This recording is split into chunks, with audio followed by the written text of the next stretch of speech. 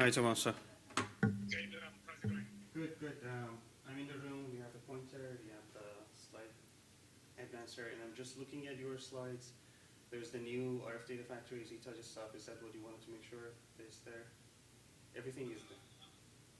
Yeah, there's a few minor changes that I made throughout the slide deck. Can you tell me one of them? For example, I updated Joseph from associate professor to full professor this morning. Okay. Congratulations to Giuseppe. I didn't know that, but okay. Let me take a look. Giuseppe, faculty members. And by the way, you know the Open RAN stuff, it has a lot of animations, right? So you have to click, click, click, click, making sure. I know. That's why Okay. I want to make sure that I have the pointer. Yes. And Giuseppe. That's just actually because I did it this morning, so if it's... Giuseppe says Professor of Electrical and Computer Engineering. Okay, Okay. perfect. All right. Perfect. All right. Should be okay. Is there a window computer? So can you just check the issues, how advanced and everything seems good? I am going through all your slides. Everything looks good. But again, the Open RAN one requires a few clicks. And okay, yes.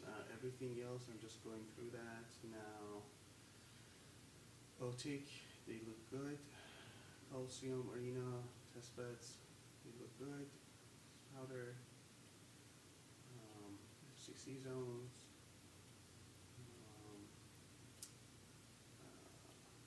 Events, models, northeastern around the globe, and the projects of the companies. They all look good. Okay. Yeah. One last thing. There is no slide on key signs, right? There is no, we have Red Hat, Qualcomm, Dell, Mavenir, NVIDIA, Interdigital, Viavi, MITRE, Raytheon. Okay. So actually, let me hold on one second. I'm going to just have this call. Okay.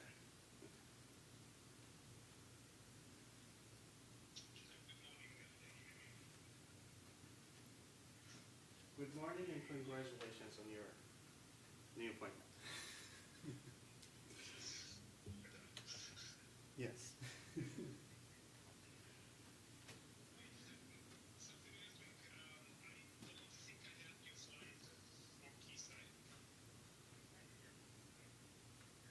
to me yesterday night. Okay. If you can send it to me, I can add it to Tomas's slide. Yes. Okay. So I don't know, either I missed it or I didn't get it, but I had it. Yeah, no, I don't have it for some reason, but I don't know that. Yes.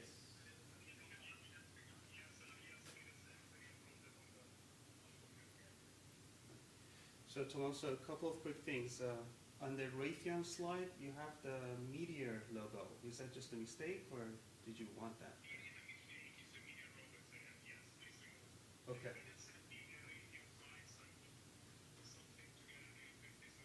Okay. I'll remove that. And where do you want to put the key site? Yeah. Yes. Political question. So where do you want to put key sites? Right at the first, last, in the middle?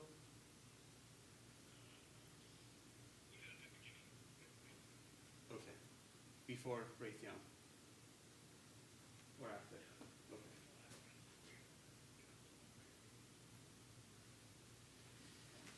Okay. I am checking it right now.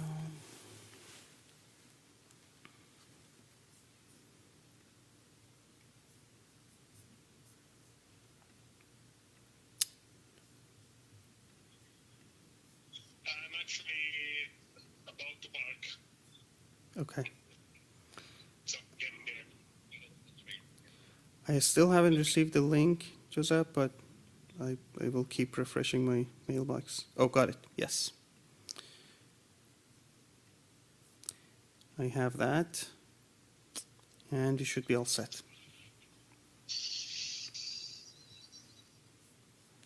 Okay. All good. I'll see you guys in a few minutes. All right. Sure. Yes. Bye.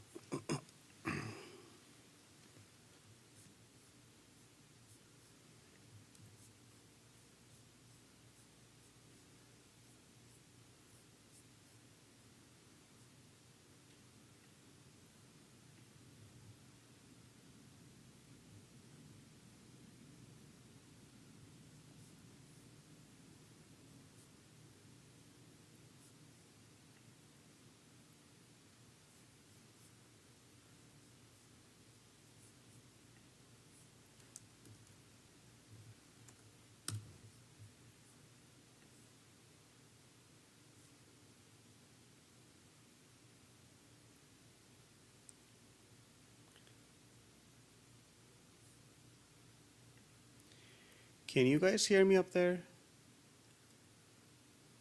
You cannot.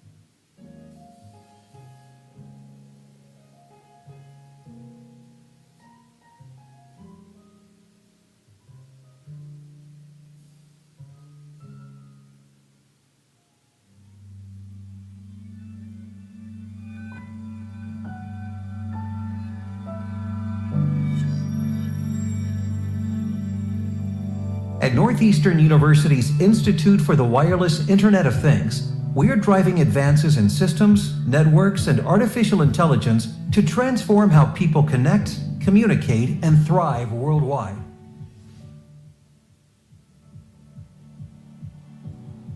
This is our vision for the next generation Internet of Things, a continuum of untethered objects and devices, all interacting with people and the environment in ways that are exponentially faster, more efficient, and more secure. Institute faculty offer interdisciplinary expertise with strengths in communication and networking, sensors and energy harvesting, data analytics and machine learning, security and blockchains. We engage 130 researchers across Northeastern University in Boston and its innovation campus at Burlington, Massachusetts. Their research spans fields from cybersecurity and privacy to robotics, nanotechnology, and marine science. Our research priorities include 5G and 6G wireless systems, autonomous aerial vehicles for civil and national defense, This is a pointer. smart cities and oceans, smart and connected implantable medical devices, artificial intelligence for wireless systems, millimeter wave and terahertz wireless communications. In our quest to create autonomous, networked systems that operate even in challenging, uncertain, and extreme conditions.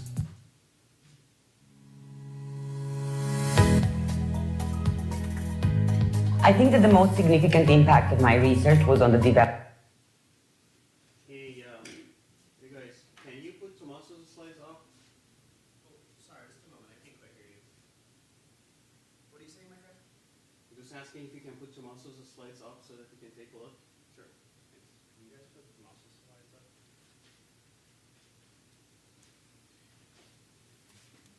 Too much. Sorry, just a moment. Right. Thank you. Okay, they got it. It's going pretty well. Yes, nice. We are keeping the clicker up front of the podium, right? Yes. We'll get to it.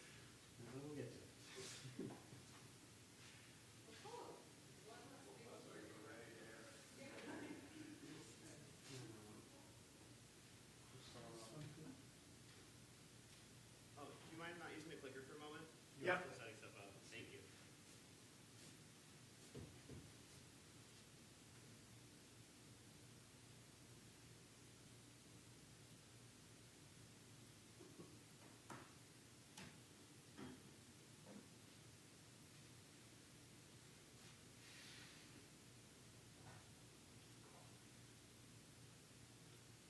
What kind of template is this? Sand.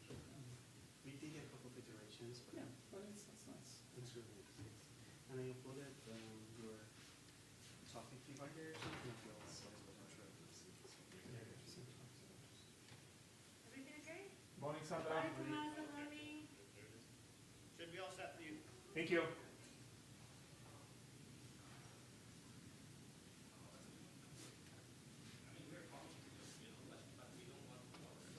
Already made plans.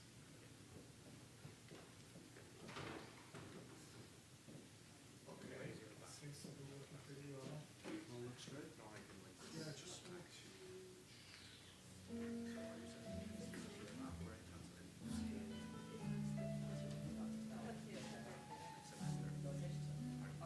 And the latest version is on your deck, right? Which one? Latest version of the slides is on your deck. So they're gonna put up a couple of videos while we It's also on your computer.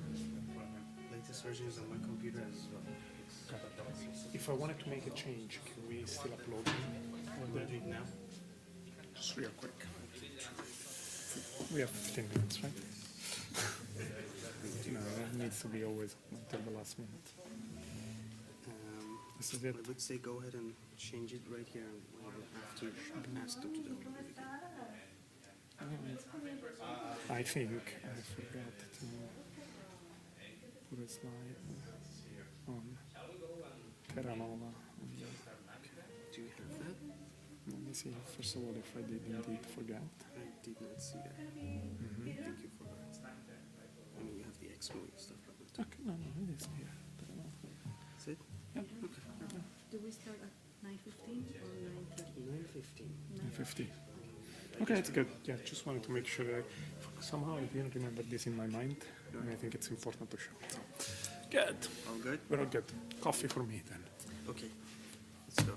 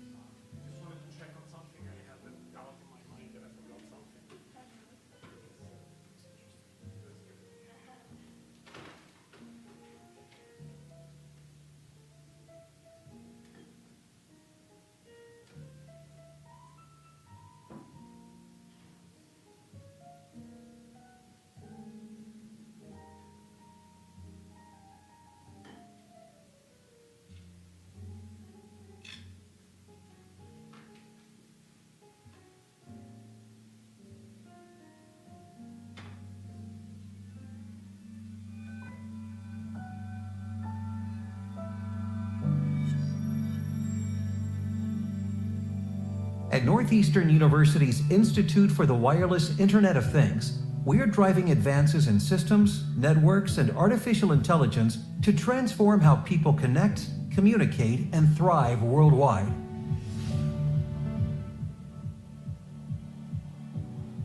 This is our vision for the next generation Internet of Things, a continuum of untethered objects and devices, all interacting with people and the environment in ways that are exponentially faster, more efficient, and more secure. Institute faculty offer interdisciplinary expertise with strengths in communication and networking, sensors and energy harvesting, data analytics and machine learning, security and blockchains. We engage 130 researchers across Northeastern University in Boston and its innovation campus at Burlington, Massachusetts. Their research spans fields from cybersecurity and privacy to robotics, nanotechnology, and marine science. Our research priorities include 5G and 6G wireless systems, autonomous aerial vehicles for civil and national defense, smart cities and oceans, smart and connected implantable medical devices, artificial intelligence for wireless systems, millimeter wave and terahertz wireless communications. In our quest to create autonomous, networked systems that operate even in challenging, uncertain, and extreme conditions, we innovate by collaborating. To attract the best ideas and perspectives, our institute forges partnerships with academia, government, and industry, attracts distinguished faculty and exceptional students, provides world-leading, experience-powered education through the doctoral level. Leading-edge projects tackle challenges from data insecurity to chronic diseases, energy scarcity, disaster response, and threats to the national defense. Intra-body medical systems. For patients with chronic diseases, we're devising tiny sensors and actuators that transmit power and data using unconventional wireless techniques that are safer, more secure, and more energy efficient. Internet in the sky and underwater by enabling drones and other technologies to synchronize their sensing, communications, and movement autonomously. To learn to foil adversaries by listening to the wireless spectrum and continuously changing their modes of communication.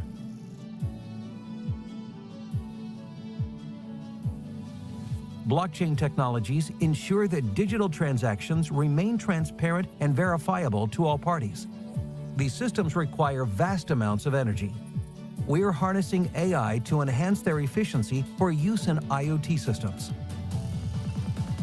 Wireless Internet of Things unique facilities includes Coliseum, the world's largest RF networked emulator, a unique 21-rack computational data center with programmable radios in the loop that can emulate large-scale wireless systems. PAWR, Innovation Empowering IoT. We are the project office for Platforms for Advanced Wireless Research, a $100 million public-private partnership that aims to find new ways to power IoT. Arena, an open access wireless testing platform featuring 32 software-defined radios and 64 antennas in a ceiling-mounted grid, with the scale and computational power to foster the development of new technologies in the crowded sub-6 GHz 5G spectrum bands. Expeditionary cyber and unmanned aerial systems R&D facility, an indoor-outdoor laboratory with an anechoic chamber Faraday cage, and 150 by 200 by 60 foot netted area for testing unmanned aerial and ground technologies, antennas, and navigation and communications equipment. We are driven by our willingness to solve technological challenges that will create a better world.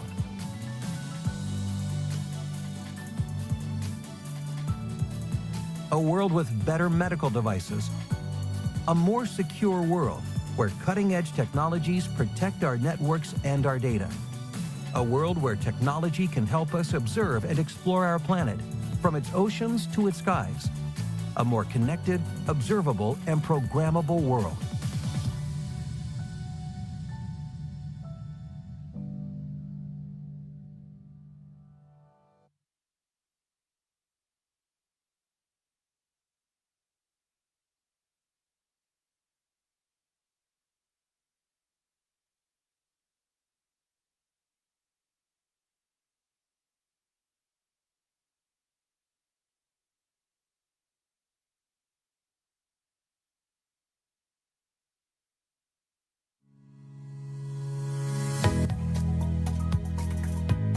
I think that the most significant impact of my research was on the development of high-speed underwater acoustic modems. Acoustic modems are devices that send information wirelessly between 2 points under the water, and they are needed in a number of ocean-going expeditions and in the industry as well, in aquaculture, for instance, or offshore oil and gas drilling.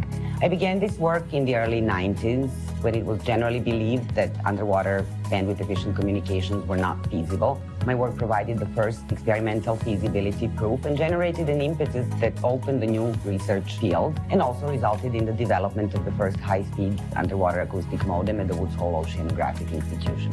I have that first version here. The modem nowadays is much, much smaller than this one.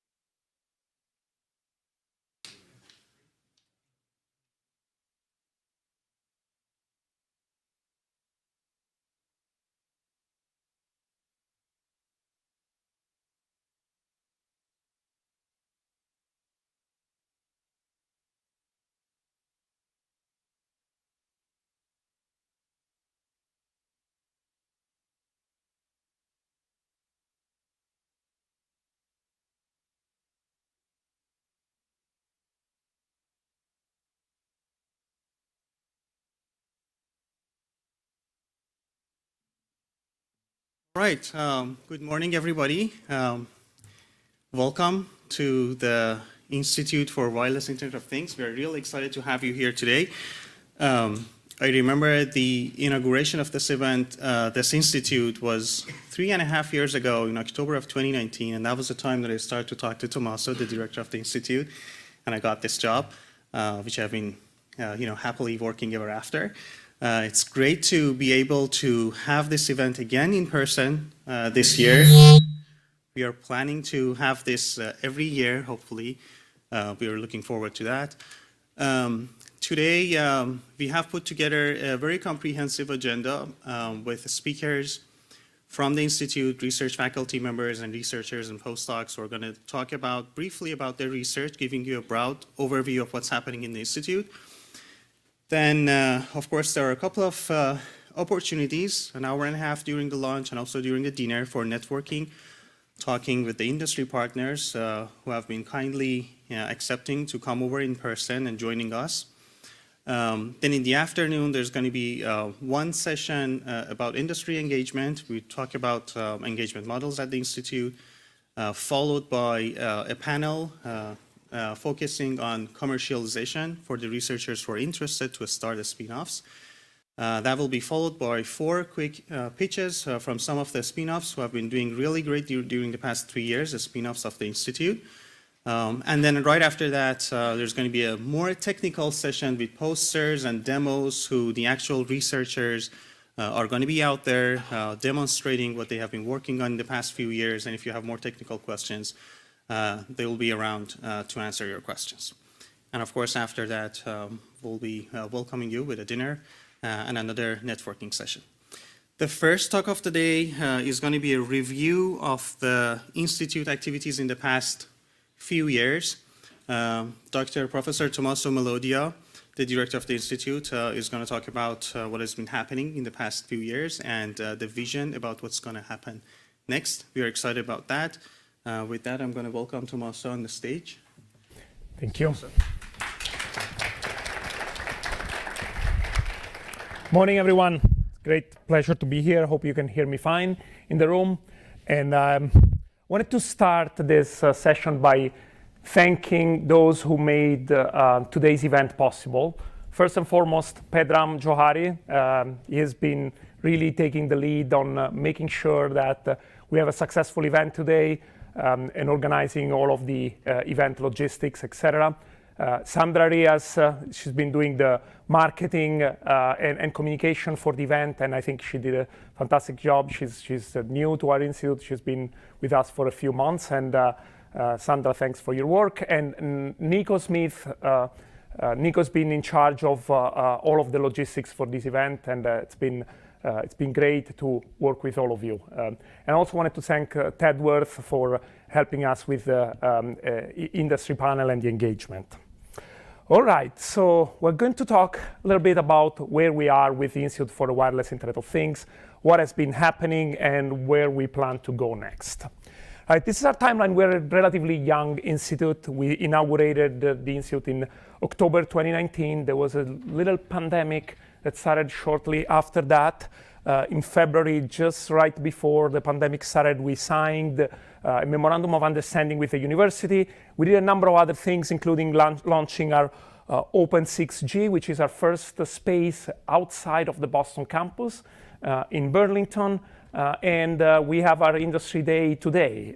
And there's a lot that has happened during this time. I wanted to spend a few minutes talking about what is the identity of our institute, what are our research plans, and what are our goals in general. We are a research institution. We want to be a leading institution in the world of smart and connected systems, and we want to take the role of being a leading research engine in this space, as well as helping with development of new technologies.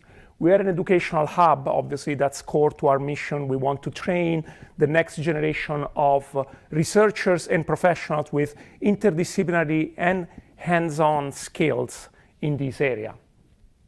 We also have the aspiration to be a think tank in the space of smart and connected next generation wireless systems.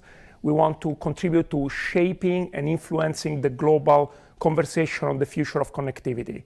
And I think we are at a time where our country certainly needs that. It needs thought leaderships in this space. We want to be able to, we want to make sure that North America maintains competitiveness and leadership in this area. We're also a technology incubator. We're generating IP, working with the university in managing the IP. We're generating software, open source software, but also proprietary software, and that is commercialized through spin-offs and industry collaborations. Let's look at the first part of our mission related to research, right? We want to be a leading institution for research and development in smart and connected systems. Today, the Institute for Wireless Internet of Things is a well-recognized entity within the university for sure, but also outside of the university in the national discourse on connectivity. The Institute has been funded by 12 different sponsoring agencies. I hope I'm not missing any. I'd like to mention certainly the National Science Foundation has been funding a lot of the basic research that happens at the Institute, supporting the work of a lot of our PhDs and researchers. A number of entities related with national security and defense, including the DARPA, the Office of Naval Research, the Air Force Research Laboratory, and other entity. IARPA, the Air Force Office of Scientific Research, the Office of the Undersecretary of Defense, and other entities like the Department of Transportation, NASA, etc. Probably 80% of the funding of the Institute comes from federal entities. There is a significant, non-negligible portion of the funding that comes from our industry partners. And I'm not gonna mention anybody specifically, but we have a large and growing ecosystem of partners for the Institute for the Wireless Internet of Things. I would argue that this is probably the largest ecosystem of industry partners of any similar institute in this space today in the nation, and it's been growing very fast. Our collaborations with industry when we started WIoT were very sparse, and we found enormous value in working with a number of different partners in this space. We find value in terms of obviously having research and sponsored research, but also in understanding what are some of the problems the industry is facing, keeping a hands-on approach, solving real problems, and in general, that feedback loop that you get from basic research to more applied research, and in trying to transition some of these technologies to the field. Also, significant amount of work with small businesses, including companies that have been incubated within WIoT, but also companies outside of the WIoT ecosystem that find value in partnering with us in going after funding, federal funding, and also solving specific technical problems.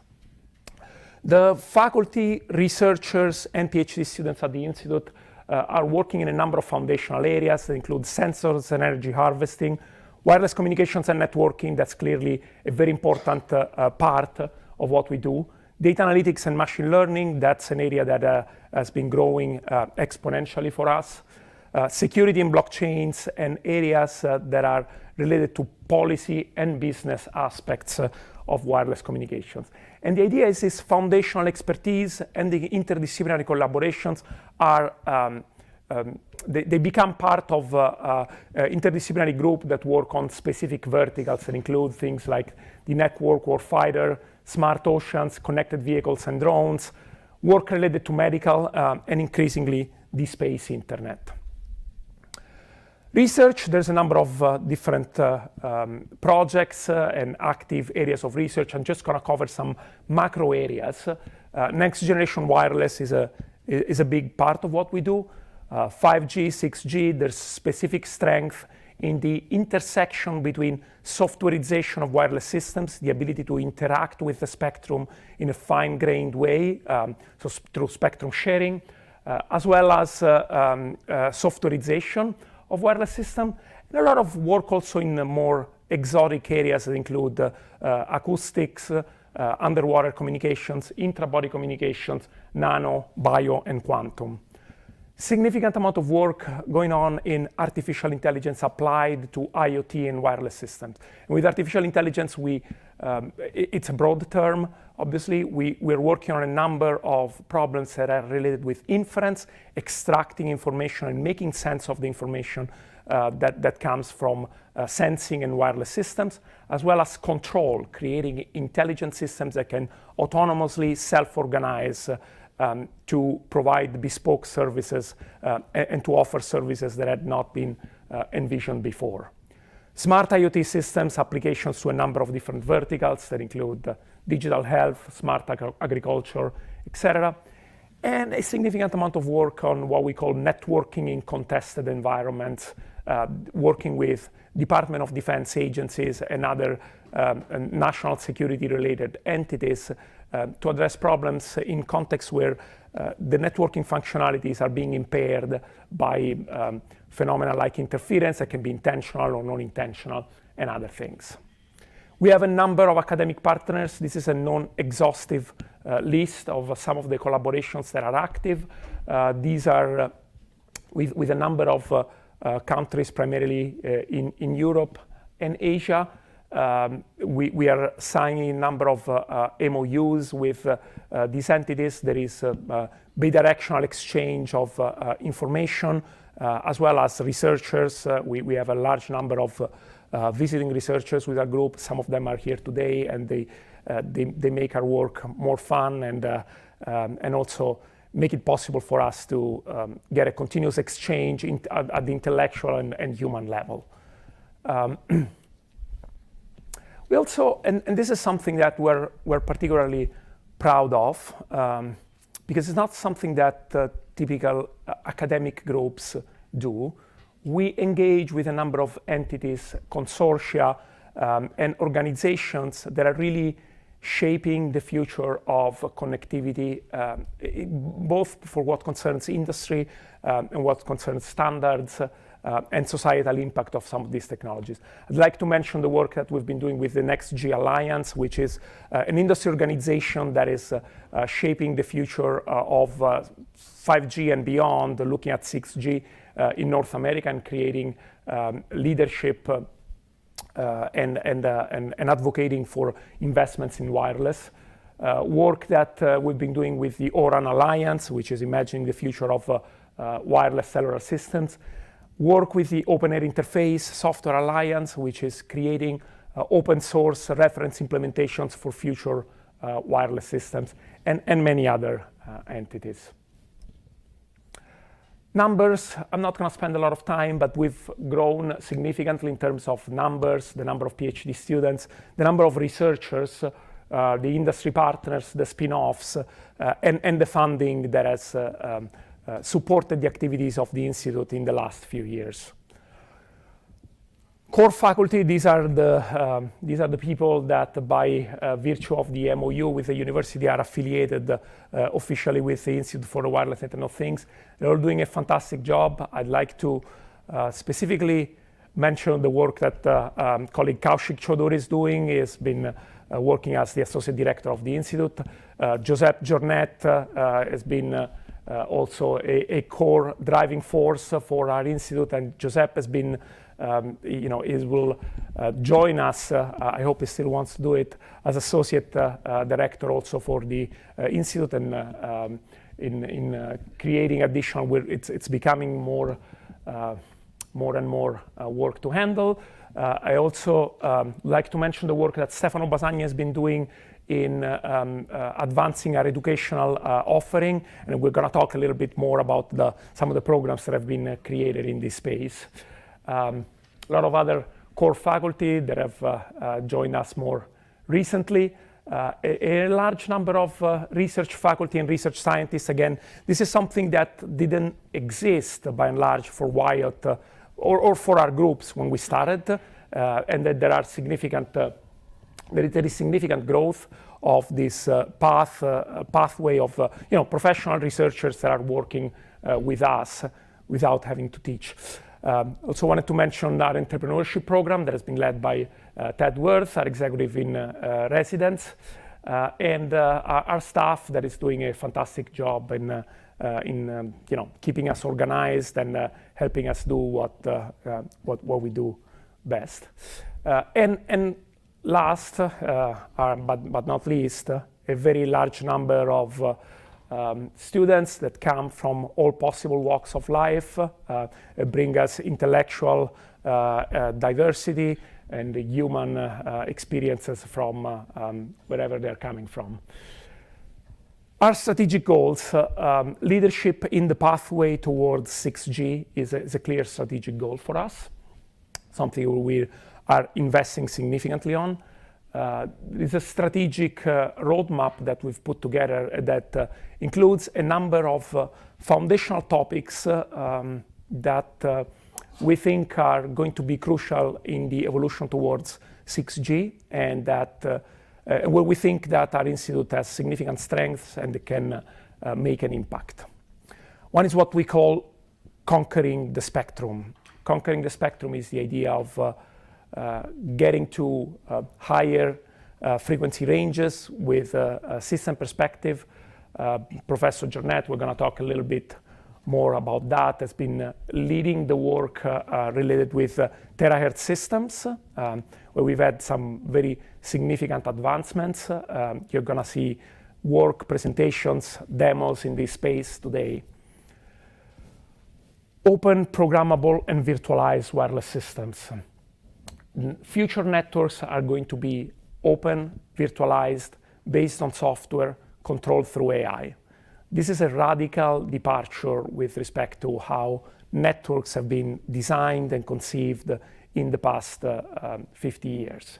And we think that our group is really putting forward foundational work, and it's recognized for the work that is happening in this space.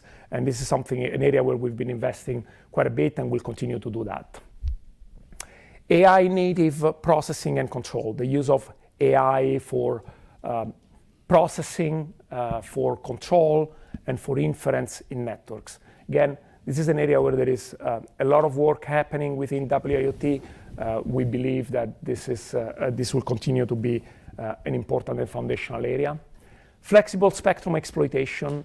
Today, by means of softwareization and more flexible and tunable front ends, we're able to interact with a wireless spectrum in a much finer grained way than we could do 20 years ago, okay?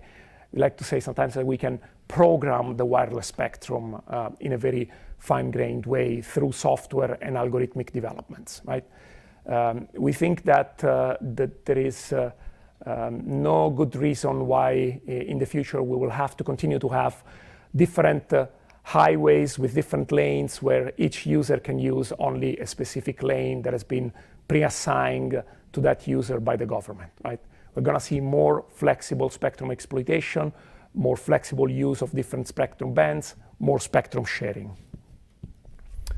And then an area that we're calling, for lack of a better term, connecting the metaverse, creating much tighter integration between the physical world and the digital world, right? Bidirectional exchange of data between the physical world and the digital world with very high data rate, real-time interactions. And this includes applications that we think are going to be foundational, including digital twins, XR, augmented reality, and holographic communications. Conquering the spectrum, this is, again, Professor Jornet is going to talk about this in a lot of detail, but it's going to the terahertz band, 100 gigahertz and up, and looking at everything from a system perspective, from materials to the networking functionalities to policy and regulation. And there is, I'd like to mention that there is a lot of exciting work that is happening. This is work again led by Professor Jornet and others in our team, Michele Polese, that has looked at creating dynamic spectrum sharing above 100 gigahertz to enable coexistence between active and passive users on high-frequency spectrum bands, all done experimentally with the Terranova testbed that will also be covered in quite some detail today. The area of open, programmable, and virtualized wireless systems. Open RAN, as I said, is the future of wireless communication systems. We're moving from a world where wireless communications happen through base stations, all integrated in hardware, that whose functionalities cannot be programmed and reconfigured, that sit in a tower, to a world where all the functionalities are migrating to disaggregated entities that live in the cloud, that are open, programmable, and virtualized. Open because there's interfaces predefined and agreed upon that enable the disaggregation of the radio access network. They are programmable because they can be controlled programmatically through abstractions that enable the interaction between AI and other forms of intelligence with the network. And virtualized because we will sit in the cloud with virtualized containers. This is a significant departure from existing wireless systems. It also has an important geostrategic and techno-economic value because it will enable a more competitive ecosystem where North American companies can innovate and compete in a way that has not been possible in the last few years with vertically integrated technologies. There's Open RAN is also an enabler for artificial intelligence, and a lot of work is happening within the Institute on working on specifically controlling the Open RAN by means of artificial intelligence algorithms that act on different time scales, controlling multiple devices, and controlling many different learning and control objectives. There's frameworks that have been developed and made open source within the Institute, like the Open RAN Gym framework. There are the only existing frameworks today to develop artificial intelligence algorithms and applications based on Open RAN. Open 6G, I mentioned Open 6G earlier. Open 6G is a research and development center that we inaugurated in Burlington. It's looking at a number of different things, but certainly at open, programmable, and virtualized 5G and beyond networks. It's been funded so far by the Office of the Undersecretary of Defense, but it's an open research hub, open to the entire WIoT community to innovate in this space, and it's specifically been designed to favor interactions between researchers in WIoT, industry, as well as our government partners. And one of the things that Open 6G is doing is working with our partners and collaborators, developing a reference architecture based on open source software for beyond 5G wireless systems that include softwareized radio access networks, open source core networks, all the interfaces that are necessary to connect the radio access network with near real-time and non-real-time rigs, which are the entities, the abstractions that enable inserting artificial intelligence in the network. And then taking this entire software pipeline and testing it in the various testbeds that are part of the WIoT family of testbeds. I'm going to talk a little bit more about that. I also want to mention that Colosseum, many of you know what Colosseum is. And Colosseum is this large-scale data center, which is also considered the world's largest simulator of wireless systems.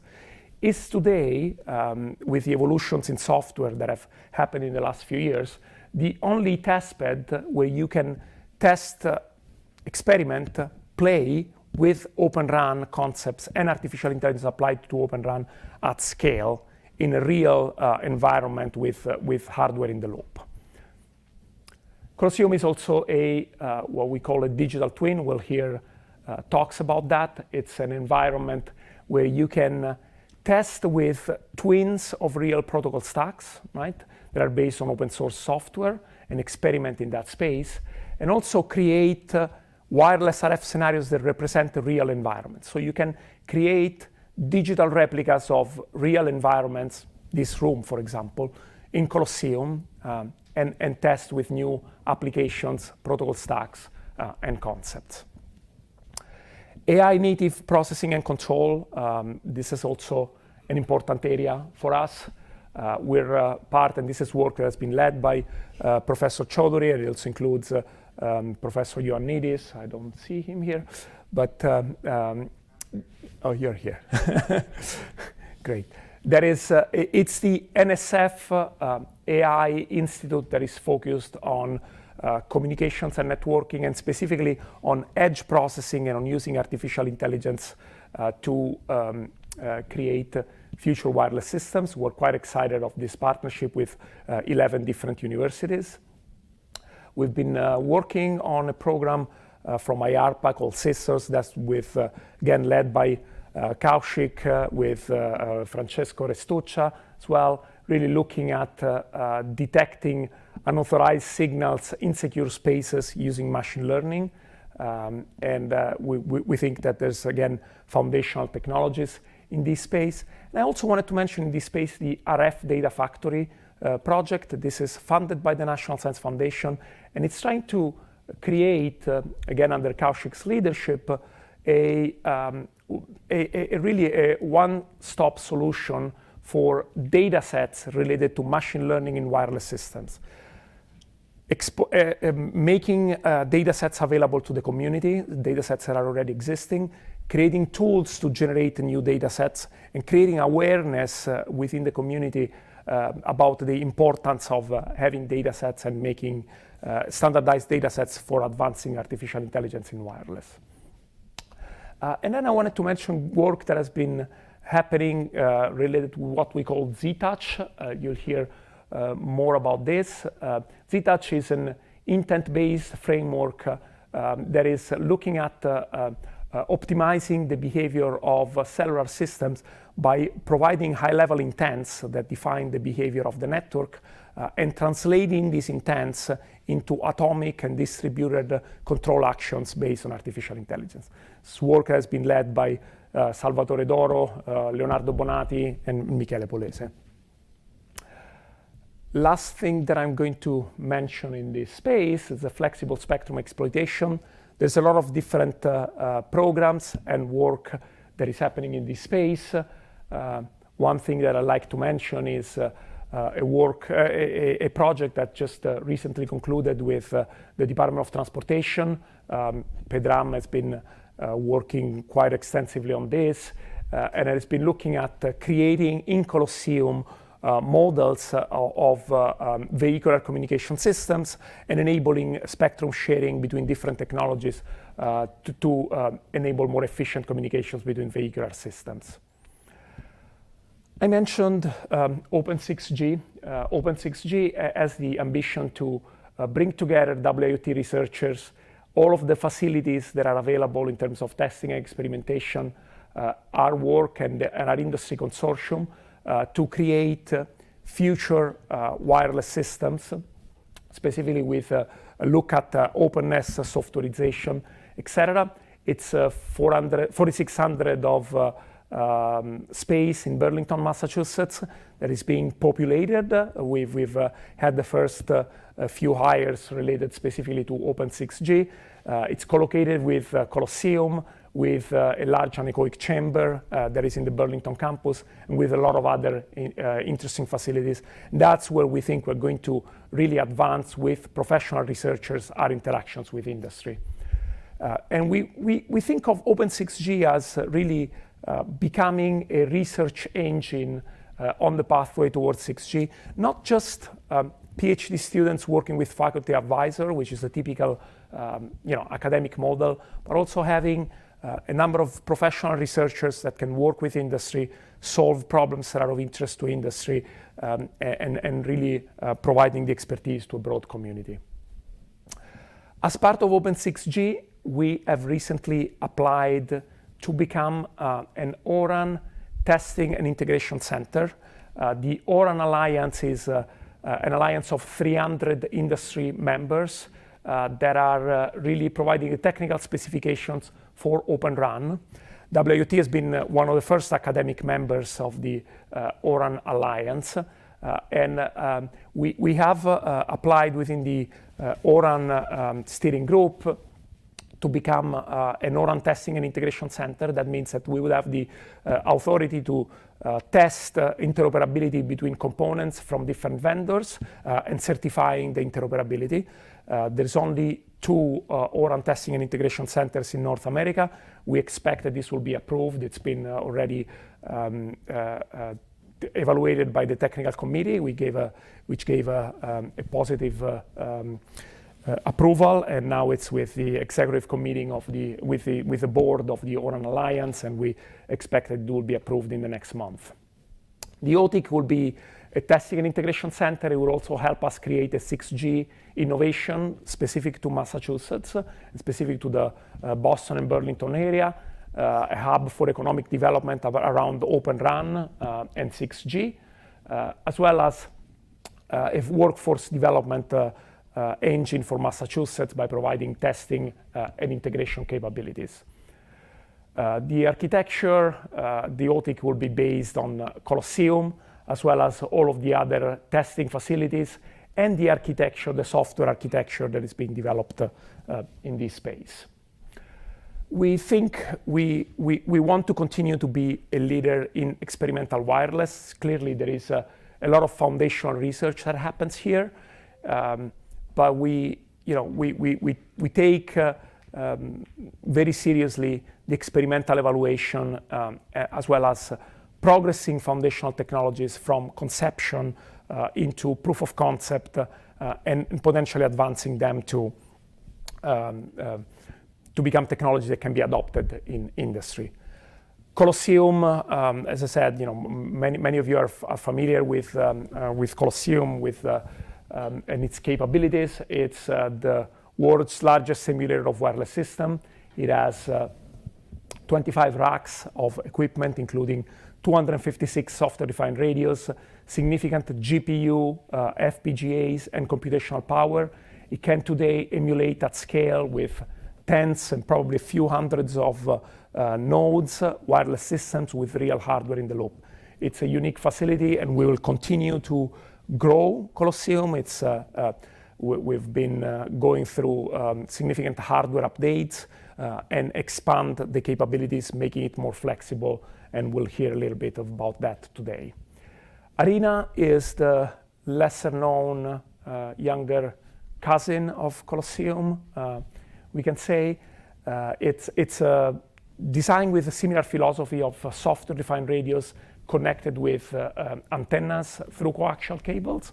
It's fully programmable. It has 64 nodes that can transmit at sub-6 gigahertz frequencies, and it can be used today to instantiate 5G base stations, 5G UEs, as well as Wi-Fi technologies and things like that.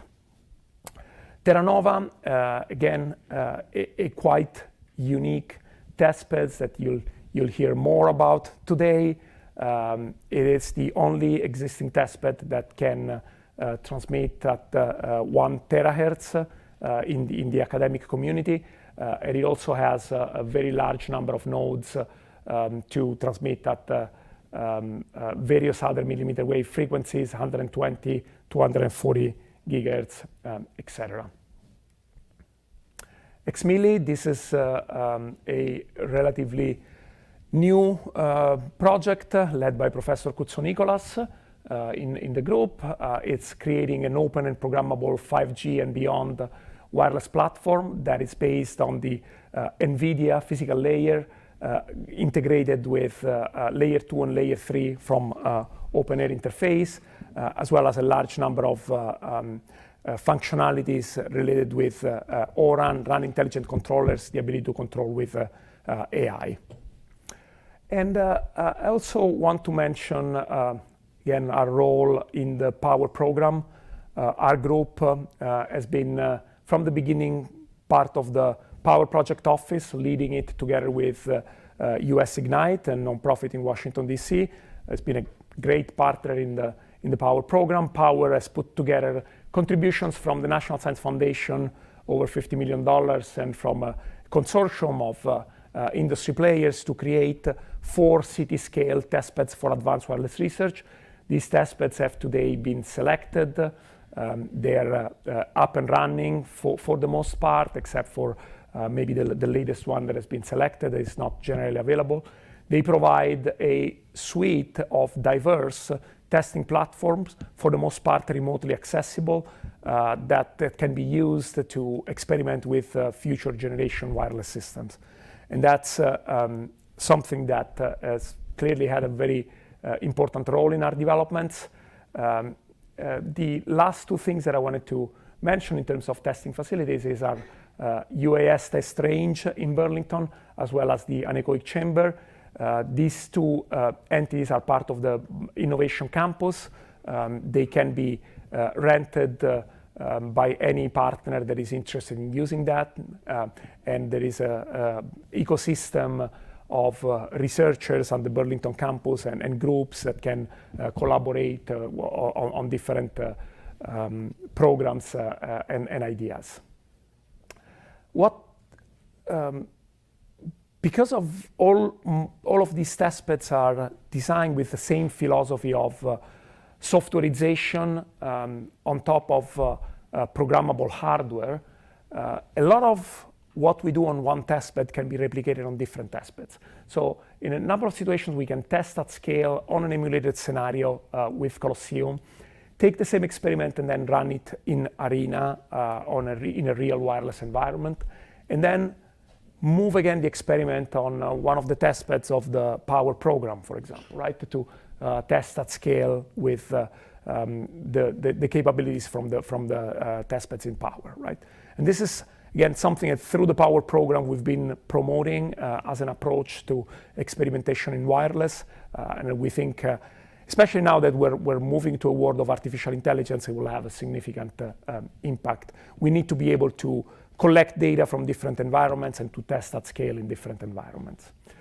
We're also one of 4 nationwide FCC innovation zones. So for all of the frequencies that you see in this chart, both in our Boston campus and in our Burlington campus, we can obtain experimental licenses from the FCC with a streamlined process, where the government has 2 weeks to answer whether we can do a specific experiment. And this is something that we're finding extremely valuable in a lot of our partnerships and work. So far, don't tell anybody, but we've never been denied the opportunity to do an experiment in one of the frequency bands here. So it's working very well. There's also, I wanted to mention that with some of the testbeds that we have, and specifically with Arena and XMILI, we're now running a couple of these networks as private 5G testbeds that are pretty much open and always up. It's almost a semi-production level. So our researchers can connect with specific phones with eSIMs to these testbeds. So we're going to be continuously collecting data and be able to experiment with all of these. And I think these are the first end-to-end automated testbeds, which are ORAN based, all softwareized, all automated, with the ability to test at scale in a real environment. I said that the second part of our mission is education. We're obviously, that's something very important to us. We have what we call a K2Gray vision to education that includes a program that will be offered from pre-college level to college and post-grad and lifelong learning. A lot of these programs are being developed now and will be offered soon, and Stefano Basagni has been leading all of these efforts. We also have new educational programs, and I again wanted to acknowledge here the work that Stefano Basagni and Giuseppe Giornet have been doing in putting together these new programs. We have a new Masters in Wireless and Network Engineering and a new Masters in Internet of Things that have been approved in the past year. They will be offered for the first time starting in the fall now, and they've had a very good response. We expect a significant cohort of new students starting with these programs in the fall. We part of our mission, influencing and shaping the global discourse on connectivity. We've been working in the past 3 years with our great partner InterDigital and now with 6G World on the 6G Symposium. It's been the first event that talked about 6G, the bringing together, and we intentionally didn't want it to be an academic event. We wanted it to be an event bringing together thought leaders in academia, industry, and government in starting to think about what 6G will look like, what are going to be some of the challenges, how are we going to convince governments to fund 6G at the level that we need to maintain North America competitive. And it's been a great success.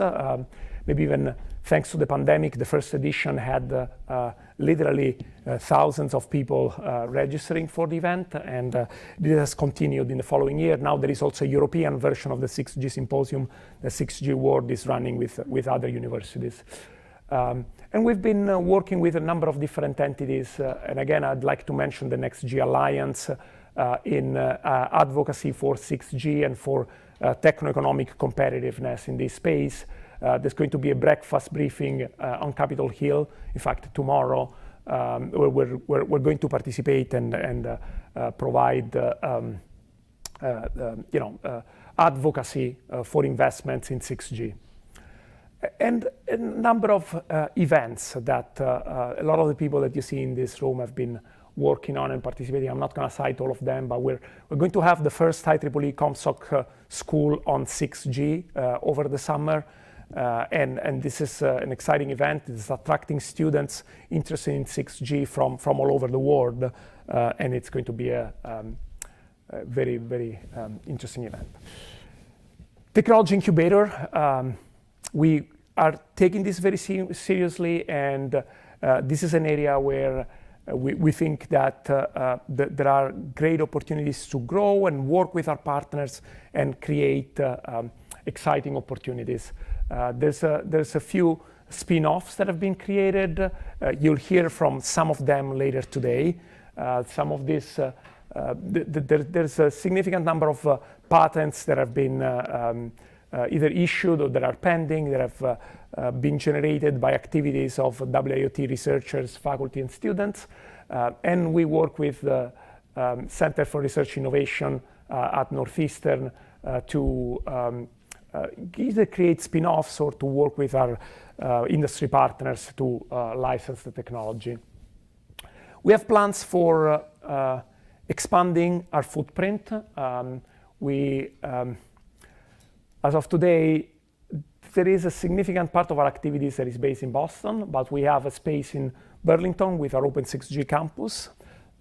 We have activities in Portland at the RU Institute. Francesco Restuccia is there with his group, and we expect that to grow in years to come. And we are also planning to expand in the global network of Northeastern campuses, and specifically in London and in Auckland, with a focus on the metaverse. While plans for all of these are still in flux, this is something that will happen, and the university is serious about its vision of creating a global university that is not anchored to the Boston campus exclusively. And as WIoT, we're embracing this vision, and we'll make our strategic moves to expand in a way that is coherent and synergistic within our integrated network of campuses. And that's pretty much all I wanted to cover. You'll hear a lot more today about some of the activities within the Institute. And I appreciate everybody being here. Hope this will be a fruitful conversation. Thank you.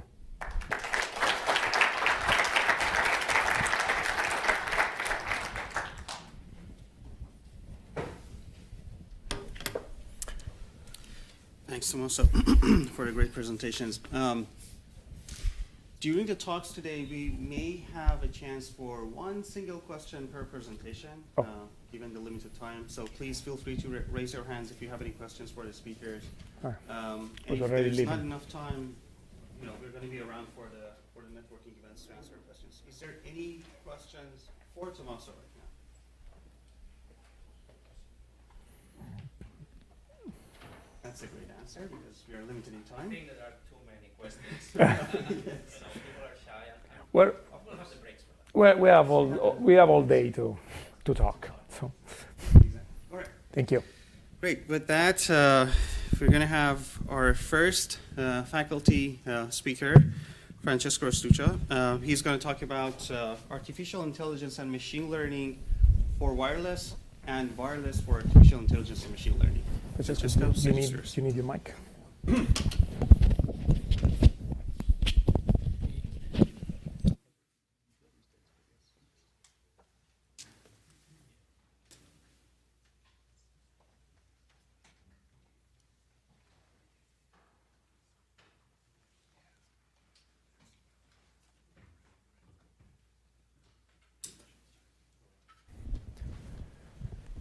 All right. Good morning, everybody. Thank you for coming. Thank you, Pedram and Sandra and everybody else for organizing this. So I want to start with a question. So why do we need AI for wireless and why do we need wireless for AI? Okay. In order to understand this, we need to consider the applications that we want to enable. So if we think about the metaverse and applications such as smart vehicles, what do these applications have in common? Okay, so these applications have in common that they will depend on computing. So they will need to execute artificial intelligence machine learning algorithms to perform tasks such as image segmentation and object detection and things like that. But also they need communications. So they need ultra reliable low latency edge connectivity because they cannot execute all the computing on the mobile device. Otherwise the battery is going to exhaust pretty soon, right? But where does the cooperation between AI and wireless come from? So in order to understand that, we need to really understand the context in which we're operating. In particular, we need to consider the physical, performance, and policy limitations that affect the current systems. And so only then can we understand why we need AI for wireless and wireless for AI. Okay. So policy context. Let's take a look at the midbands. Okay. As you know, the mid-bands are becoming extremely congested and extremely expensive, right? If you take the bands between 345 and 444, we have that between 2020 and 2022, the FCC has released about 30,000 licenses, about $3.5 million per license. Not good, right? So you can say too expensive, controversial, because you all remember, for example, the controversy between the radio altimeters and the C-band. So expensive, controversial. Let's go to the upper bands, okay? So, and we see that in the upper bands, for example, upper 37 to 47, we have the situation improves only, $530,000 per license, okay? So it seems that we've solved all our problems, right? Let's move to the upper bands and forget about the mid bands, right? Not so fast, right? Physical problems, physical context. What are the challenges in the upper band? You know better than me that when we go to the upper bands, we have limited coverage, given that by the increased path loss, we need to handle blockages, and we also need to perform beam alignments. So all of these very complex problems. So you may say, well, at least we don't need things like MIMO anymore because we have so much bandwidth there, right? Again, not so fast. Again, if we consider the policy context, spectrum allocations above 100 gigahertz, we see that although we do have a lot of bandwidth, we see that only 8.2 gigahertz are available for with no co-primary allocation. Okay, seems like a lot, but let's take a closer look and try to understand why this is not the case. Okay. So if we take a look at the bandwidth that is needed to establish a 1 terabit per second link, because if we go to terahertz, we need to we need to establish this kind of bandwidth, right? So even with a modulation order of 128, we still need more than 60 gigahertz of bandwidth to establish a 1 terabit per second link. So we kind of do need to use MIMO, right? So or move to the lower band and still use MIMO, right? But let's try to delve a little bit deeper and understand the issues that involve things like MIMO today. So if you take your Wi-Fi connection, for example, you have your digital precoder, your access point, that takes as input some spatial streams and forwards the spatial streams to the stations. Well, you kind of do need to sound the channel pretty often, right? And that the frequency strongly depends on the movement of the users and how fast the channel changes over time. So the more the users move, the more the channel changes, the more you need to do that. That's overhead, right? Also, you need to send the feedback back to the access point in order to beamform transmission, okay? So just to give you an idea, in your Wi-Fi network, okay, if we take a multi-user MIMO connectivity, 160 megahertz, okay, pretty short bandwidth, we end up with about 55 kilobyte of beamforming report. If we sound the channel every 10 milliseconds, and I'm being very, very, very optimistic here, okay, the airtime overhead is about 44 megabit per second. If you do all the calculations, okay, we end up with 8.2 gigahertz. We end up with an overhead of about 87 gigabit per second. Not acceptable, right? And I'm not considering here all the complexity that is involved, all the computation that is involved in MIMO. Okay, so these are extremely fundamental bottlenecks that we need to address, okay, moving forward. To summarize, policy, performance, and physical constraints are compelling us to do much more with much less, okay? We cannot afford to squander resources anymore. And so that's where AI ML can be a game-changing approach, and I'll try to make this point today, okay? You may ask, Francesco, we've had AI since Turing and wireless since Marconi, so why do you need AI for wireless now? Okay, well, I think right now, today, we have the perfect opportunity to use AI for wireless. Why? Well, first of all, we have experimental capabilities that we just didn't have in the past, right? Tommaso talked about all the great test beds that we have in Northeastern. Those are not just to test our solution. Those are fundamental to collect the data that is going to be used to train these algorithms. Okay, so it's not just, oh, we need to test. No, we need the data because these are data-driven algorithms. So we do need the data. It's foundational to the research. And also we have the computational capabilities that we didn't have up until 2-3 years ago. So these two things combined allow us to train and test complex and deep models that were just impossible in the past. So we understand the opportunity, but now let's understand the need, okay? And to do that, I want to tell you an anecdote. So, back in 2018, we were very lucky to be selected by DARPA to participate in the RIF Mills program in 2018. And so when we started, Kaushik, Tommaso, Stratis, and I, so basically we were told by DARPA, look, we give you an extremely large data set of up to 10,000 devices, and you need to fingerprint these 10,000 devices, okay? At that time, the state-of-the-art was 100 devices. So it was 2 orders of magnitude less than what we had at that point in time. So can you imagine, doing all the mathematical formulation and, explicitly model the problem? Kind of impossible. So what we did was to, train convolutional neural networks to, feed signals and try to fingerprint wireless devices by looking at the hardware imperfections in the circuitry of the transmitters, okay? So in other words, AI becomes compelling, extremely compelling, when closed-form optimization and or classification becomes difficult or impossible, okay? So seems easy, right?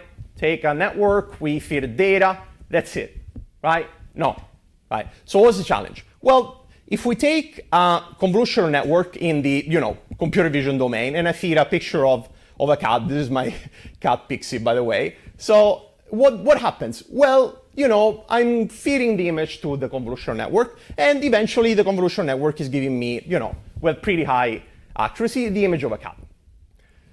What's the point? The point is that I know exactly what the convolutional network is doing, what is learning. It's learning in the eyes and the ears and the fur and all these features that become more and more complex as the network becomes deeper, okay? But what happens when I feed signals to the convolutional network?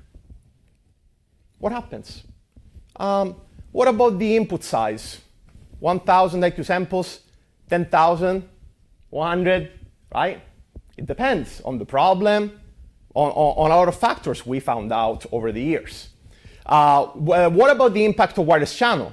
The wireless channel, because what I've learned during training may not be the same when I test with other data. And so this is what we have seen over and over again in our research over the years. What about the neural network architecture? 10 layers, 2 layers, 100 layers. And this is extremely important because the more layers I put, the less bandwidth in terms of signal I will be able to process, right? So these are extremely foundational and important problems that we need to address, okay? It's an entirely different domain. So we need advanced techniques to optimize latency, energy, and also space of these models. So I want to give an example of how we can utilize these techniques, data-driven techniques, to reduce, for example, complexity and overhead of MIMO operations. So in your, for example, in your Wi-Fi network, you have that, the channel estimate provided by the stations goes through some digital signal processing. I will not go into details about this. And then at the access point, we receive the steering matrix that is used to beamform packets, okay? The intuition here was, why don't we substitute the DSP computation with a neural network? But not only that, we split the neural network between the station and the access point. So we have a receiver neural network and a transmitter neural network. At the receiver side, we feed the channel estimate. The receiver DNN produces a compressed representation of the channel estimate, which is sent to the access point, processed through the TX DNN, and then we have a reconstructed steering matrix. It's not exactly the original V matrix, but that's the point. That's the point. Because remember that these DNNs, not only, they can be used to approximate computation in a way, right? And as we will see, to reduce complexity and overhead. Why is it fundamentally different, this approach, with respect to things like autoencoder? I want to give you an example, a visual example.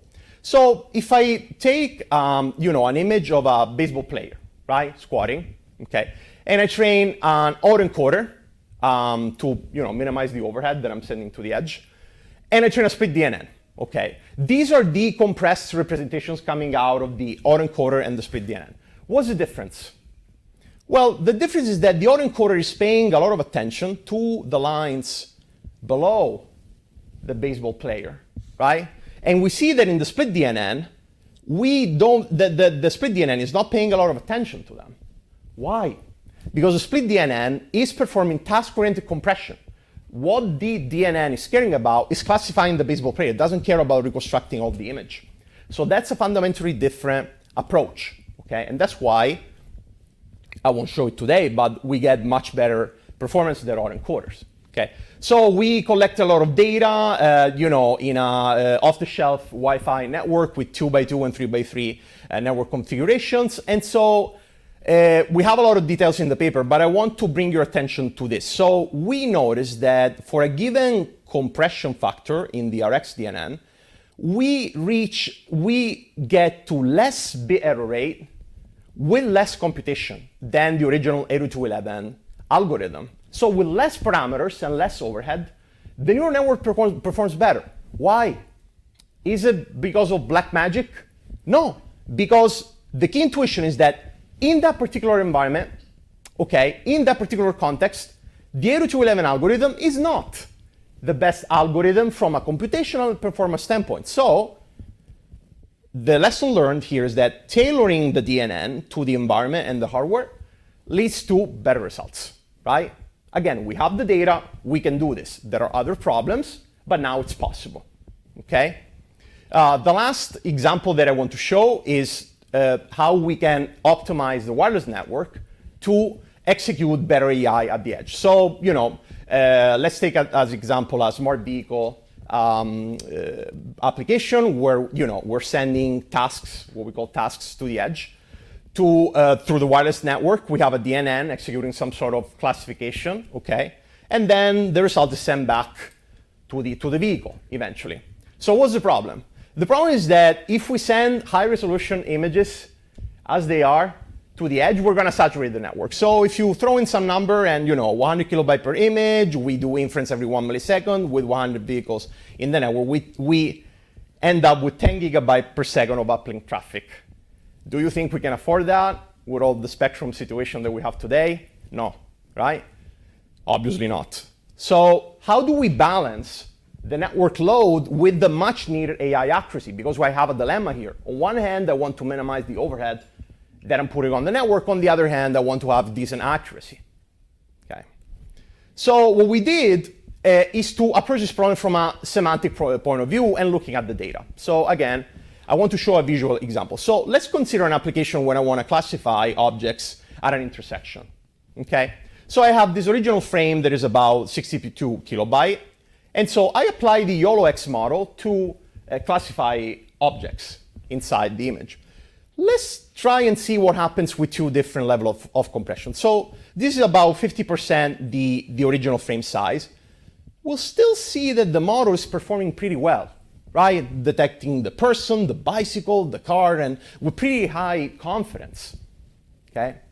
But when we get to 2.3 kilobyte, we'll still see all the objects in the background are lost. We kind of, the bicycle is lost also. I'm still able to detect cars and people, right? And so that's the intuition. The intuition is that by looking at the nature of the application that we're considering, okay, we can establish a semantic relationship between the application, compression, and AI. You find all the details here. We're going to present this paper next week at Infocom. But basically, the point is that according to the application that I'm considering, so if I'm classifying animals or people or some other objects, I can compress the input more or less according to what I'm actually classifying. And based on that, I can optimize my wireless network to reduce the overhead by considering this amount of compression, okay, that I'm performing on the input images, okay? So we implemented this end-to-end system on Colosseum. I won't go into details, but basically we compared this to the state of the art, and thanks to the semantic nature of the optimization, we're able to allocate much, up to 170% more tasks than the state of the art algorithms. Okay. Conclusions: wireless networks and AI, they will need to establish a symbiotic relationship in the near future. Okay. To survive is not a matter of, oh, it's a nice to have. Survival, okay? And again, I think there are many, many exciting opportunities, research opportunities at the intersection of core AI ML, wireless networks, and computer engineering, okay? That's it from my side. Thank you very much. If you have questions offline, thank you.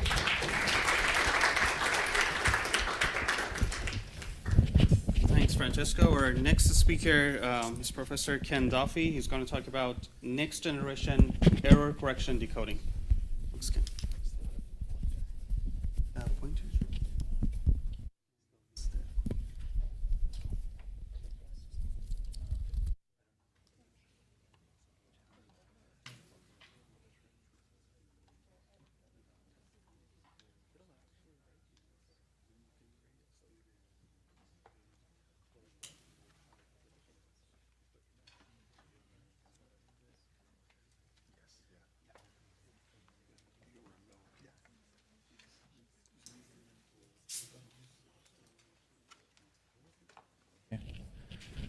Hello, everybody. Thanks for coming today, as everybody said. It's great to follow Francesco.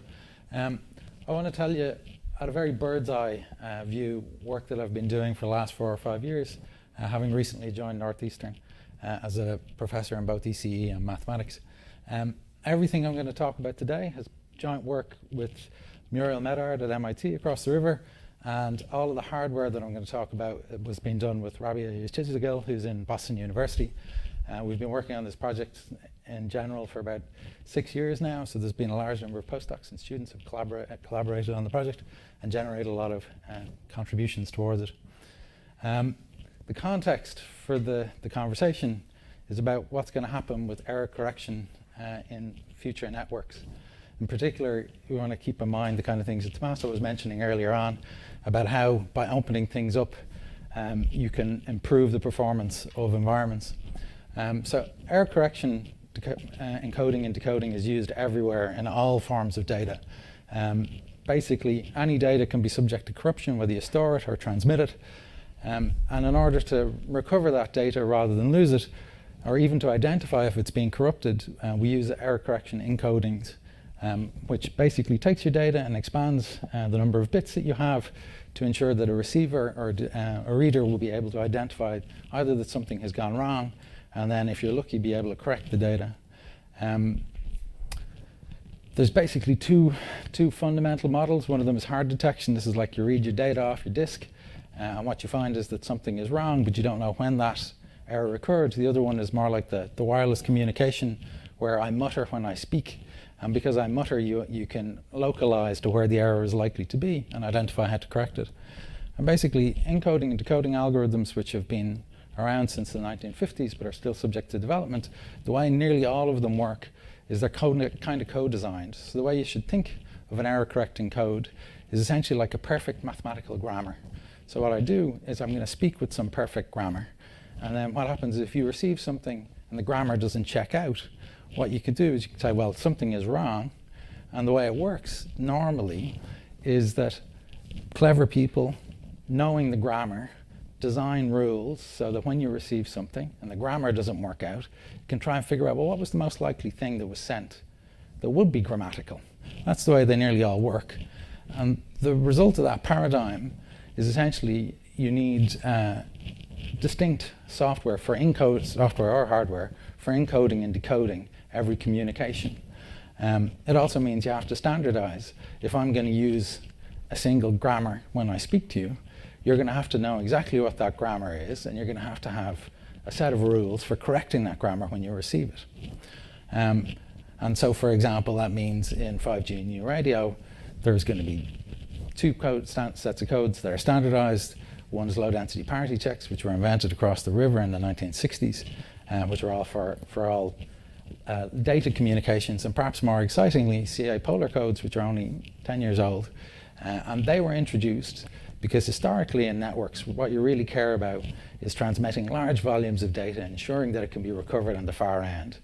Modern applications of the sort that Francesco was mentioning, like ARVR, V2X, all these sort of things, they require small amounts of data to be faithfully sent very quickly, right?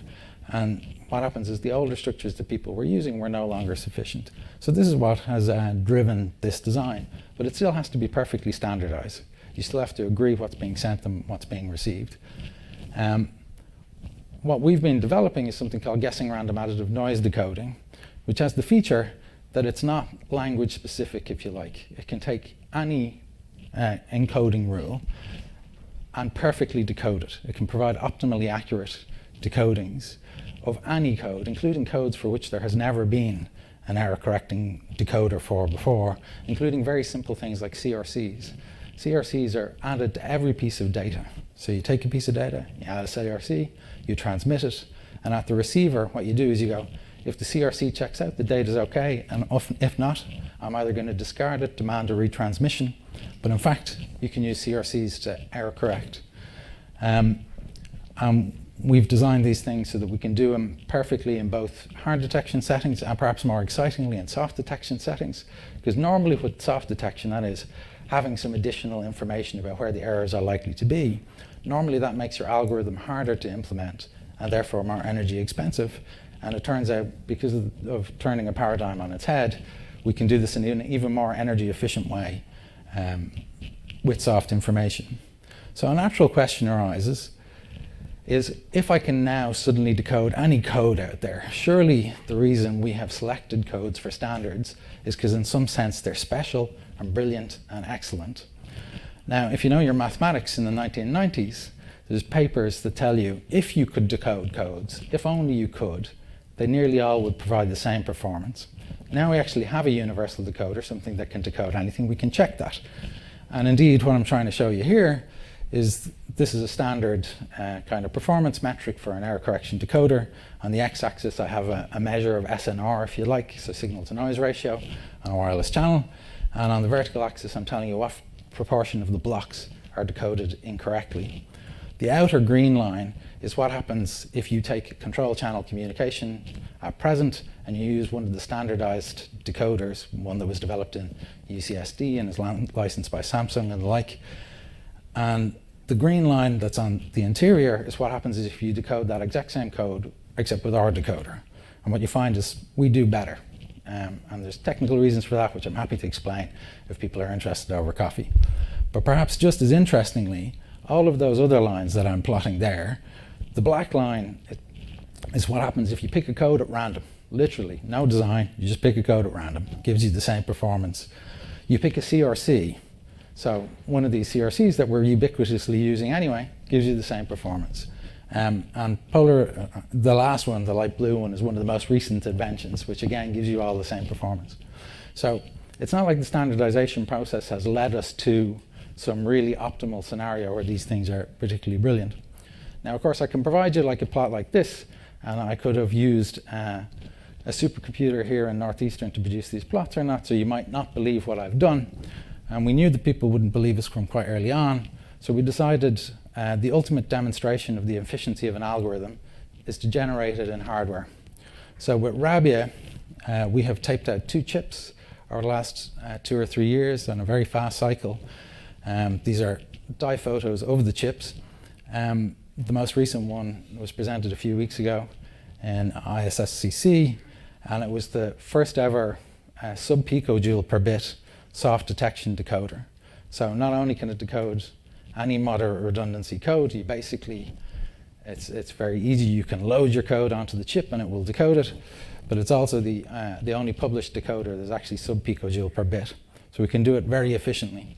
And even though we demonstrated this in hardware, the reason why an academic team can create hardware that is more efficient than teams from the very large companies is because the algorithm is really very well suited to it. And it's actually something we can do in software as well. I wanted to mention one of the derisata of 5G new radio had been to provide this ultra-reliable low-latency communications. The traditional paradigm for how you decode an error correction code, as I said, is using special structure of the codebook. So what happens is the decoding algorithms, when they try and find, the grammar hasn't worked out. I've received a piece of data. It's not in my codebook. I want to find the nearest thing. What people have to assume, essentially, when they design their decoder, is that every bit is likely to have been damaged independently, right? So a necessary requirement to be able to send you a sharp alert of data is that I need to use a short code. But on the other hand, to use one of these decoders, I have to assume that every bit has been hit independently by noise. And to square that circle, what people use is massive amounts of interleaving. Essentially, bits that are near each other in the data, when I transmit them, I separate them by large distances, because it's the only way of ensuring that they look like they've been hit independently. So even though 5G new radio provides you with these very short codes, they actually take a long time to transmit because I have to separate the bits in the communication over a distance. People achieve that in interleaving. Interleaving happens everywhere. It happens down in your NIC. It happens throughout the whole thing. Even in 5G new radio polar codes, they have an interleaver inside them. They so don't want any correlation in the decoding. But information theory tells you that's a bad idea. There's information in correlation that can be exploited. The reason why people do this interleaving is if you took one of the existing codes in the standard and you didn't interleave and your channel experienced correlation, what would happen would be the decoding performance would degrade. We'd no longer be able to provide you with the ultra reliable element, right? So they need the interleaving or their decoder is going to fail. What happens if you use the methodology that we've developed is a triple whammy. You can basically ditch the interleaver, use the very fine measurements that my pals in the front row can provide us with about the quality and the correlation in the channel, and exploit them to decode faster, so we don't need the data to be separated, and to decode better. And the reason for this leap in logic is to do with the fact that if I give you a communication and I tell you there's a certain number of errors in it, in the original data, it was nice and clumped. And finding that clump and fixing it should be easier than if I tell you, I'm going to take those clump of errors and I'm going to distribute them randomly. And now you have to go and find each and every one. And that's basically the task that existing decoders have.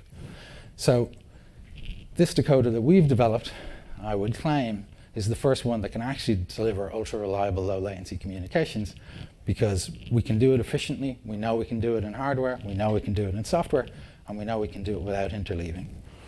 But given this was to be a 10-minute bird's eye talk, the principle of the techniques that we're developing actually open up a whole large number of other opportunities, revisiting this old problem and enabling technologies that are suitable for new modern applications. And so with that, I'm going to leave with just telling you, if you want to learn a little bit more, at the moment we're keeping a website at MIT that has a collection of all the papers and other information of that sort, and soon there will be one at Northeastern. And with that, I'm going to close.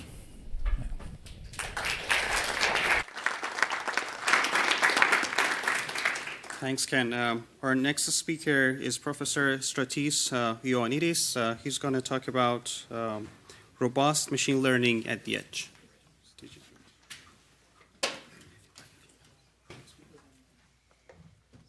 So, let me join everybody and welcome you here today. Thank you so much for coming. So is this working, by the way? Mm-hmm. Good, but how do I progress? Next. All right, okay. So let me just start by saying that this is joint work with all these amazing individuals, and you may see them later today at the poster and demo session, so please say hi if you do. All right, so I will be talking about this notion of robustness in machine learning.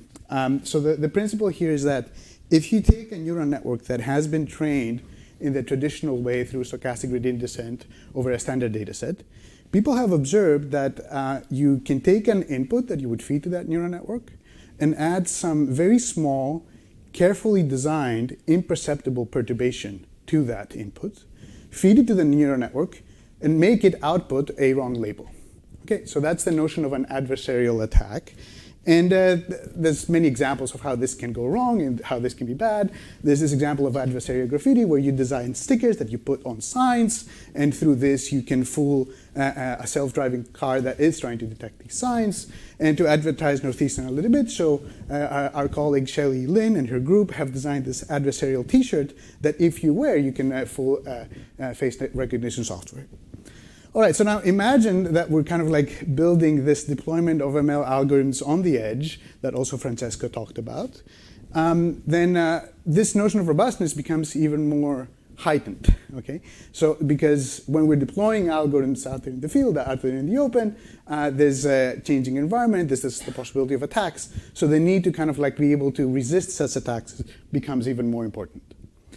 Of course, there's other desiderata as well. So if you want to do this, doing more with less, as Francesco said, and you want to deploy such algorithms on the edge, you will need to do it taking into account the resource constraints that devices that you will be using might have.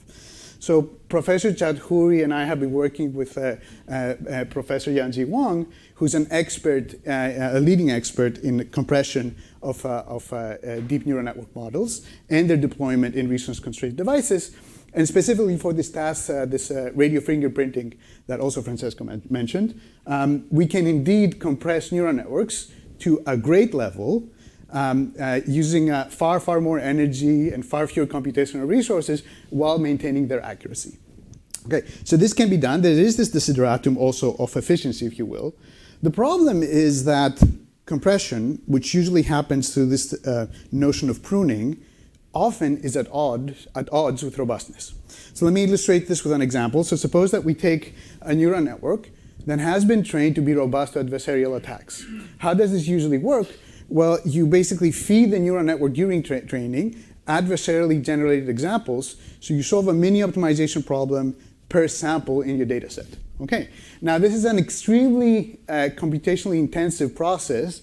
So imagine that you take a neural network that has been made adversarially robust through such training and has been trained by somebody that has far more computational resources than we do, okay? And this neural network that has been pre-trained to be robust, you want to take it and put it in an edge device that is resource constrained. Okay, so what can you do? Well, you can use one of these pruning techniques that have been developed for this purpose.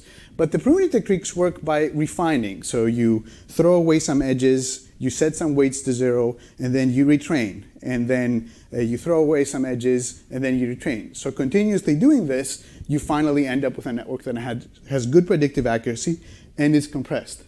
Well, if you do this and you release it to the edge, then you will immediately lose all robustness. Okay, so this neural network that somebody with more computational resources than us trained in an adversarially robust manner, and we want to take and deploy it on the edge so that we are also robust, we lost all robustness. Okay, so the accuracy against attacks becomes 0 the moment we start pruning.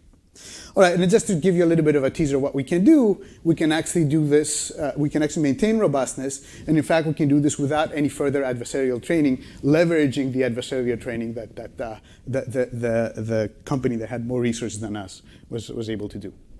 All right, so this is kind of like where we are.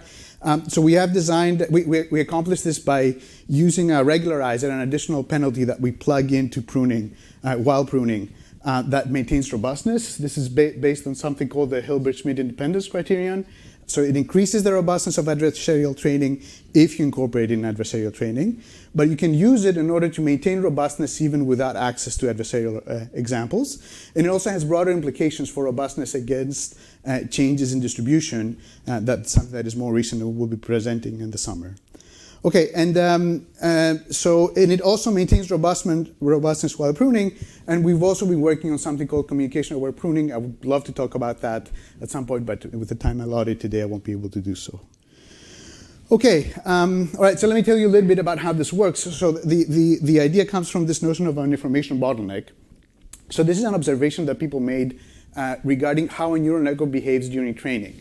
So if I take a neural network here, it's a neural network of 4 layers, and I plot, as I'm doing stochastic gradient descent, as I'm training the network, what is the mutual information of a latent layer with the input, that's on the x-axis, and the latent layer with the output. So here you see all 4 layers, or 4 latent layers, and their respective mutual informations. And you start from the first epoch all the way to the last epoch. So you can see that there's 2 distinct phases. There's the fitting phase, where the mutual information of the latent layers with both the input and the output increase. So we're fitting, we're learning, we're becoming correlated to both the input and the output. And at some point, there's a phase transition. So we keep increasing with respect to the output. So every latent layer is discriminative, is correlated to the output, but it's less correlated with the input. So what's going on there is compression. We're effectively removing redundant features from the input in these latent representations. Through the latent layers. And if you think about this, increasing the mutual information with the output increases discriminative power. It's good. Reducing the mutual information with the input removes redundancy, which is also good. But in some sense, becoming decorrelated from the input also increases robustness. If you're becoming more independent from the input, you are more robust to potential perturbations on the input, and that's exactly what we exploit. Okay, so ideally we'd like to put a penalty we'd like to add that as a penalty while training. This mutual information is notoriously very expensive to compute, so instead we use something called 8-SIC. I'm not going to go into this too much, but in some sense it's a proxy for approximating the mutual information, and you can take gradients over it, you can differentiate, and you can do gradient descent over it. All right, and just to show you a couple of results. So basically, if you do adversarial training, so if you do what I showed before in terms of kind of like training a robust neural network, and you plug in our penalty, so for all these state-of-the-art adversarial training methods against all these state-of-the-art adversarial attacks, you always get an improvement, and this improvement can be quite significant.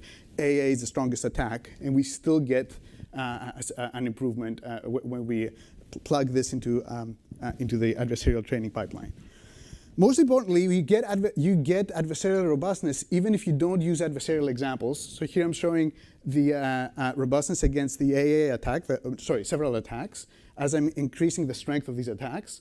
And you can see that we still have some robustness, even if we don't train with adversarial examples, simply by adding this to our penalty. And I'm comparing also here to other approaches of approximating mutual information, including variational methods. So our 8-sig-based method is much, much better. OK, and finally, what happens if we take a, so here we took a neural network that was trained by other researchers to be adversarially robust, and then we proved it after adding this to our penalty. And as you can see, basically, so on the x-axis, I'm showing you if you do pruning, you use adversarial examples or not. So if you don't use any adversarial examples, you're super fast. If you use adversarial examples, it can take up to 80 hours in order to prune. We are always the little sort of like a box on the top left. So we have very good accuracy with very little pruning time. And for other methods that use adversarial pruning, if you don't give them adversarial examples, robustness completely collapses. At some point, they catch up if you give them adversarial examples, but it can take as much as 7 times longer compared to us when we don't use adversarial examples to get to the same accuracy. So that's about it. Thank you for your time.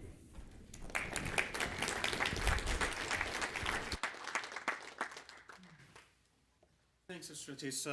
Our next speaker is Professor Yanji Wang, and his talk is about algorithm software co-optimization to enable large-scale generative deep neural network models on mobile devices. Thank you.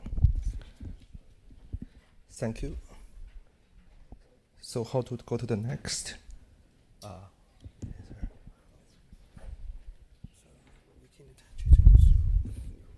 how can I control this? Okay. If you need a pointer. Sure. Yeah, thanks. It's my honor to come and present our work on the deep learning acceleration on the edge devices. So I think the future will be somewhat like the ubiquitous AI, that currently the AI is mostly centralized. But in future, that we want to deploy the AI on all kinds of the embedded and mobile devices. There are multiple of the reasons. One is because of the privacy and the security reasons, that the users want to deploy the AI on this kind of devices with privacy preserving. And also because of the latency and the locality, that if we are going to perform the AI on the mobile devices, we can perform in the order of tens of milliseconds or even faster. And also there is a cost and a power requirement that the data center hardware and software is somewhat like saturating. And also because the cloud service is somewhat like increasing rapidly. So we're going to find, so the cloud is becoming more costly, and then we want to distribute to the edge devices. So the AI use cases are exploding, including currently the generative AI and also the large language models such as GPT. But actually, the AI models are becoming increasingly large. For example, like the transformers is actually increasing in the speed of 750 times every 2 years. But the hardware is saturating because the Moore's law is only increasing by a size of 2 times by 2 years. So the edge devices is somewhat like constrained. They have limited power budget, but then we need to satisfy the real-time constraint. So there is somewhat like a gap between the AI applications with the edge computing facilities. So there is somewhat like a gap there. So the software solutions is needed to fill in this gap to enable the real-time AI performance. So from the AI models, we need to have multiple steps and then go to the final hardware for the acceleration. So typically there is a model compression, and then there is a graph level, the high level, and the low level optimizations. And this is a compiler-based code generation to enable the real-time AI on the mobile. And there is also the runtime optimizations. The runtime means that the dynamic scheduling and also to make it enable to work on the heterogeneous devices with multiple neural networks. So there is problems of the current optimizations that each of the steps is individually optimized.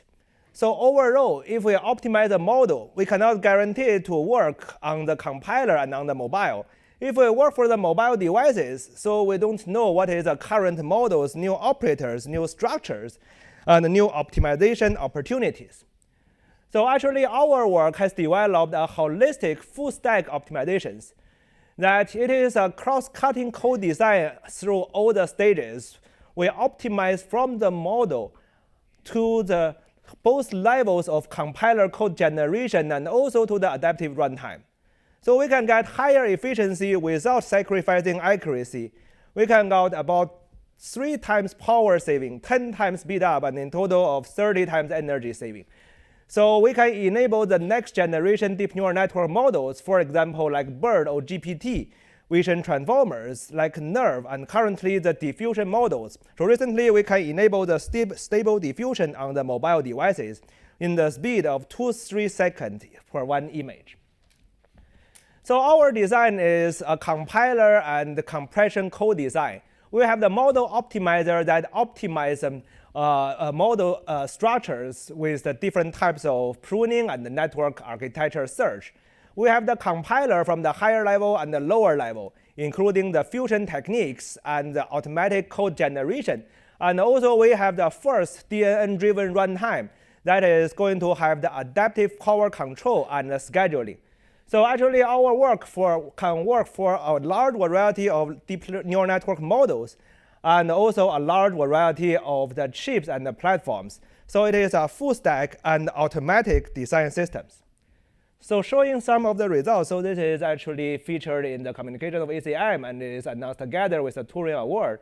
And then we can see that this is an optimization at all the levels with top-tier publications from the model-based and until the system-based. So we can see some of the results. So on the mobile devices, we can deliver up to 10 times speed up on a broad portfolio of neural network models without degrading accuracy, so under the same accuracy. So we are comparing with all types of the other acceleration frameworks like the MNN, the TensorFlow Lite, and also TVM.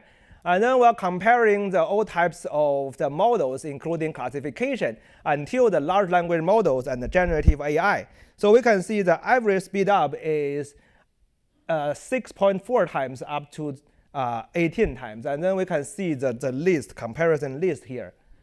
So we can also see some results on the mobile devices.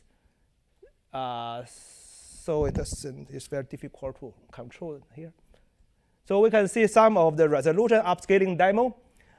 So we can see this is the original low resolution video. And then we can see that this is our high resolution. And then this is a high resolution from the TensorFlow Lite. So this is on the device from a lower resolution to a higher resolution.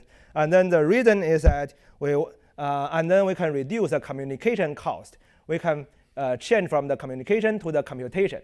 And then we can see that our resolution should be higher than the original one.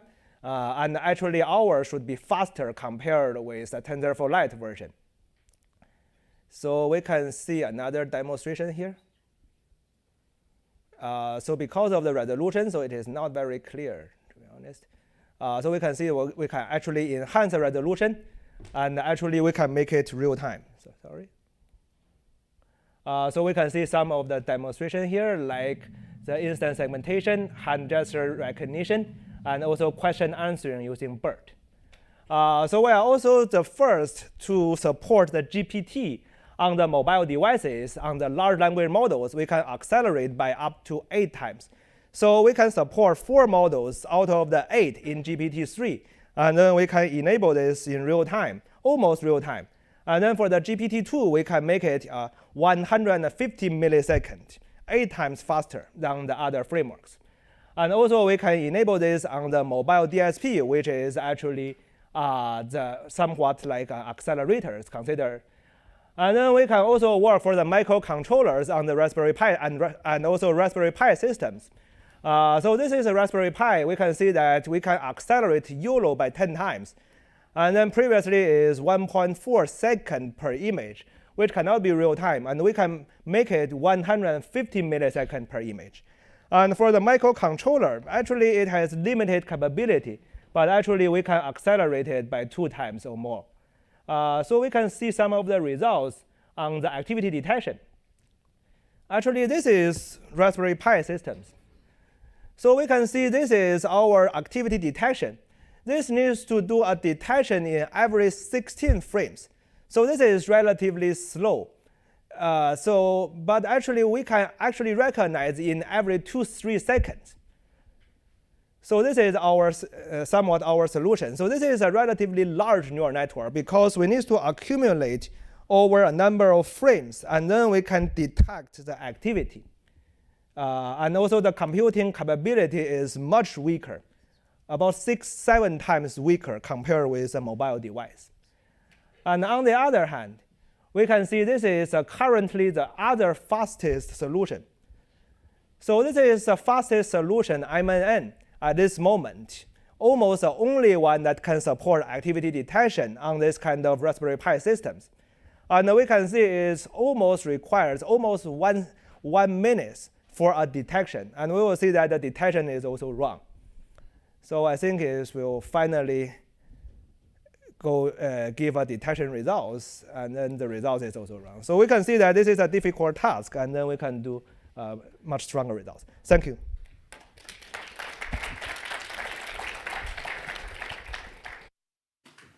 Thanks, Yanji.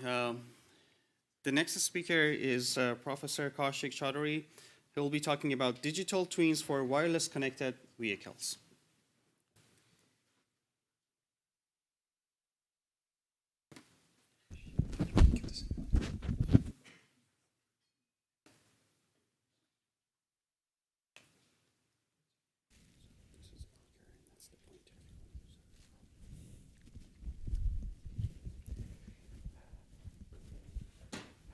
Well, thank you to everyone who's here. I realize I'm probably standing between you and lunch. So I promise to entertain you with some nice pictures and of this whole digital world that we now live in, which is the real world as well as its representation in its virtual presence. So this is a car that is going to come back in just a little bit of time. So I wanted to give you a teaser. It's intentionally put as a little bit rough around the edges so that you wait and watch as to what's coming. But this one has cameras and LiDARs, and all that will play an important role in the way your future wireless standard will work. So wireless in the future will not just be RF. So you will not just rely on RF inputs to guide your wireless decisions, but you will use the totality of all the sensors that are actually present. So with that said, I just wanted to say that this work is in collaboration with Debashri, Stratees, Jennifer, and many other postdoc students and faculty who are working together on this. So the first question is, what is a digital twin, right? So you can look at a digital twin in many different ways. You can define it in many different ways. The way that I am going to define this is, here you have a virtual world, and there's where you see this little building where we are currently in, and this is the garage right next to it, and this is a narrow stretch of road on which I'm going to drive an autonomous car. And what I can do is I can replicate this entire environment with some level of fidelity in a virtual world. And in this virtual world, I create these buildings, I create this road, I create these representations of vehicles, but not only in terms of a map or not only in terms of structural similarities, but I can also create a resemblance in the wireless propagation paths. So for example, using software, we can create multiple paths, reflections along these two buildings in a way that reflects very closely what is actually happening in the real world. Now the question is, why would you need that? You would need that because often collecting a real live data set in the field is incredibly complex. Oftentimes you need huge amounts of data to train good machine learning models that will accept all these different sorts of inputs, especially if you have multimodal inputs like cameras and LiDAR and all that, and come up with actionable decisions. So to create those data sets and to test some of these in a more controlled setting, you might need a digital twin, and for that is what you see on the right-hand side. Now, I'm going to give you a use case, and I'm going to show you how this use case is enabled by the creation of the digital twin. So the use case we're going to look at is there's a vehicle moving in a typical urban scenario at typical urban speeds, and it has a millimeter wave radio mounted on it. It is trying to establish a beam with a roadside unit, and that's what you see here on the side. And because these beams are so directional, as my colleagues before pointed out, the need for having highly directional beams in these higher frequency ranges, you really need to quickly point and identify which is the optimal direction. So the standard says you should go and sweep multiple sectors and find at both ends which is the one sector where your signal strength is maximum. But what we want to do is we want to use natural sensors that are present on the car, like you have a camera on the car, you have LiDAR, you have a GPS unit, and can you fuse information from all of these different modalities to know, hey, here is the base station, so now let me point there. Or here's an obstacle, and I can't really get to the base station in line of sight, I should probably bounce off the wall. So these decisions can be taken using this multimodal framework that we have designed. Now, just to give you a sense of what kind of operations are we doing. So here is an example of individual neural networks that are operating on an individual modality. So these are all unimodal networks. So this is only operating on GPS or only images, or only LiDAR. And it is generating these latent embeddings here, which are then concatenated and then fused together to come up with a final decision on where to point to. So partial processing here, and then finally aggregated, and then you come up to a final decision where to point. Now, just to give you a sense that yes, we have shown this to work in modest settings, but the problem that happens is that if you train this, we collect a data set in one setting. For example, if you train on line of sight, you do reasonably well in line of sight, but you don't do too well in non-line of sight conditions. So this is an actual data set in an actual car, right, collected in a real vehicle. Similarly, for non-line of sight, you do well with non-line of sight, but you're sort of failing in the line of sight. So you see this drop in accuracy. This is the problem, because I don't have sufficient data. I haven't collected enough data in the live world to convincingly say that it is going to perform well in all possible conditions. So for that, I need a digital twin where I'm going to replicate this environment. I'm going to train my models in that environment, and then I'm going to take the trained model and then test it in the real world. That is going to be the thesis of what I'm trying to do here. So, so in this, I'm going to take this whole problem one step further. My colleague, both Stratis and Francesco, told you about this whole interaction between computation and communication.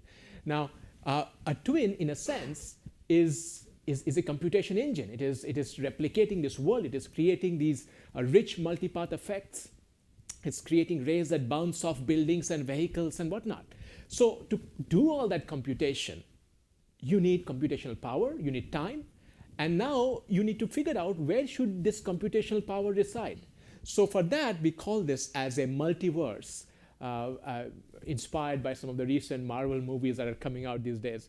So there is not just one twin, but there is a family of twins. Those twins reside at different locations at the edge, closer or farther away, that depending upon the network architecture design.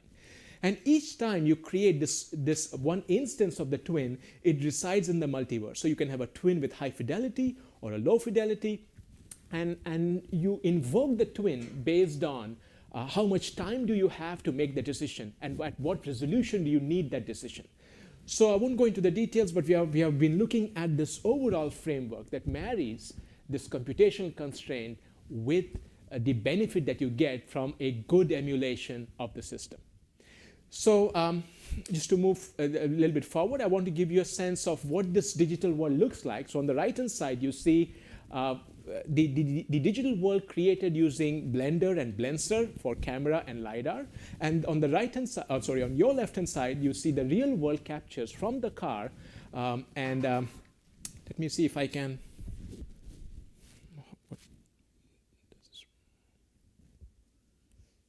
Oops. How?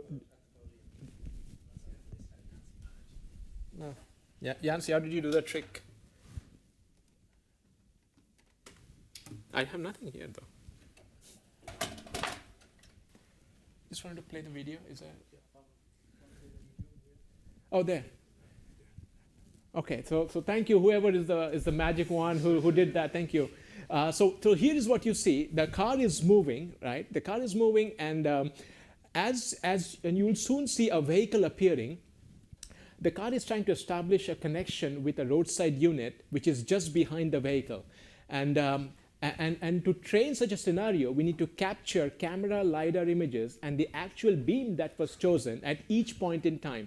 So on your right-hand side, you see this entire scenario emulated in a system that we have created with wireless insight for ray tracing, with Blender and Blender, which are more open source packages, and combining together to accurately reflect what's happening in the real world.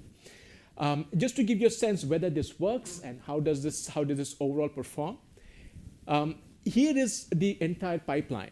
We have the autonomous vehicle. We use it to collect actual ground truth data. We emulate this virtual environment. This ground truth data is used to calibrate as well as to shape this virtual environment. And we have other metrics where we say that this virtual environment is closely resembling the real world, right? We do some sorts of calibration measures to make sure that is actually established. Now, once that is established, we have a two-stage process. You can update the virtual world as new information comes up. For example, a big truck lined up in front, and that's a permanent obstacle. So that new information can be embedded inside the virtual world.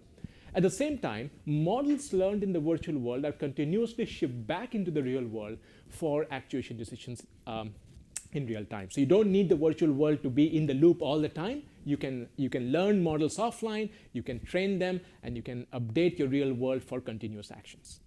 So here is an example where you see the benefit of this entire virtual world and real world interaction. So what you see here are three instances of twins at different levels of fidelity.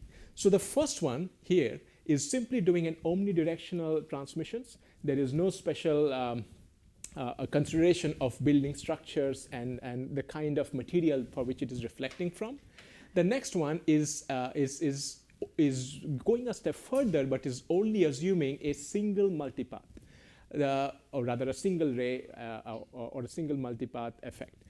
This one is looking at three possible multipaths. So it's sort of a richer environment, and thereby giving you a more complex reflection pattern, takes more time to compute. So as you look at these twins 1, 2, and 3, and you start to see their performance, you see this twin 3 is actually doing much better.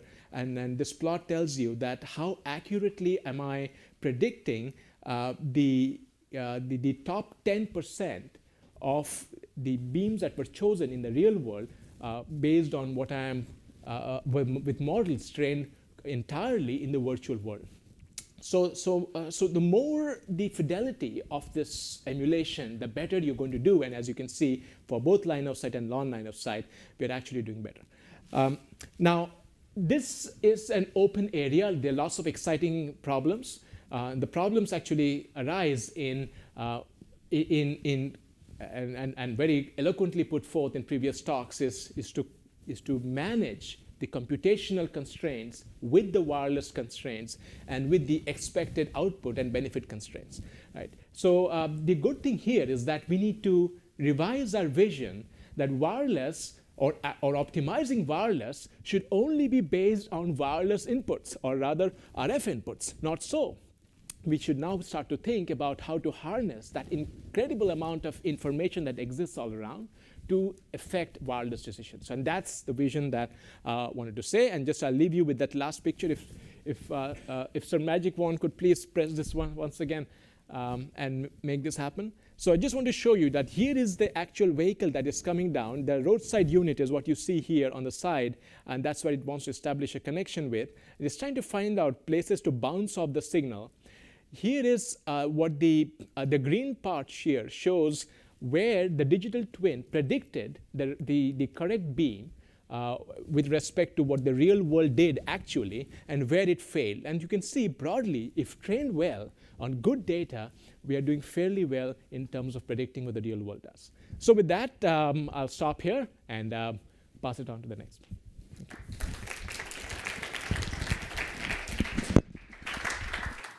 Thank you very much, Kaushik. So we're going to take a very short break, 5 to 10 minutes, if you want to grab a coffee or a bottle of water, and then we'll continue with the presentations at 11:15. There's going to be 5 or 6 more presentations, and again, short, as similar to the first session. So please feel free to stretch a little bit and be back in the room in 5 minutes.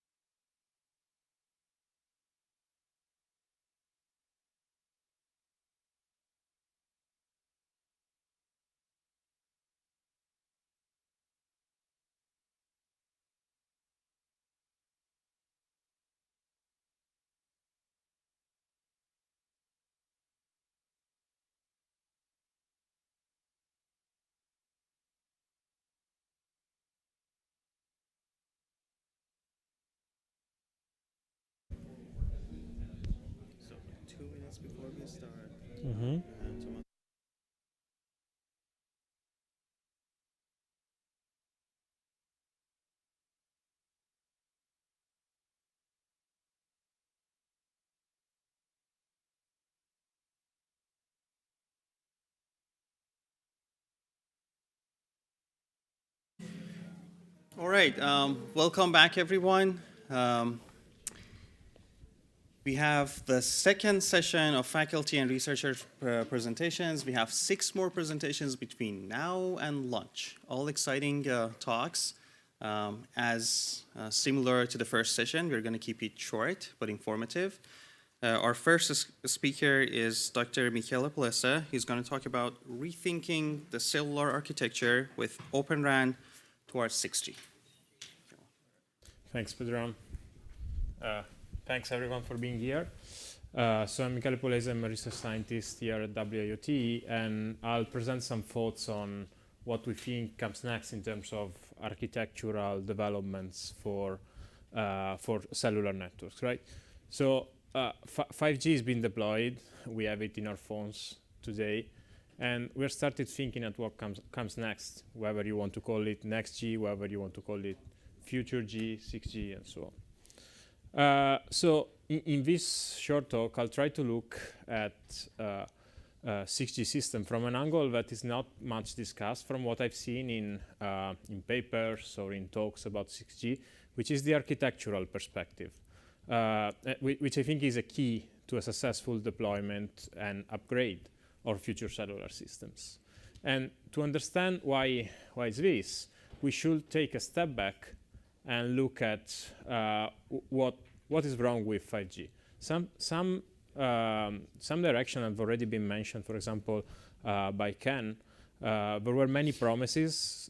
Some of them were under-delivered. So, for example, millimeter waves are not completely there.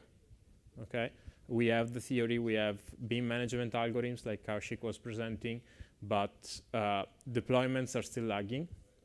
URLC is still behind, same for V2V and so on.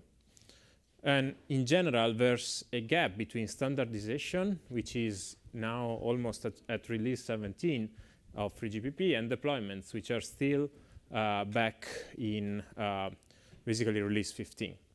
And this has a couple of reasons. There's for sure business and economic reasons, right? Millimeter waves are a hard proposition for operators because it's costly to deploy ultra-dense networks. But at the same time, there are technical reasons. And we as researchers can work to address part of these technical reasons. So in addition to this, rather than asking ourselves what's wrong with 5G, we can start and think about what's wrong with cellular in general. So cellular networks, as they are designed today, come with limited options for deployment. There's monolithic hardware. They are hard to update, hard to improve, hard to optimize. They are not flexible. They need to use licensed spectrum most of the time. You can control only what vendors expose. And this leads to a gap between some nice algorithmic optimization that you can do and that we study, and what you can actually do in practice. And the third point is that there is mostly a focus on broadband. So there is limited support for other kinds of traffic, of services. There is limited customizability of the networks, and the business case is mostly for broadband. So from these points, I think there's really a gap between principle and implementations, especially when it comes to the control plane. And this is why I think that we are in the right moment to start rethinking the cellular architecture as we head into the 6G standardization. And specifically, rethink the cellular architecture along these lines. So go beyond the licensed spectrum and go toward more agile system with spectrum and infrastructure sharing. And I'll talk a little bit about spectrum and infrastructure sharing and a nice system level implementation that we did of spectrum sharing systems. Toward more open and heterogeneous deployments, native orchestration for AI and ML, so practical ways to embed all the interesting AI and ML machinery that we've seen this morning in large-scale networks, closed-loop control, and finally, softwareization driven by cloud-native principle, which also includes security. Right? So these are some principles, and we see the Oran architecture that Tommaso briefly mentioned in the opening this morning as a way to bring this principle into a practical deployment. So this is a high-level diagram of the Oran architecture. I won't go into details, but I'll just mention that there are some key novelties. So open and standardized interfaces, the disaggregation of the RAN into multiple components, software and automation. But what we think is the most interesting novelty is the introduction of these RAN intelligent controllers, or RICs, at the edge and in the cloud that can basically drive and influence the behavior of the RAN itself. So the RAN intelligent controllers enable intelligent control loops that span different components of the network, have different timescales, and allow external applications to efficiently control the behavior of the RAN, control and optimize the behavior of the RAN at many different levels. So we've been doing a lot of research on this. Again, I won't go into details. I'm just trying to give a high-level overview. And based on what we've seen on the research that we've done so far, we think that there are still some key challenges toward the development of intelligent Open RAN, where one of them comes from the intelligent bit, so the need for dataset, platforms, development and testing of Open RAN solutions. The second one is use cases with AI that actually can work well in a variety of different scenarios and generalize well. And the third one refers to what I was mentioning earlier, so the possibility of being more agile in terms of how we use the spectrum, how we use the infrastructure, and where we deploy the AI. So we've been working to address these challenges. Among the different things that we've been doing, there's Open RAN Gym, which is a framework that tries to address the first challenge. So how can we get data sets and how can we test Open RAN systems? And the idea of Open RAN Gym is to have an end-to-end environment where we provide base stations, we provide the near real-time RIC platform, the no real-time RIC is coming, and we provide basically a stub for intelligent applications that you can run on top of this infrastructure, where anybody can come in and add a piece of custom logic, of custom intelligence that can then be tested automatically on this infrastructure. We also worked on some intelligent ORAN use cases with PhD students and researchers here at WIoT, but also with industry collaborators. So for example, we've been working a lot of network slicing and scheduling, deciding how many resources to provide to different kind of classes of traffic. We've been working on traffic steering, so how can you efficiently balance the load and move users across the network so that each individual user gets the best QoS available. We've been working on spectrum sharing, and I'll talk a little bit more about this in a moment, and energy efficiency. So how can you dynamically scale your resources to use the minimum amount of compute when needed and avoid that new Open RAN system becomes detrimental toward the energy efficiency of the system. So as I mentioned in the last couple of minutes, I'll briefly talk about the spectrum and infrastructure sharing framework that we built over the last year, but we call Neutron because it's a neutral host solution. So a solution where you have some shared infrastructure, spectrum, and compute that is used to deploy different network functions from the core to the RAN to edge services, the RICs, AI and ML, and so on, for different kind of tenants. And specifically, this is a neutral host enabled by Open RAN. So we have a set of orchestration, automation, and intelligent function allocation services that leverage Open RAN components to match tenant requests with the resources that are available. So this is a very high-level overview of the Neutron framework, which includes basically no real-time RIC or SMO, the edge data centers where you actually deploy your network, and cell sites where you have radios and spectrum. And the key component of Neutron is its optimization engine, RAP. RAP is an application that runs in timescales higher than 1 second. And so this allows to orchestrate the whole end-to-end network. It basically maximizes the resource allocation in terms of spectrum, compute, and AI ML capabilities. It satisfies, tries to satisfy at least the requests from the operators and the tenants. It avoids conflicts between the different tenants of the neutral host framework, and it also avoids interference. And it does this by accepting set of requests which are then parsed by an optimization engine that solves a binary quadratically constrained quadratic problem and return basically an allocation, an optimal allocation. So this is nice. It's an interesting optimization problem. The interesting thing is that we also implemented it in practice on a real cluster that runs a version of Kubernetes that is called OpenShift, that we can automatically control based on the output of the optimization problem.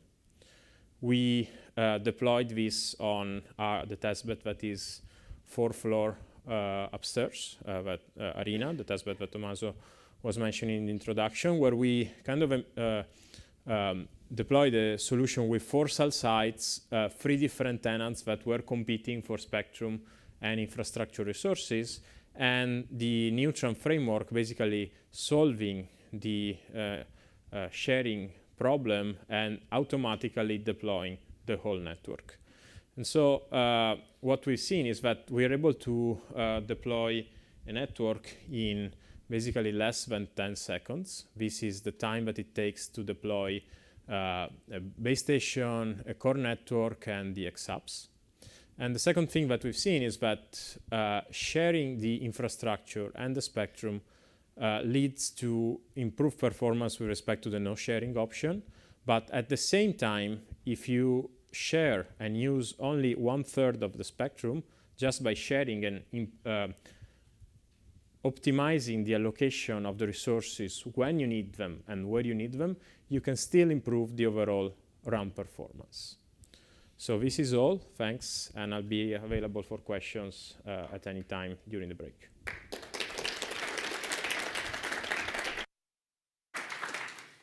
Thank you, Michele. All right, on this next presentation, I'm going to talk about wireless digital twins and bridging the real-world experimentations to wireless network emulators. If they put up my slides. I think I have one. It's working. There we go. All right. Today we have been talking about different testbeds that we have at the Institute. And of course, at this point, I believe everybody is quite familiar with the largest wireless network emulator called Coliseum. That is one of the facilities that is hosted at Northeastern University and the Institute. Network emulators, of course, everybody knows that they have a lot of flexibility in terms of being able to do repeatable experiments on them, and also they have a lot lower costs rather than doing real-world experimentations. So this is a unique capability that enables researchers to work on wireless assisted platforms and in particular emulation systems. But one of the questions that everybody started to ask us when we opened Coliseum to the public was, okay, so what is the fidelity of this emulation system? Are you actually creating a reliable replica of what is happening in the real world so that we can rely on that and then do the research on top of that? And during the past year or so, the researchers at the Institute, we have been putting together a set of tools to streamline the process of creating virtually any type of physical wireless environment. We create the digital twin version of that, and then we'll implement it on Coliseum so that researchers can reliably work on that. There are different components to that, thousands of lines of code that has been written by the researchers at the Institute. All of them are available for researchers to use. This is open source. I'm going to just briefly talk about some of these components, and of course later on in the poster session, if you have more detailed questions, we'll be happy to answer some of those. The block diagram that you see down here is essentially one of the example and use cases that we have been doing. Tommaso, Michele, and other people have been talking about Arena, which is one of our indoor real-world testbed platforms here at the ISEC 4th floor. In one of the practices, we have actually created a digital twin version of that, and we implemented it on Coliseum. The block diagram that you see here is actually summarizing that work, which I'm going to go through some of the details. Coliseum, we have talked about this again extensively. I'm not going to spend too much time on this slide, but just to show you two different components that enables real digital twins. One of them is on the RF environment, making sure that the wireless environment and the radio propagation and everything at the physical layer is actually a reliable and high fidelity representation of the physical world. And on top of that, of course, there's this concept of openness, programmability, open 5G, open 6G, and the notion of open RAN that all the governments around the globe are pushing towards that paradigm. And it's important to be able to grab the latest version of the code that's up there and being developed by developers all around the world, and then being able to adapt to that quickly and in an automated fashion. So that's the other part and component of this digital twinning tool set that we have put together for Coliseum. Real quick on the first part, the physical layer, it's obvious that any of these network emulators, they do have their own limitations. Coliseum in particular works based on FIR filter taps.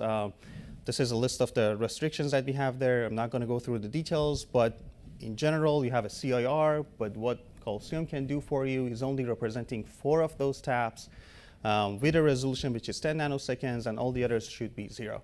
So you are already losing a little bit of accuracy there. So it's important to have an algorithm that optimizes the way that you are going from a continuous CIR to a sparse filter. This is the work that we call CAST. What it does, it has 2 components. One of them is creating those scenarios. That I have a slide on that that's coming up next. That's creating scenarios, and then the loop back there is sounding that scenario, and that's another part that we have put together. Again, open source can be used for everybody. The creation part is this slide, so you can start by identifying a location anywhere in the world. With open source maps, you can obtain that 3D model. It could be indoor or outdoor environment, and then you use your tools. It could be ray tracer, for example, wireless income is one of them that we have been using. You can use MATLAB ray trace function, or those 3 first blocks can be completely replaced by a stochastical model of your choice. Then after that, you set the nodes, the trajectory, the movements, the mobility between the nodes. You sample the channel, you parse the output, you approximate the channel, you make sure that your network emulator understands and is capable of playing that channel for you, and then you install the Coliseum. So this is the first component of the CAST that is creating those scenarios. And then, of course, the second part is doing the channel sounding. Again, I'm not going to go through the whole process here, but we use the best practice in channel sounding. This is nothing new, but the fact that having it being enabled on a network emulator based on software-defined radios is the unique part and the new contribution that we have done.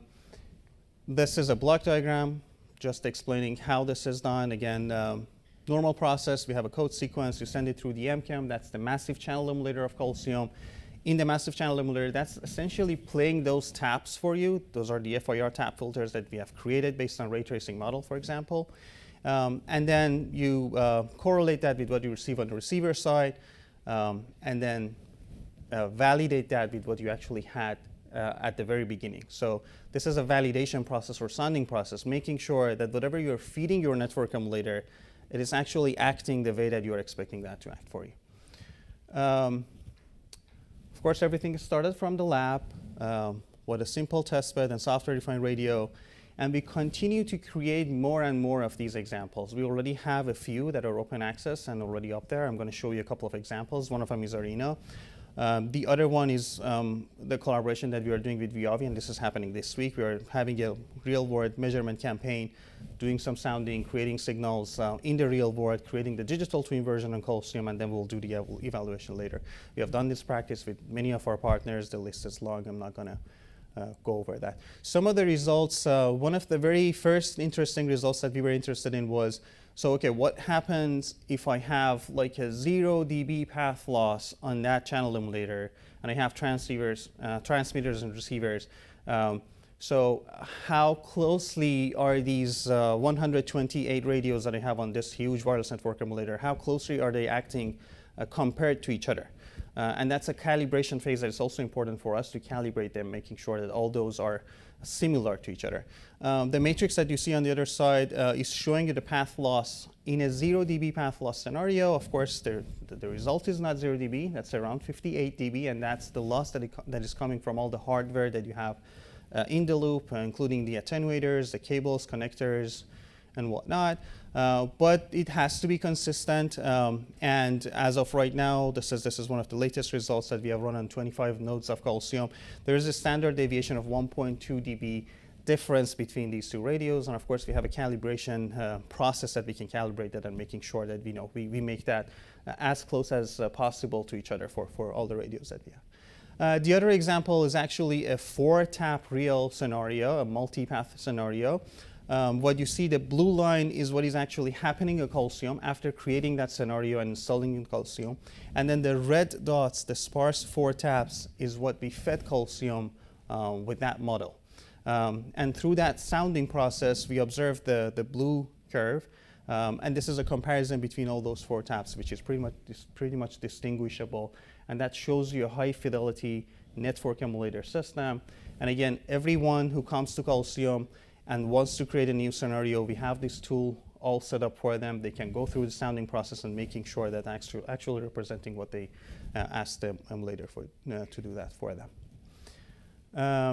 A couple of examples real quick on some of the projects that we have been doing. This is a project that was supported by Department of Transportation on vehicular communications. What you see down there is an actual real-world scenario for vehicular communications, V2X. In particular, I have an RSU, roadside unit, and a couple of OBUs that are mounted on those 2 vehicles that are moving.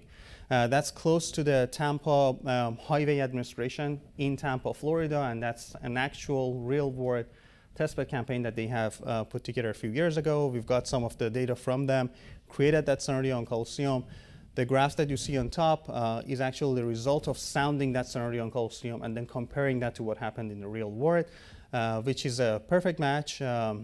We call it the U shape and a V shape. The U shape is showing you the path loss. The V shape is actually telling you that there's a constant speed between those OBUs compared to the RSU, which is in the stationary node. And these are the other 2 curves, like the 2D cut of that 3D curve that you saw.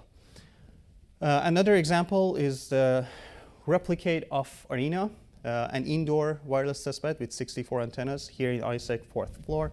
Many of you, I'm sure that you have seen that. If you have not, we'll be more than happy to give you a little tour later tonight. So we have done that practice. We took that environment, indoor environment. We created a 3D model of that. We ran that in a ray tracing software. Based on that, we created the channel models. We put that on Calcium, and then we went through that validation phase and sounding and making sure, optimizing everything and making sure that's actually a digital twin version of the real world. Some of the results, of course, there's the physical layer, but as I said earlier in this talk, we are interested in the higher layer parameters and making sure that actually what is happening on the higher layer of the protocol stack is also representing what's happening in the real world. 2 examples that you see here on top, Arena and Calcium. That's the Open RAN protocol stack that we ran on Arena and also on Calcium. The results are pretty comparable.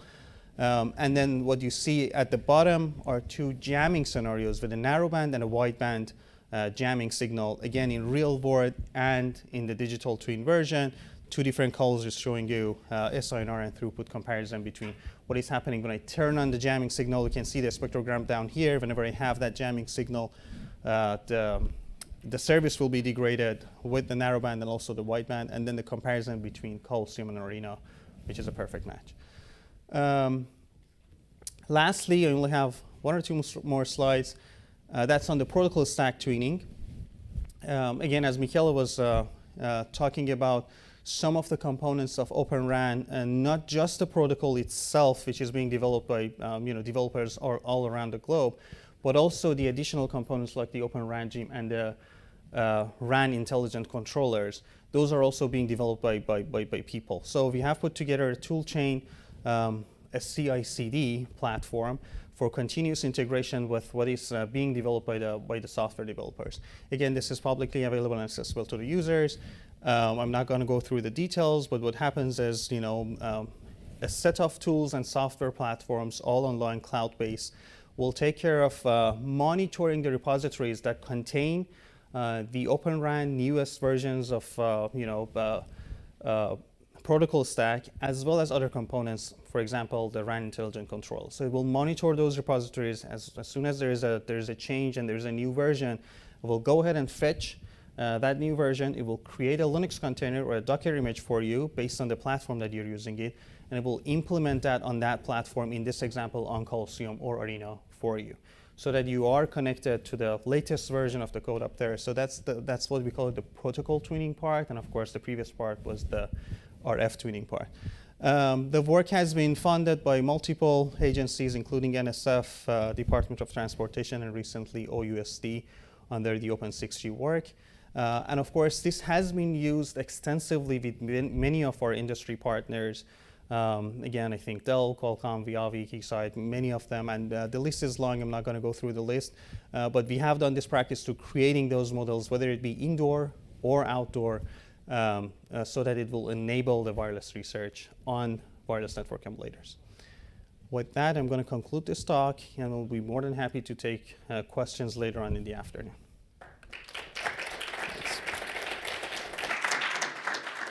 Thank you. So our next speaker is Dr. Josep Jornet. He will be talking about terahertz communications from the near field to satellite networks. Thank you very much, Pedram. Let's see if we get those slides up.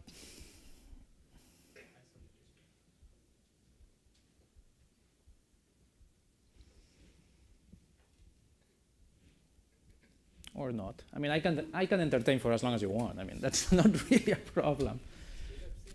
Yeah, no, maybe singing is not the thing, but.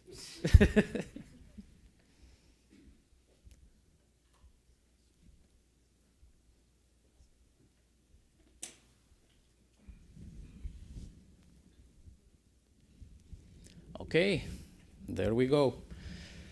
So let's continue. Let's don't break the flow, and let's jump into terahertz communications. We'll start in the near field. We'll end up with satellite networks. You see where I'm going.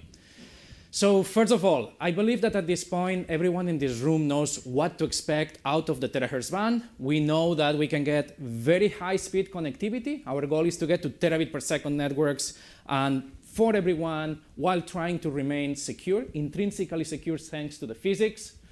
We understand that at terahertz frequencies, we can do sensing that can give us, if we need it, submillimetric resolution, but also spectroscopy, so the ability to classify elements in our surroundings just from their frequency response. And this is something unique to terahertz frequencies thanks to the terahertz photon energy.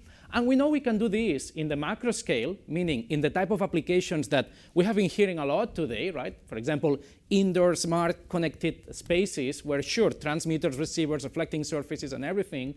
But we also talk about the applications of terahertz at the nanoscale. For example, when we're dealing with implanted or even embedded in the body networks in which we take advantage not just of the communications, but of the sensing abilities and the spectroscopy of the terahertz band. Now, along this big thing, we've been doing many types of contributions, right? As Tommaso mentioned in the morning, on the one hand, we work on materials, devices, and we build testbeds. On the one hand, we have our own ideas of how we think we should make a terahertz radio, ideas that go beyond electronics, go beyond photonics. They actually, we talk about plasmonics, and we generate intellectual property on that, and you will see a poster about that today. We talk about not just the analog part of your radio, but your digital part. And I think it's clear from today's presentations already that, digital signal processing, handling a lot of information is not simple, yet alone when you're trying to do that at terabit per second. So you're also going to see a poster on real-time ultra-broadband digital signal processing. We've done channel modeling. We are not a channel modeling group, but we understand that if we have to build a network, we need to understand what happens to our signals. And we have done the type of channel modeling that combines physics with data. And we have done that in the good things that Boston can give us, which is plenty of rain, plenty of snow. So we do that type of channel modeling too. Beyond that, of course, at the core of our group, we are a physical layer group, so we work on different type of modulations. You'll see a poster about that. MIMO, you'll see another poster about that. Intelligent surfaces, you'll see a demo about that. And joint communications and sensing that I'll mention a little bit.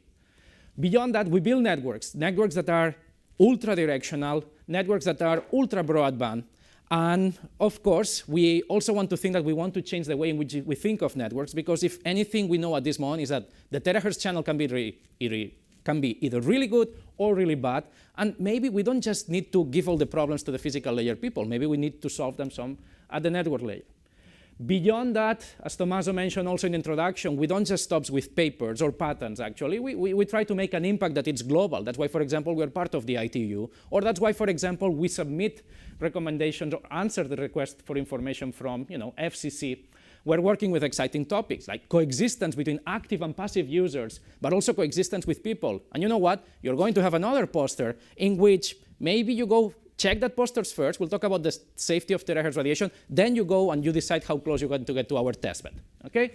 We also make contributions to standardization. And for example, some of the physical layer solutions that we develop are now in the first amendment of the 802.15 3D standard for terahertz. Now, this is like, you say, OK, and how have you done this? Well, we have done this because we've been working on terahertz for the last 14 years. At the time that people thought that was science fiction, we were doing that. And through the years, we have been building the story. And by we, I really mean we as an institute, right? So we have worked with Tommaso, with Francesco, with Kaushik, with Dimitrios, with Milica. I mean, anyone that you can think of is involved in some way. Hope to get something with Ken too, because I've talked many things. There is no error control here. So we need that, for example. Or not, maybe we don't need it. We just don't need error control anymore. Having said that, some of the things that have been exciting during this last year, and hopefully you saw the news, is that one of the things that we did was to demonstrate the longest link at 225 gigahertz carrying real-time data out of a few gigabits per second. Where did we do that? We did this in collaboration with JPL and AFRL. We did this in Rome, New York, in one of their facilities. It's a public facility. I mean, it's a disclosable facility. And yes, it was a link with line of sight with a transmitter on one hill, the receiver on the other hill, 2 kilometers apart. Now, how did we do that? Some people will say, oh, terahertz communications today make sense just because you have better devices. And of course, I want to give credit to my colleagues who are actually building new devices. But an improvement in a technology doesn't come just because you do one thing. It comes from many things. And in this case, it's the co-design of integration of devices with the actual signal processing we do with them. And we can do that better because we understand the channel. So you see how everything builds up. So that's the key idea. In this case, we did use world record high-powered transceivers from NASA JPL, with whom the Institute has a Space Act agreement for exchange of not just technology, but also people. Some of our students have been at JPL in the last couple of summers, so that's good. But these architectures that they gave us actually were a radar system. They didn't have a mixer. There was no way for me to inject information there. So we had to be creative and see where we can put either the information or try to get a mixer somewhere else. So those are the type of things that we are doing. And for example, this application, we presented in the context of bridging the rural digital divide. I can give you a technology that can give you fiber-like connectivity over long distances without having to deploy fiber. And this afternoon, you will hear a little bit more about this in the context of entrepreneurship in the Institute. So I stop here. I don't want to take the show from Hussam. Now, those are things that we already published. So what is keeping us busy these days? Let's start with the following. One of the ways we overcome the very high losses at terahertz frequencies and the not that much power is, well, using higher gain directional antennas, or in other words, using large antennas, whether they are at the transmitter, at the receiver, or along the walls in the form of intelligent reflecting surfaces. Now, what happened? Well, if you make your antennas physically large in terms of wavelength, what's going to happen is that the thing that we call the far field, it's going to be very far. For example, the far field of a radiating structure goes with 2d to the power of 2 divided by lambda, where this is the largest antenna dimension. If you have an antenna which is 20 centimeters, whether the antenna, the array, or a reflector array, At 120 gigahertz, your far field, the typical assumptions that we do in all our communication design, starts at 32 meters. If you go to 300 gigahertz, it starts at 80 meters. If you decide, no, let me go at 1 terahertz, don't ask me how. Well, you will see how, because we actually show you one of our terahertz front ends at 1 terahertz from Virginia diodes, who are also here. Our far field doesn't start till 267 meters. And you will say, sure, so the far field is far. What do I get out of that? Well, the problem is that all the technologies that we have been using, all the traditional beamforming, assumes that you are in the far field. And the reality is that in many of our applications, we're going to be within the near field. Now, what do we do in the near field? Is it a problem or is it an opportunity? The community in the last 2 years have discovered this, and they are presenting it as a problem that we have to solve. I'm going to tell you that that's not a problem. That's actually one of the best things that could happen to the field.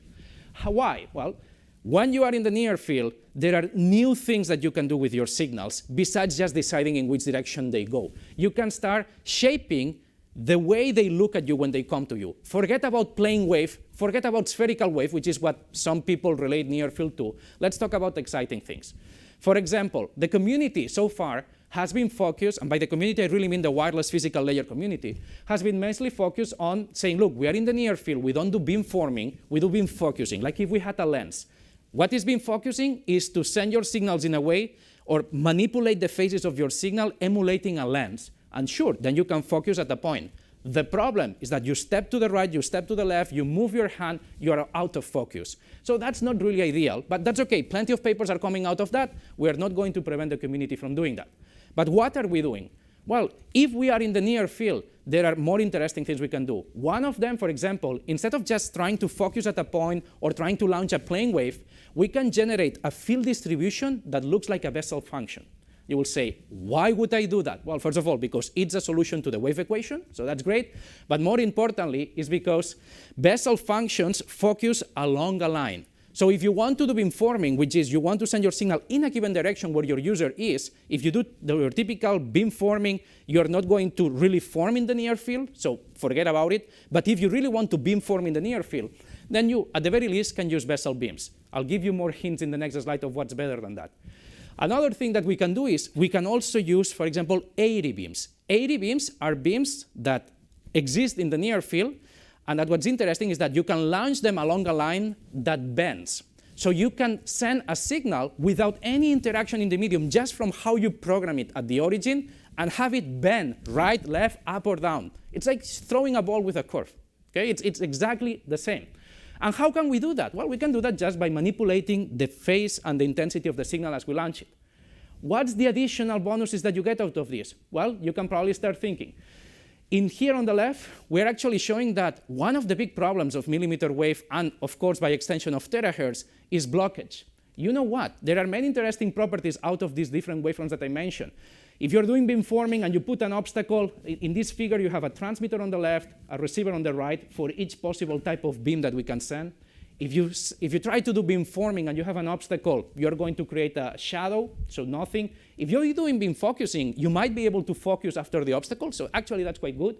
If you're doing Bessel beams, look, even if you block the core of your beam, after a few wavelengths, your beam has regenerated. Why? That's a property of Bessel functions. They are self-healing. As long as we don't fully block it, the signal reappears with a strength. So maybe to overcome blockage, we don't need just to find other paths. We just need to find signals that self-heal. And this is not magic. This is actually physics, so we're good. Now, what is 80 beams? Same thing. You try to communicate around a corner. Usually you say, I'll put a mirror there. You can put a mirror, or you can launch your signal to bend around the corner. These are all real things. And I'll give you an example. We'll show you some ways to implement Bessel beams today in the afternoon in one of the setups in the demos. I'm showing you on the top figure your receive constellation when you send a typical Gaussian beam. Gaussian beam means what you do when you do beamforming. A Gaussian beam in the presence of an obstacle, the same beam but now engineered as a Bessel beam in the presence of an obstacle. I don't recover my constellation up there, I recover my constellation down here. I can regenerate signals going through obstacles at terahertz frequencies just by playing with how I launch those signals. That's great. That's exciting. Now, what else can I do with these wavefronts? Well, I can do other things that probably you have already heard about. I can take my signal and instead of sending it to you with a given phase, I can send it to you with any phase I want, a plane wave, a spherical wave, a Bessel beam, but I can also send it to you twisting over itself. We call that orbital angular momentum. And that's one of the properties that, look, if you're already comfortable doing all these fancy things to your signals, well, why don't you bring that in? That's a way people at some point said, oh, this orbital angular momentum looks like MIMO. It is MIMO. It's a way to generate orthogonal channels, because you know different spirals turning at different speed are giving you orthogonal channels. That's what you want if you want to increase in capacity. I'm pointing to Francesco. Yes, we need MIMO, as he said. You know, you're not going to have 60 gigahertz of bandwidth. So let's use the spectrum more efficiently. That's another way to get intrinsically MIMO modes, orthogonal MIMO modes. Now, how do we do this? Well, our colleagues in optics, we did not just discover Bessel beams. This is something that at optics, people have been doing for a while in the context of sensing. And usually they use lenses for that. For Bessel beams, axicons. For orbital angular momentum, spiral phase plates. Now, how can we do that? Well, we don't need to go to having an actual lens, which we'll show you today, by the way. We can also engineer those with antenna arrays. Antenna arrays that ideally should have less than half a wavelength spacing. So yes, metasurfaces make sense. And I think that it's just great. Actually, you're going to see some of this today in the afternoon in the demos. And the key idea here is the following. We have been investing a lot into going to higher frequencies. We have been investing a lot into reflecting surfaces. For what? Just to direct the signal one way or another? No, actually, we can start playing with all these very exciting things. And as I'm saying here, I think that everything starts to make sense. For years, when people ask me, Giuseppe, why do you terahertz? It's only for the bandwidth, and sure, then you're more directional. Actually, no. Suddenly, everything makes sense. It's more bandwidth, and yes, you are directional, but just because of how you deal with your signals, you're opening the door to the beautiful land of wavefront engineering. I'm being able to send self-healing signals, self-curving signals, twisted signals, and we can do that today. We can do that today in the lab. We can bring this very deep tightening with physics into our systems, which also means that there are many research questions that we need to answer, like how does the channel model look like if I'm not in the far field, but I'm in the near field? Do we need to tell Rappaport to go and redo all the measurements? Well, he doesn't know yet, but actually half of his measurements were in the near field. Don't tell me how you mapped up to a far field model. Don't ask me. I don't know how people do it. Now, how does interference look like using different wavefronts? How do you do beam steering of a Bessel beam? There are many questions. It's a very fertile line for PhD topics, and now my students are like, don't give our ideas away. I'm not doing that. It's also fertile land for IP, intellectual property, and we're getting that, right? So we'll talk in the afternoons or in the afternoon ways of engaging on this. Now, I'm almost done. What's then the next frontier for terahertz communications? We're already doing this, right? So what is next? What can be exciting out of that pyramid? Well, this is the first time that we say this in public as an institute. Funny things, WIoT is going to be launching not just one, but 2 satellites. We've been approved by NASA, not just approved, supported by NASA through the CubeSat Launch Initiative to deploy, first design, then test, then deploy, what's going to be the first satellite system in space with terahertz inter-satellite communication link technology. This was announced by NASA a few weeks ago. We haven't made much noise yet. We thought that this was a good opportunity, and we're going to hear more about this. This is happening. I'm not saying that I'm going to write a paper on how you could do inter-satellite terahertz communications. We already wrote that paper. Actually, it should be somewhere in the figure. But what I'm saying is that literally this institute in, let's say, I think that the time constraint was between 2024 and 2027, we're going to be launching those satellites. Actually, they are going to be launched from the International Space Station, 2 satellites that will be twins, and then they will, with a very minor kick, they will be split. And as they split, that depending on how we design this splitting system will be for longer or for less, we're going to be measuring channel performance. We're going to be trying different solutions. As a matter of fact, we're going to try to interfere with those satellites from the ground and tell people that that's very hard. And this is happening. So yes, that's next. You have another poster with more details about this mission today. So again, plenty of posters. And you thought I was done. Actually, when you thought that you have heard everything about terahertz, well, we have another poster. In collaboration with another member of our institute, Shufeng Zhang, and as well as Kaushik, we have been working on, does it make sense to adopt quantum communications? And you know me, I only know how to do terahertz. So does it make sense to talk about terahertz quantum communications? The answer, we have a poster for that. Thank you very much. If you find any of these faces, You can go and ask anything that I said here. They are the real heroes there. They are the ones that are doing the work. I'm just the marketing agent. Thank you. Thank you.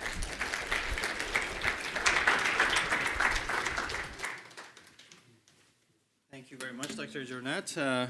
Our next presentation is going to be about platforms for advanced wireless research, PAWR, and Coliseum. And Manu Hussain, the director of the Power Platforms, is going to present that for us. Thanks, Pedram. Slide adjuster. Perfect. Good afternoon, folks. So as Pedram introduced me, Manu Hussain, or as I like to say, the guy between you and lunch. So here to talk about the Power Platforms. Just a quick show of hands if you've heard about this research initiative. It was kicked off by the Science Foundation in 2017. Okay, awesome. Thank you. So that makes me have been doing my day job. Partly, I want to connect the theme that you've heard throughout the day so far and some of the research pillars that the Institute here has been focused on. Sort of zooming out 10,000 feet, this is sort of an initiative which was strategically taken on under the leadership of Tommaso, Kaushik, and Stefano, and then I was engaged to lead the program on the Northeastern WIoT side. But this was more strategic in terms of building a public-private partnership model, which has now sort of kind of melded into the ethos of the Institute, which is how do you build research partnerships, how do you maintain partnerships, what are the key attributes that industry is looking for, and how do you bridge the chasm between fundamental research, applied research, and then moving into IP, large-scale testing, prototyping, etc. And then to level set, we're going to connect that back to some of the test assets and test platforms we have here at the Institute, primarily Coliseum, and how that fits under the Power umbrella.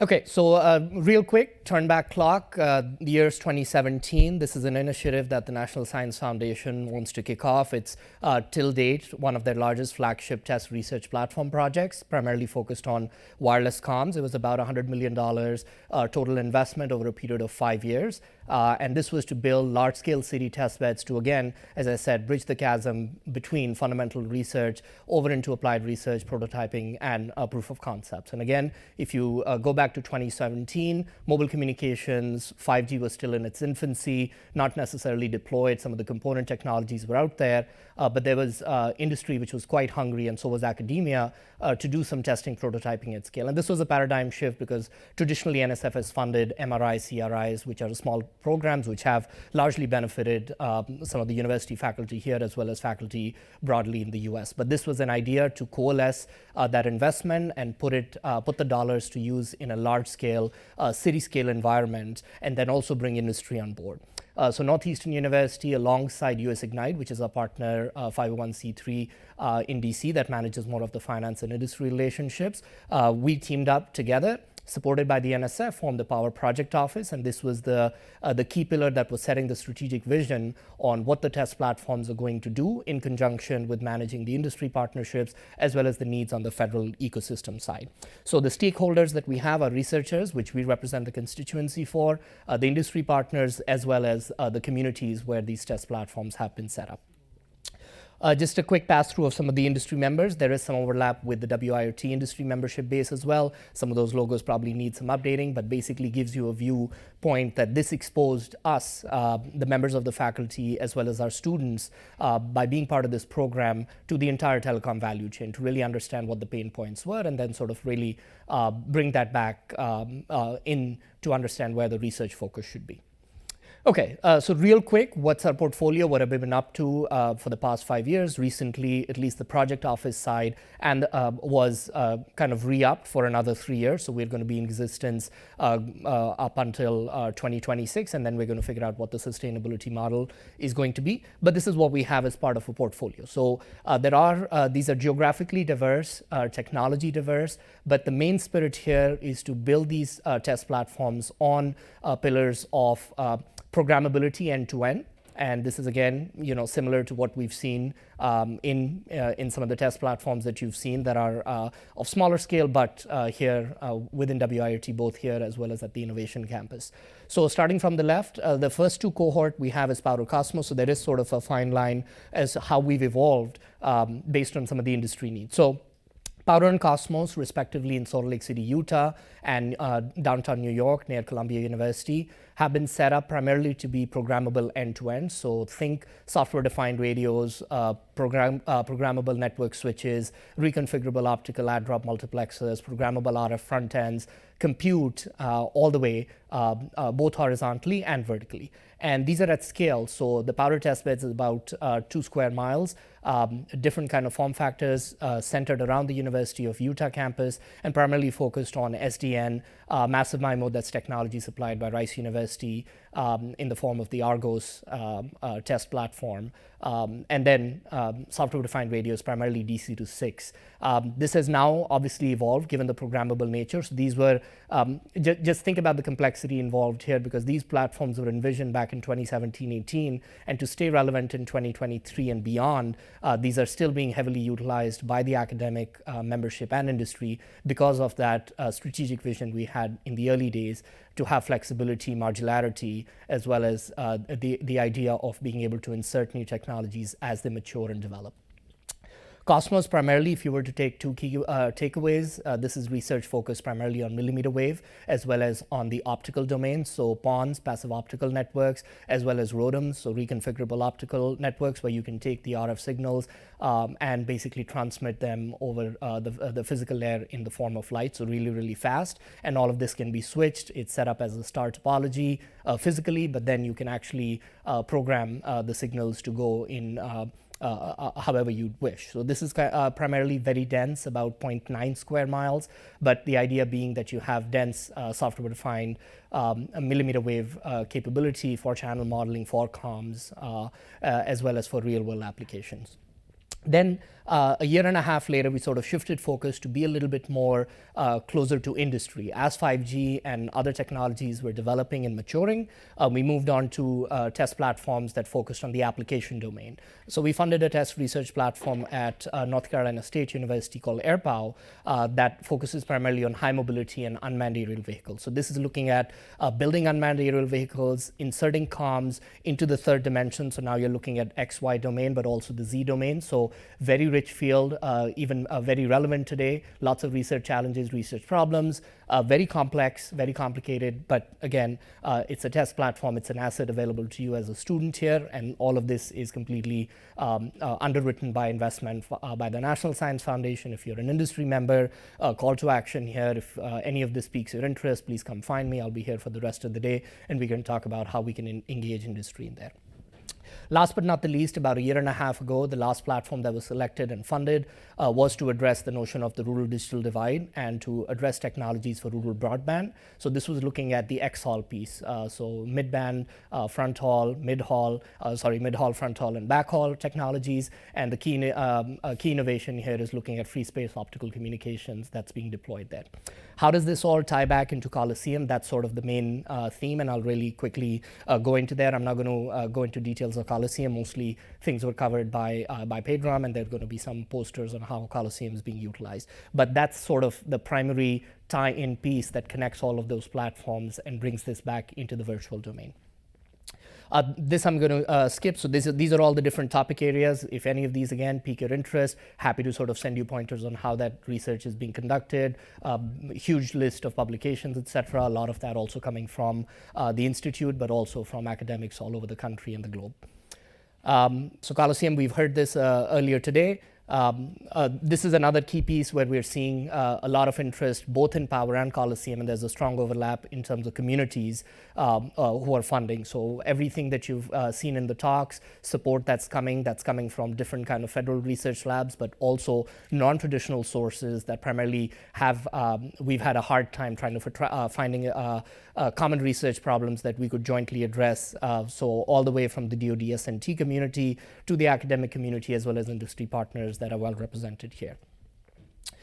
So again, skipping the Coliseum details in the interest of time, I think what I want to focus on or have a main key takeaway is for the Coliseum is the channel emulation system, right? So we heard Pedram sort of talk about the digital twin architecture, and he talked about sort of the filter taps that need to be programmed and the data sets that need to be produced. So the key common theme here with the power platforms is these are real-world platforms, real-world radios, real-world locations, real channel and network models, and Coliseum is a hungry beast beast that basically needs to ingest the large amounts of data that's generated from the power platforms. And that's sort of what allows us to build the scenarios and the rich diversity of channel and network models that can then be leveraged by the academic community, by industry, to have rich fidelity on which some of the topic areas that you want to explore, whether it be Open RAN, whether it be spectrum sharing, can actually be documented. So scenarios, obviously, this is the Coliseum way, where we talked about the 4 non-zero filter taps. How do you program them? Some of the scenarios that you've probably seen, these are the ones that were developed here by researchers at WIoT and then contributed back. So team, both for Tommaso and Kaushik's team, sort of worked hard to build these, and these data sets are now also available beyond the use of Coliseum. And where we're seeing a large utility of this is in training AI ML models, and I'm sure you're going to hear a lot more about the research that's being done there. Okay, so the punchline here, right? So what we've been doing, and this is again a concept that was conceptualized here under the auspices of WIoT, and then really has utility for power, but really generically for any test platform, given the common denominator that we focused on, which is a container. So the idea of the containers on Coliseum, which are the LXC containers, that's basically a self-contained utility of a programmable protocol stack that can be instantiated very quickly in Coliseum. But the idea is that you as a researcher individually can develop, whether it be Wi-Fi, 5G, LoRa, Bluetooth, any kind of a paradigm or even a networking protocol stack, and instantiate that on a Coliseum standard radio node. And then you have the ability to basically test this scenario at scale in the emulation environment, and then port this over to an indoor testbed arena in the case of WIoT, or this could be another homegrown lab infrastructure that you have. The idea here is that the portability of that container, given the underlying theme, and this could either be LXC or Kubernetes. Obviously, there is some glue code that needs to go in to make things work seamlessly, but this is something that has been proven, and there are research papers that have been published by the Institute on this. And then lastly, you sort of take these experiments and bring it out into the wild. The arrow that I don't show here is sort of this closed loop system where you can actually bring that fidelity research and testing back into the front, which is again testing it back on Coliseum, and all of this can be done in an autonomous way, all leveraging kind of some of the open source tools and pipelines that have been developed. Okay, so I'll wrap it up. Idea being, key takeaways here is Coliseum, which was sort of, we've sort of brought that under the Power umbrella as a Power affiliated testbed. It still is a standalone testbed, still a very proud asset for WIoT. And the idea is that some of the platforms that generate these large scale data sets are ingested into Coliseum, and sort of there's a contribution and a back and forth that allows us to have a very rich interaction between the real world environment and the virtual environment. And then the ease of container migration, which allows for repeatability across Coliseum and Power. We feel that this is going to be a paradigm for experimentation for sort of years to come, and credit goes to some of the researchers here. So with that, thank you for your time and attention here for the rest of the day. Let's break for lunch. Adrian? Thanks, Manu, for your presentation. So we have 2 more talks before lunch. It's going to be brief. Our next presentation is going to be Dr. Dimitrios Kotsonicolas. He's going to be talking about gigabit per second speeds with 5G, and are we there yet? Okay. Are we ready? Okay. Well, 2 more talks, right? So some more patience. Thanks. The title of the talk is Gigabit speeds with 5G. Are we there yet? So 2 talks ago, right, Josep talked about 6G, terahertz, terabits per second.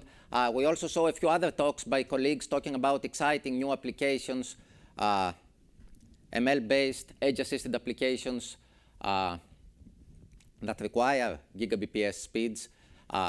In this talk, I want to take a step back, and instead of thinking, what is going to happen in the future, I want to see what is happening today, what is the current state of the affairs with 5G, and what do we have to do to eventually implement, make that next generation of exciting applications a reality. So as we all know, 5G started rolling out in 2019, and we have witnessed a rapid deployment over the past 3-4 years by US major cellular operators. 5G promises ultra-high bandwidth, ultra-low latency, much better, at least compared to LTE. In the mid-band, you can already get hundreds of megabps of bandwidth. In the millimeter wave, you can get currently up to 3.5 gigabps. And these bandwidths have the potential to unlock many new applications that, again, some of my colleagues already talked about: Ultra HD 360-degree volumetric video streaming, AR, VR, XR, connected autonomous vehicles, digital twins, and so on. Now, all those applications, those 5G killer apps, as we call them, they are cloud or edge assisted. They need to process large volumes of data, and the processing tasks such as SLAM or object detection or frame rendering at high rates cannot be done on resource-constrained mobile devices. So we need powerful servers for that. So these applications exchange large data volumes with the cloud or the edge, either on the uplink direction, uploading camera frames or LiDAR point clouds, or in the downlink direction, downloading rendered frames. And at the same time, these applications have very stringent latency requirements. A few examples here. If you're doing a VR application, right, the motion to photon latency has to be below 15 ms to avoid dizziness. If you're running AR or VR applications and you want a fully immersive experience, many references talk about a minimum frame rate of 30 FPS for AR, even higher, 60 to 90 FPS for VR. And finally, in the case of autonomous vehicles, many references say that the end-to-end latency from the moment your LiDAR, for example, captures a scene to the moment you get the result of processing that scene, right, the identified objects, you need an end-to-end latency of 100 ms to have enough time to react and avoid obstacles. So 5G killer apps are both bandwidth and latency critical. Now, there are a few challenges in order to make those apps a reality. Even though 5G is here, right, it's been here for 4 years, it gives us gigabps speeds, but a few things to keep in mind. First, similar to all its predecessors, 5G is highly asymmetric. You get gigabps speeds, but only in the downlink direction. And many of these applications are actually uplink oriented. Second, higher frequencies means shorter range, right? So more horizontal handovers from one base station to the other, and potentially more coverage holes, which means more vertical handovers, downgrading from 5G millimeter wave, for example, to a lower frequency 5G or to LTE. And finally, the ultimate question, mobility. Can we really maintain those high data rates under mobility, and in particular under extreme mobility, under driving? So this is actually the part, the focus of the rest of this talk. So we wanted to understand how 5G performs on the wheels. Okay, how 5G performs during driving. So how do you answer this question? Well, you get on the car, drive, and do measurements, right? So that's what we did. We got a car in LA, California. We equipped it with a bunch of smartphones running different applications, from simple applications measuring throughput or latency to applications running AR, 360-degree video streaming, mobile gaming, emulating a connected autonomous vehicle, LiDAR offloading, and so on, right? We also instrumented all those phones with XCAL devices that capture all the messages at the lower layers of the protocol stack exchanged between the base station and the phone.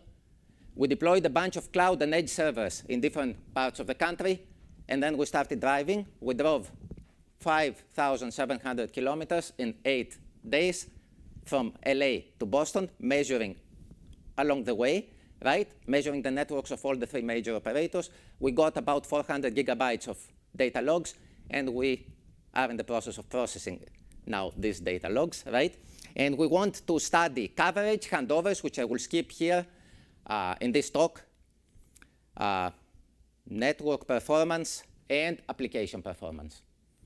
So let's see just a few highlights of this data. So first of all, coverage. Today, 5G coverage is actually disappointingly low, at least when it comes to driving in the highways, right? So here I'm breaking each band into smaller sub cases, right? I'm using 2 LTE bands, LTE and LTE advanced, and then for 5G, I'm talking about 5G low, 5G mid-band, and 5G millimeter wave. So you can see that only one operator actually has 60% of the total miles driven covered with 5G, at least some 5G technology. For the other two operators, the performance, the percentage of the miles that we drove where we were connected to any 5G was about 20% or less. And when it comes to fast 5G, right, mid-band or millimeter wave, the percentage is even lower. So if we go to performance, the upper graphs show performance CDFs of the three operators in 8 static scenarios, in 8 cities along this trip. Okay, and you can see that yes, 5G indeed can give gigabps speeds, right? More than 3 gigabps. But as I mentioned before, only in the downlink direction. In the uplink, you get at most 300 Mbps. And even in static scenarios, that's not always the case, right? The performance can vary a lot. So there's no guarantee that you will get gigabps speeds. Now, if you go to the driving performance, the lower row of graphs, you see again the performance currently is disappointing, right? And if I focus more on this, on the x-axis here, I just cut the x-axis, right, to see the CDFs clearly. We see that in the downlink, we got no more than 200 Mbps while driving, and maybe 80% of the time, the performance was no more than 50, 60 Mbps. In the uplink, 80% of the time, the performance was no more than 20 megabps. And if you look finally at the round-trip times, they can be great. They can be as low as 8, 9 milliseconds, but they can be as bad as 150 milliseconds. And remember here, right, for autonomous vehicle applications, you often need 100 milliseconds, which is not always possible, even when the car is parked. For an augmented reality app at 30 FPS, you need 33 milliseconds end-to-end latency, which is possible half of the time with one operator only in static conditions, and 20% of the time during driving. If you're talking about VR and you need 15 milliseconds end-to-end latency, well, forget it with the current state of the art, right? So performance per technology, here I'm just using one operator as an example. I'm not going to analyze all these graphs. One thing I want to finalize, you see solid lines, measurements with a cloud server, and dashed lines, measurements with an edge server. First of all, you can see that the edge can really help boost the performance for any technology. For example, in fact, you can see here that LTE with edge can be better than 5G mid-band with a cloud server, right? Second, when you come to the latency, you can see that combining millimeter wave and edge computing actually is really required in order to meet the demands of these new applications. This was the only case where we were able to get actually latency, end-to-end latency below 30 milliseconds. Okay, how much time do I have? Okay, I'm going to give an example of an application here. So an edge-assisted AR application that captures camera frames and offloads it to a server that performs object detection. Well, there is currently no such commercial app. Well, guess why? Because no network can support this kind of apps yet, right? So we implemented such an app that offloads frames at 30 FPS, performs optional compression, performs local tracking in case the result from the server doesn't come back in time. We used a high-end GPU, right? Now, the results here, the black dashed line at each graph show the best possible static performance that we got among all the tests that we ran in this trip. Now, you can see that the end-to-end latency, right, during driving, the red CDFs, is much worse, right? Remember, we have a target here of 33 ms end-to-end latency, right? You're seeing that the end-to-end latency, in fact, can be up to 1 second or more during driving. This results, of course, in very low frames per second, right? Very low frame rate. Even in static, in the best static case, we were able to get at most 12 FPS. In driving conditions, we never got more than 5 FPS. And the last graph shows the MAP, the mean average precision. That's a metric used in computer vision, right? All you need to know, in case you haven't heard about this metric, the higher the better. So we can see again that during driving, the performance, the accuracy of object detection was much worse than the best static scenario. Okay, here I'm trying to see how having a fast 5G connection helps, right? So the x-axis shows the percentage of time for any given run where the car was the phone was connected to mid-band or millimeter wave 5G. We see that fast 5G can help eliminate some very poor performance, but it doesn't really boost the performance compared to LTE, at least today, right? On the other hand, if you compare the dots where we were using a cloud server versus the crosses where we were using an edge server, you can easily see, right, that edge helps again a lot. Most of the cross marks here are gathered at the upper part of these figures. Finally, an interesting thing, the number of handovers doesn't seem to have an impact in the application. I can talk about why offline, right? Whether you have 5 handovers or 0 handovers, the performance is more or less the same. Again, what really makes a difference is the use of an edge or a cloud server. Okay, that's another example which I will not describe in detail. That's running an Ultra HD 360-degree video streaming application.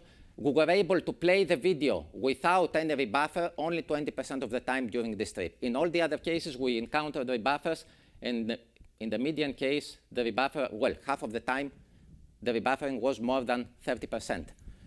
So, to conclude, 5G current today offers what it promised, offers hundreds of megabps, up to 3 gigabps or more of data rates, but only in ideal scenarios, static line of sight, and only in the downlink direction. On the other hand, coverage and performance are disappointingly low still during driving, 4 years after the initial rollout. And 5G killer apps cannot be supported by today's cellular networks. So 3 takeaways, I think, here. First, high bandwidth alone is not enough. You need also to look at the latency. And when I'm talking about latency, I'm talking about the end-to-end latency, not just the run latency that will be improved by moving from 4G to 5G to 6G, right? You need to take care of the end-to-end latency. And that highlights the importance of edge computing. That's how you bring the end-to-end latency down, by deploying servers closer and closer to the base stations. Overall, I think that hardware advancements, both on the mobile device side and on the server side, and innovations across the full networking stack are needed in order to support this next generation of mobile apps, in addition to better physical layers, to faster data rates. So quickly, I'm going to finish with a few projects I'm currently working on. Some previous talks mentioned the ex-Mili Testbed. There is a poster in the afternoon presented by my student Imran, so I'm not listing it here again, but please go and see it. So we are currently working with Cisco on fine-grained throughput and latency prediction for next-generation mobile apps. We're also working with Cisco on application layer optimizations for mobile edge-assisted AR. And recently we started some work focusing more on the network side with AT&T. My student Moinak has a poster on multi-user AR in the afternoon. Go and take a look. Another piece of work is on understanding 5G operator policies. Of course, the operators know their policies, but the research community doesn't know them. So we try to uncover them by designing proper measurement methodologies without having access to the base station side. So my other student, Fug, will give an example of resource allocation policies in 5G millimeter wave networks in a poster in the afternoon. And finally, a recent work we started has nothing to do with performance. We're trying to do 5G millimeter wave localization. The idea here is to leverage the millimeter wave beams to do localization without GPS. Thanks, and I'm happy to answer any questions later today.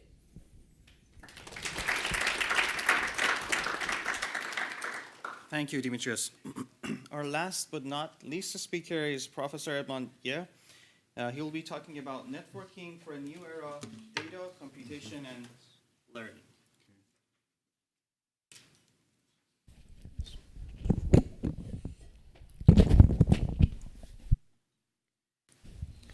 Is that working? That's the point. Okay. This is the clicker. Advancing the slides. Okay. All right. Yeah. Great to be here. Thank you so much. And what am I going to tell you in the next 10 or 15 minutes that's going to hold your attention?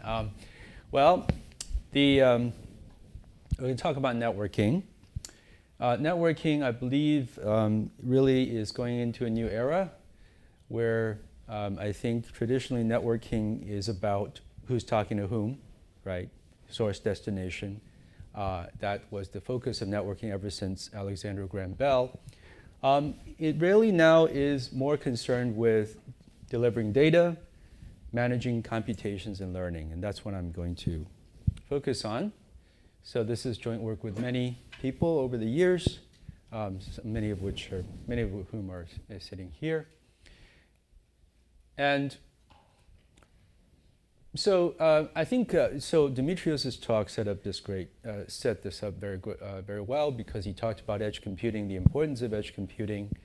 We have many new applications, IoT, machine-to-machine, connected vehicles, et cetera, that what they want are things like low latency, locality, context awareness, privacy, interactivity, real-time control. And there's definitely been a movement toward edge and decentralization. Some years ago, The Economist had an article in which they talked about the cycles of decentralization and centralization. So we had mainframes, which were centralized, then we had PCs, which were decentralized, then we had cloud, which was centralized, and now we're going to the edge, which is decentralized. Okay, so this has been the latest iteration. There are new business models that are relevant to this conference. We want IT cloud services close to the edge, virtualized end-to-end services, and edge computing is certainly a fundamental part of 5G. Okay, so our lab really is focusing on networking for big data. I'll just list real fast some projects here. We have actually worked quite a bit. Is it possible to go back? Yeah. With companies, including Cisco and American Tower and Intel on a lot of these edge computing problems at the wireless edge. All right, so we have applications such as smart cities, connected cars, Industry 4.0, gaming, VR, AR. And what are these things looking for? So in edge computing, we're looking for IT service environment, cloud computing capability at the edge. It's a core technology of 5G, and of course, the G's afterwards, driven by these applications, which I mentioned. The point is to do computation and processing close to the mobile edge, so get low latency, high responsiveness, critical for mission critical applications, interactivity, real-time control. And it's interesting to mention a lot of these computations are also data intensive, because the data that is being collected is also sitting at the edge. They need geographically distributed implementation, location and context are very important. And in fact, a lot of these loads, these computations that have to be done, have to do with learning. All right. So there are many benefits, including real-time network, taking into account real-time network connected, conditions, real-time network conditions. We want to exploit storage and computation resources close to the mobile edge to offload the burden on the front haul and the back haul, decreasing network costs. So therefore, caching becomes very important here. So what is the research focus of my group? One of them is to work on new network architectures. And this has been an effort that's been going on for more than 10 years. NDN, named data networking, is something that is built inherently to deliver data and to manage computations. And of course, I could give a whole talk on that. But that's been one of the future internet technologies, architectures that is still around after a number of years. In fact, that was one of the NSF's main initiatives 10 years ago, is to look for new architectures. So that's actually become more mature and implemented in many cases, including in my group. We are interested in optimal caching routing algorithms, data distribution with optimality guarantees, how to do that in general networks with arbitrary topology and demands, adapting to the demands, and done in a distributed way. Beyond that, we're interested in workflow optimization, container orchestration algorithms, which don't do just the caching, but also manage the computations jointly with the data delivery. So this is extremely important for edge computing, and we want to do it for general. We've already done much of this for general topologies and under adaptive conditions. And also we're doing networking for distributed learning at the edge.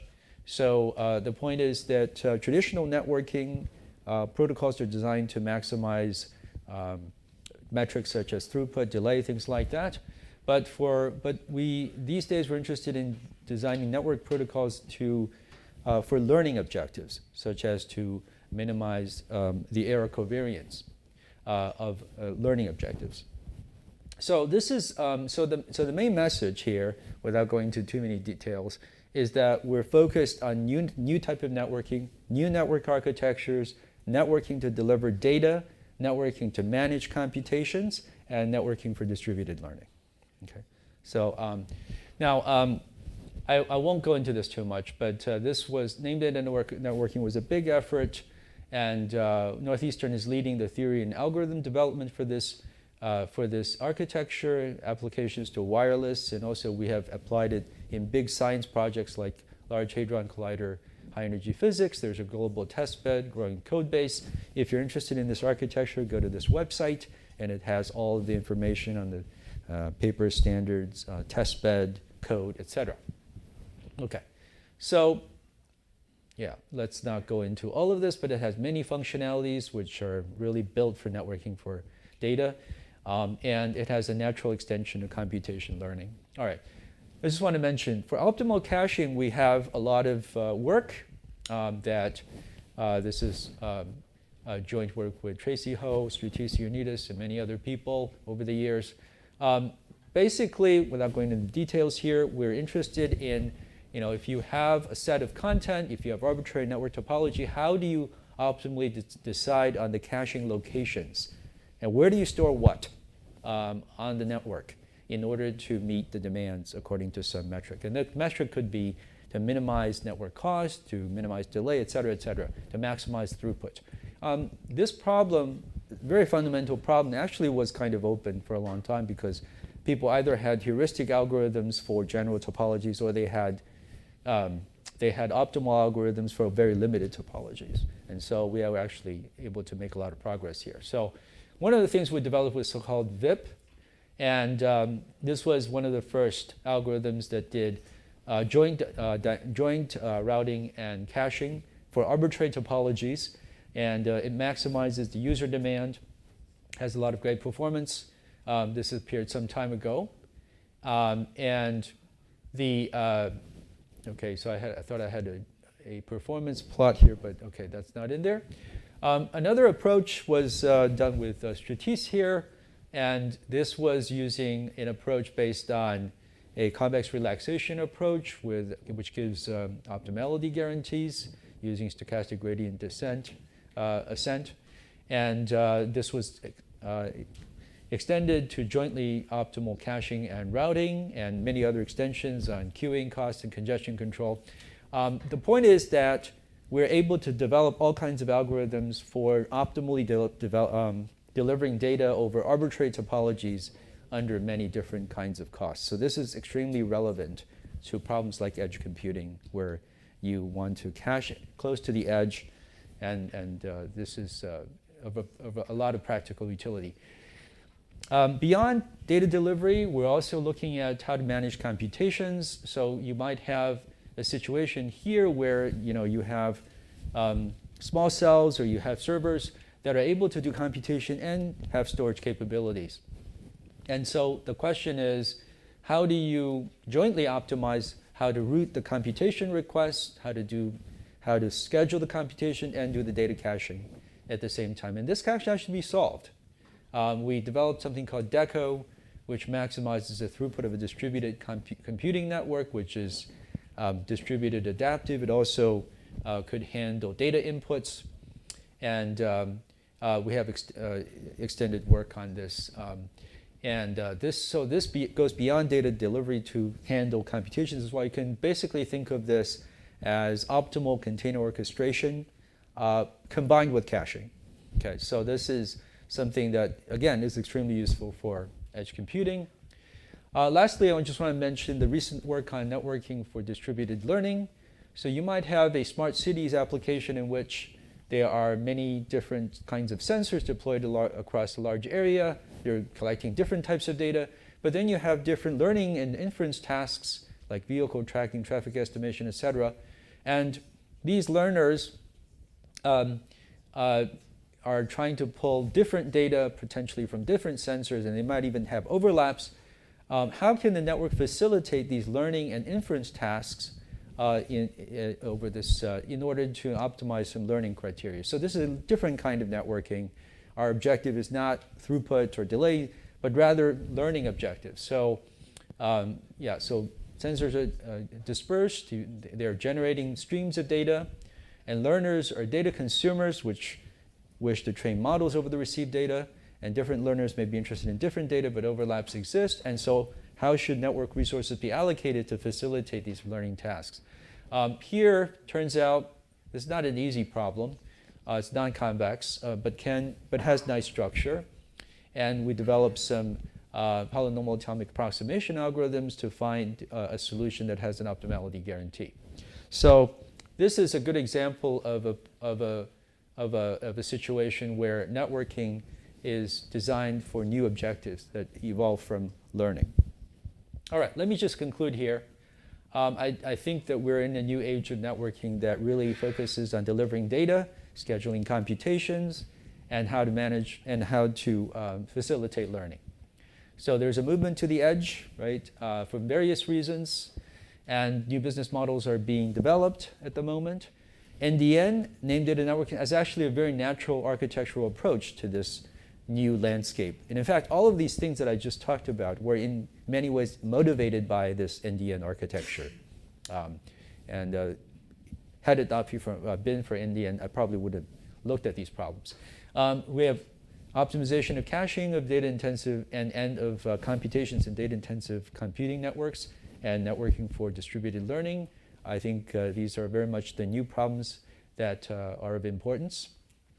So thank you very much, and look forward to chatting more. Thank you very much, Adnan, and thank you everybody for joining us again patiently all these talks. I'm sure there might be a lot of questions for all the researchers. There's going to be plenty of opportunities until later this evening to talk to them. Right now, we're going to take almost an hour break for lunch.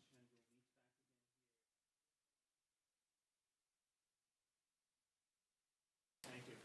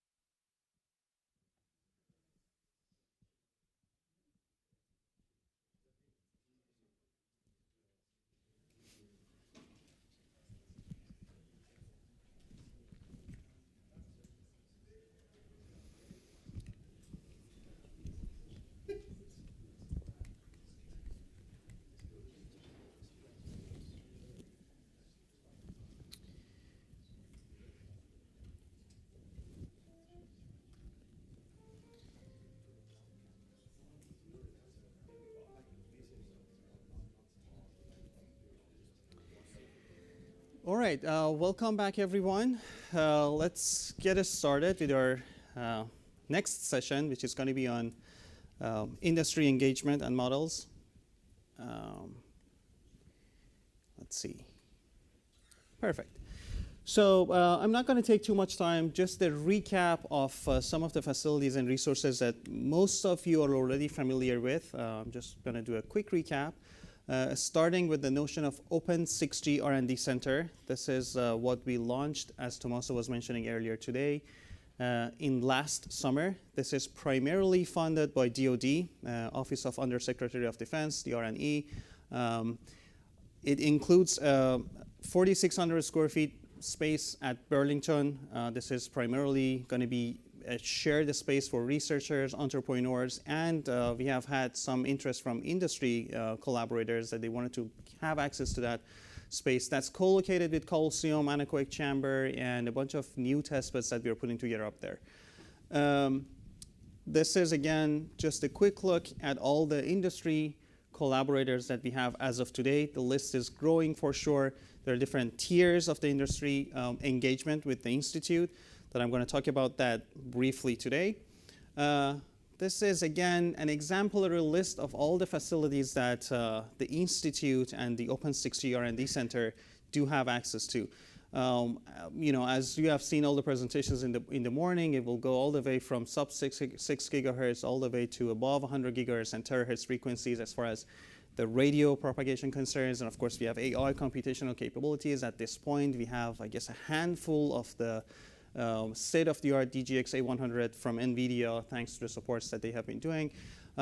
We are part of the FCC Innovation Zone. There's only a few of them nationwide, both at Boston and Burlington campus, so that enables us to do research over the air, and that's actually what we have been doing quite a lot. There's Coliseum, Arena, we talked about that. We have the drone cage, the list goes on. You have access to power. And it's expanding very quickly and fastly, both on the equipment, facilities, the space, and also on the researchers, engineers that we are recruiting, as well as the industry collaborators who are joining the Institute on a daily basis. This is a quick recap of two different models that industries can get engaged with the Institute. Again, many of the people who are here in this room are already in one way or another already contributing to this ecosystem. But just to recap, one of the models on the left is the standard membership model. So the industries can come here and become a member of the Institute. It has 4 different tiers as of today.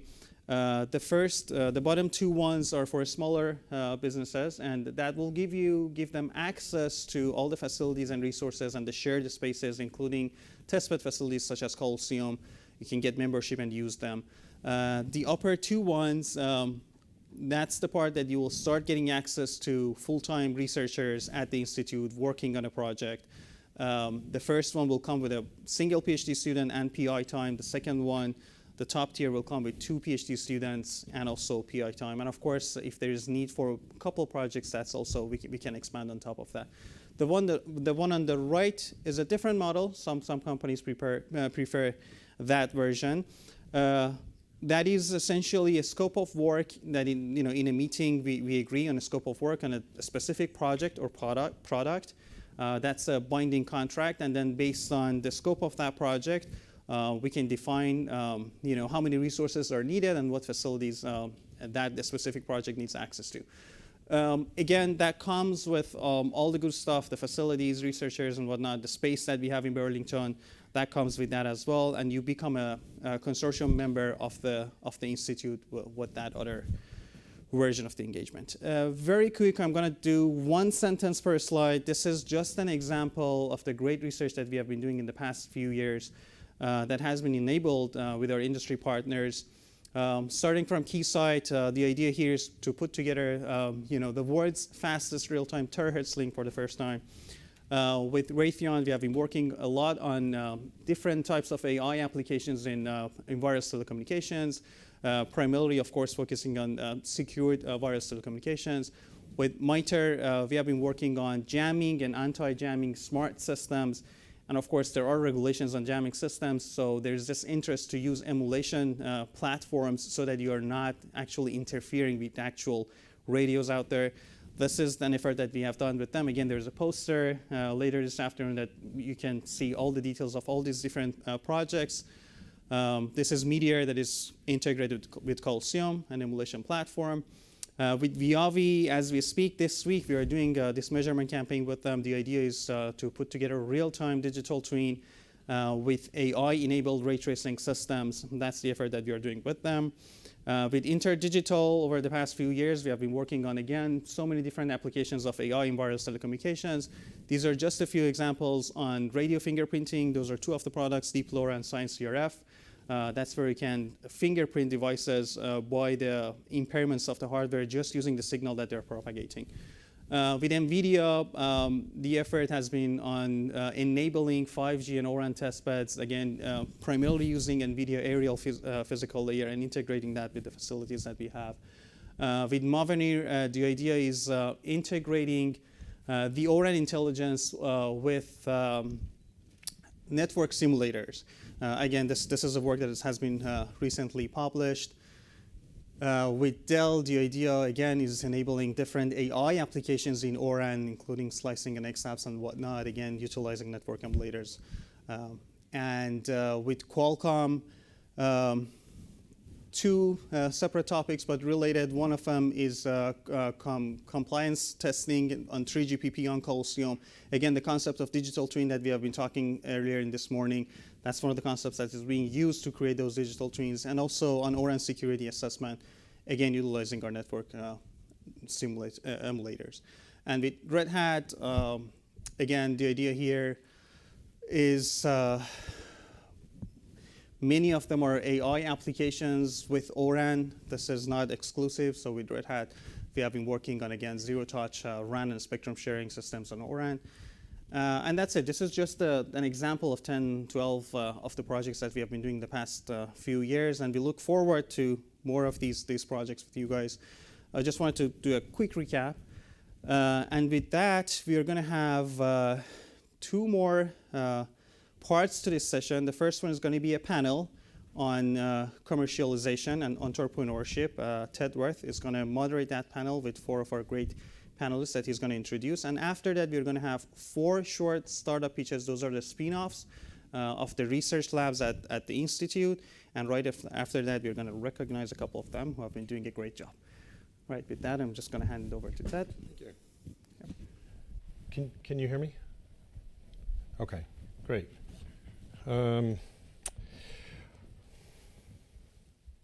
Oops. If they can put the notes up there, great.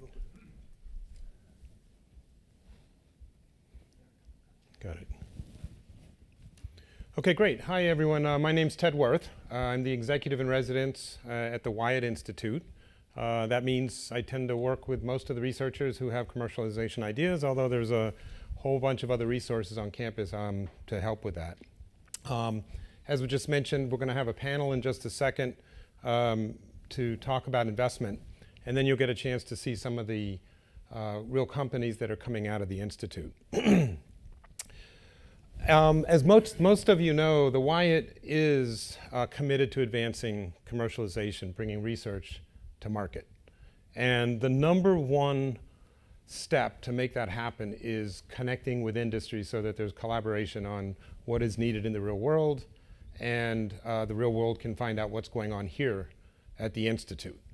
There are other programs going on. You just saw some that Pedro mentioned. There's other parts of the university that are helping. It's a big effort to try to push forward the commercialization. Why is it important? It's always good to go back to that. I just wanted to talk about this before our panel. The world has lots of needs. It's got a world of needs. There's also a lot of opportunity. And the research being done in this institute has the ability to impact technology, industries that are going out and being distributed over the next 10, 15 years. I just want to talk about one example. This is 5G, which tremendous amount of work going on here at the Institute, really swings the needle out in industry because over the next 7 years, it's expected that there's going to be an additional 400 billion in our GDP and probably on the order of 700 to 800,000 jobs created.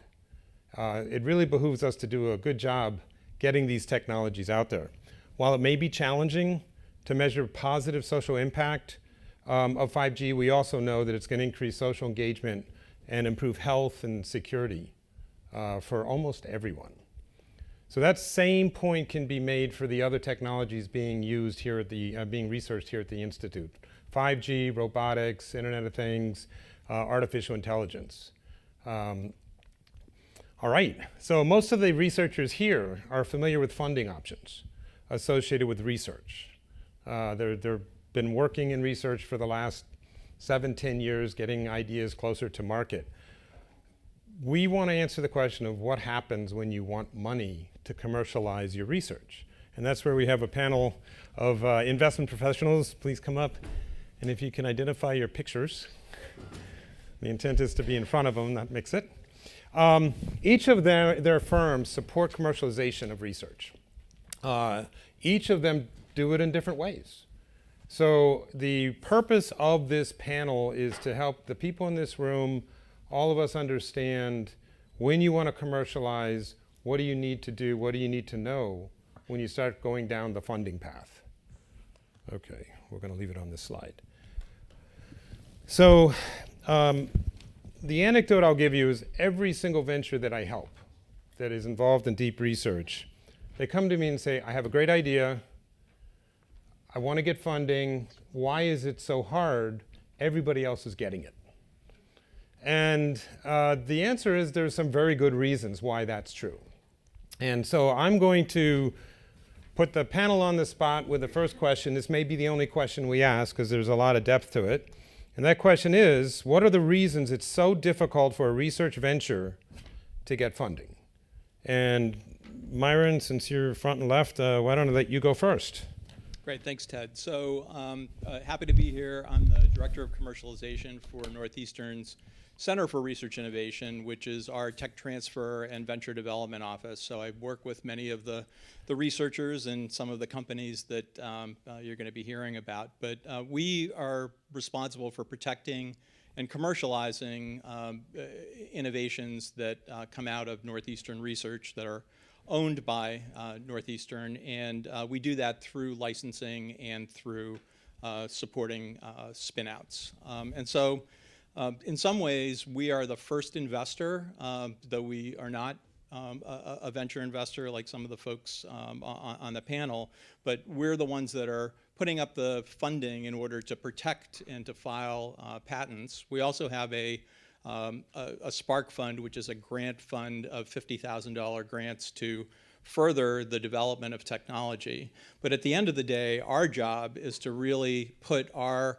technologies and our spin-outs in a position where either they're fit to fund by Russ and Stacy writing a check to them in order to fund their ventures, for Mark to accept some of our spin-outs into his program of further development, or to get an industry partner to basically take a risk at taking some university technology and investing through a license in commercializing it. So Myron, I apologize for interrupting you. I did want to do introductions. All right, so that's I'll our stop first there. introduction, and we'll come back to the question. I apologize to the panel for that. I do want each of the panelists to talk about who they are, the company they represent, why it's in business. I mean, all of them are investing in research, but they're very different and have lots of similarities. Maybe talk about some of the programs that you have, if there are some in addition to funding. So again, with apologies, Stacy, she is the person running all investments at Mass Ventures. How do I turn this on? Is on? Oh, it is on. I do not run all investments. There's 3 investors at Mass Ventures and also a president of Mass Ventures who helps us with those investments as well. So Mass Ventures is your state's, or the state of Massachusetts, strategic venture capital arm. When it was founded in 1978, it was the first such quasi-public to do so. Now most states have one. We're one of the oldest venture capital firms in the United States. We run what's called an evergreen fund, which means the shorthand is very patient capital.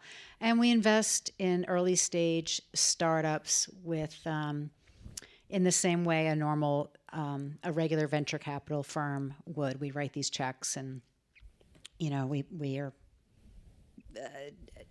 take some shares of the company according to the term sheet of the deal. We do, just because it says state government, I should note that the state has a host of investment vehicles. There's also loans and equipment loans and various grants. We also administer a couple of those grants. Our biggest one that we work on every year is we administer one called START, which is we push out $3 million a year to SBIR Phase 2 winners. So that's another way that we support university spinouts and deep tech in the state. And so, we're very technology, deep tech focused. And then my background personally is in material science and in industry. Great, thank you very much. Let me introduce Russ Wilcox, a partner over at Pillar Ventures. All of these people are from the Boston area, so Pillar's in Boston. Take it away. Yeah, hi, I'm Russ Wilcox. I'm a partner at Pillar VC. Previously, I was an entrepreneur for maybe the first 20 years of my career. I started 3 university spinouts, one of which was E-Ink. We made electronic paper. And then I did another in energy and another in immuno-oncology, so life science. And then at Pillar, we have $350 million under management. We're typically writing your very first venture capital check. You might have had some angel or some other support, but it'll be your first VC check. And it's typically from us sort of $1, $2, or $3 million in a round that might be $1 to $5 million is a normal range. And at this point, we have about 80 companies in the portfolio and half of those university spinouts. So looking forward to today's topic. Thank you. Okay, and then let me introduce Mark Castleman. And I don't know if you're new to the area, but the venture, the Intel Ignite, is relatively new. Maybe you can talk about that. Yep. So Mark Castleman, I'm the managing director for Intel Ignite, which is Intel's deep tech accelerator. And I run the U.S. program, and so I'm new to Boston. Okay. I'm from the Bay Area. Came to a small school on the other side of the river, and barely finished. So taking donations later if you guys want to support the cause. Anyway, so Intel Ignite is different than Intel Capital. We can talk about both.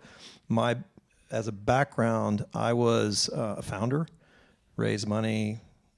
Built companies, crash burn companies, sold companies along the way, and then got into corporate, and then also large scale fund, global family office, and then many VC funds and a fund of funds approach. That may not mean anything to you, but my point is that you see a lot of things. So when we're talking about what does it take to raise capital, sadly, there's not a single answer to this problem.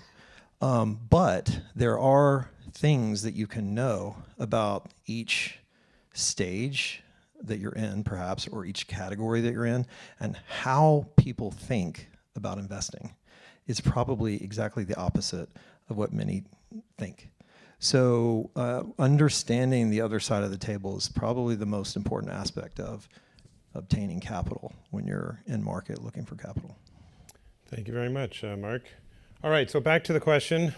Myron, what are the reasons it's so difficult for a research venture here in the capital of financing on the East Coast to get funding?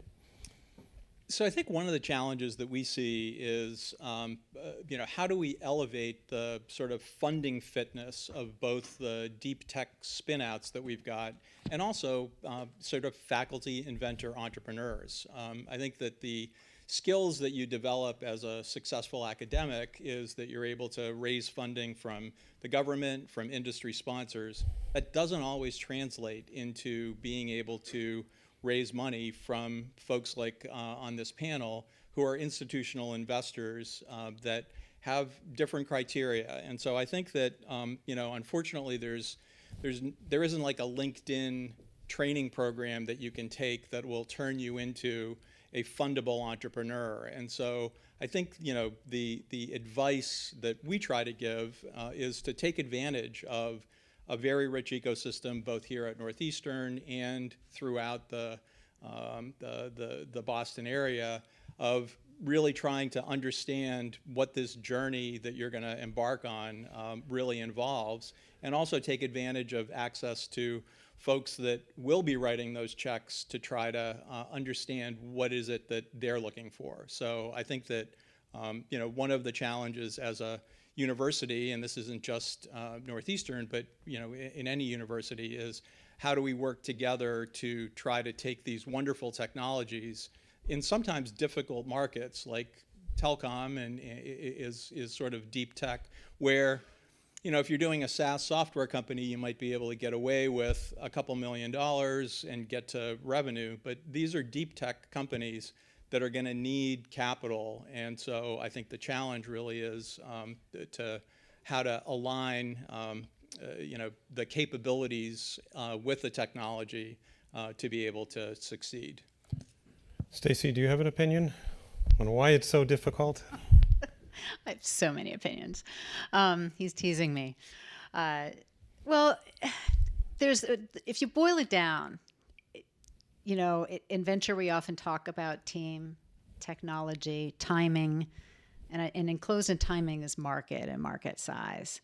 So I suppose the good news is for all of you here that deep tech is really an area of interest for investors in general right now. So in some ways you have a leg up, but when, you know, what Myron was saying about getting ready and having that team, being a fundable team, you know, and as the investor, you're like, well, do I want to go on this journey with you? And do I want to do it with these people? And do I think this team can lead the way and get there? It's very hard to assess. And then sometimes you're also thinking, can I help this team? Like, do I even have the requisite knowledge to be helpful in any way? Right? And then the technology you guys probably have, like your IP moat, you know, like just what's going on, what's novel? Is this really novel, or is it like, you know, a Me Too thing? And we'll figure that out. We'll do our best to assess that independently. And then the timing is, again, just the timing. Are you early to market, late to market? You know, a lot of ideas fail because they're early. And then obviously many fail because they're late. And then market size is usually the biggest predictor of success, actually. It's just, is your market really big? But of course, how are you going to get there? So that's a little overview. I'll let Russ add some really good color to this. I'm in sync with all of that. I think, Ted, you know, what if let's say people from Northeastern are saying, I've got ideas, why can't I get funding? And I've been watching startups in the Boston area for 25 years. The biggest thing that separates that, if you want to talk about like on an institutional level, is whether people care. And there are many academics in the United States who just want to do research and really have no interest or expectation that they can do a startup. There's very few that actually care and want to do startups. And you'll discover that they will actually aim their research at things that are well suited for startups. And, you know, it's sort of like, you know, if you're going to go on vacation to Sweden, you might like learn some Swedish, or, you know what I'm saying? Like when you're talking to startups and you're talking to investors, from the point of view of an engineer or an inventor, it's a different language. And you either have spent several years thinking about that, trying to learn the language, trying to understand what makes a good startup, and is worth millions of dollars in a decade of your life to bet on. You've either thought about that or you haven't. It's really hard to fake. So I think the biggest thing is just desire. And I'm sorry, it's not like we're not going to learn one phrase, one size fits all advice here in this panel. We have 1,000 phrases and 1,000 pieces of advice. But it really just comes down to whether you're willing to put in the work and whether you actually care, whether the research you're doing is translatable in a startup context. All right. Yeah, I'll take that. I like that because if you think about what you're doing in the lab, you're solving the hard problem. And one of the first times that I was introduced to that concept is I sold a company to Alcatel-Lucent, and I became the entrepreneur in residence at Bell Labs. And I met 1,000 researchers solving really challenging problems in the lab. And almost all of them were afraid to see the impact of that in the marketplace. And so solving a problem in the lab is very different than solving a problem in a human being's life. And so the investor that you go talk to sees thousands of deals every year, and you walk in, you say, look at this really hard problem that I've solved. And the investor is saying, what does that mean?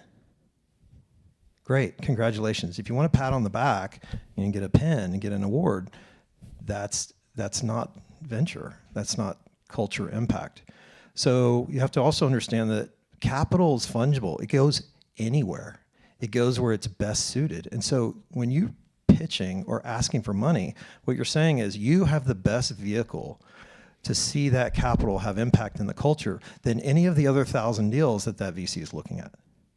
And so that's a very different equation. So if you want to solve the hard problem of coming to raise capital, look at what the life of the investor is as they examine the deals that they examine and why they examine them the way they do. That's a super hard problem. You could probably write a great book if you could figure it out, but you would know, okay?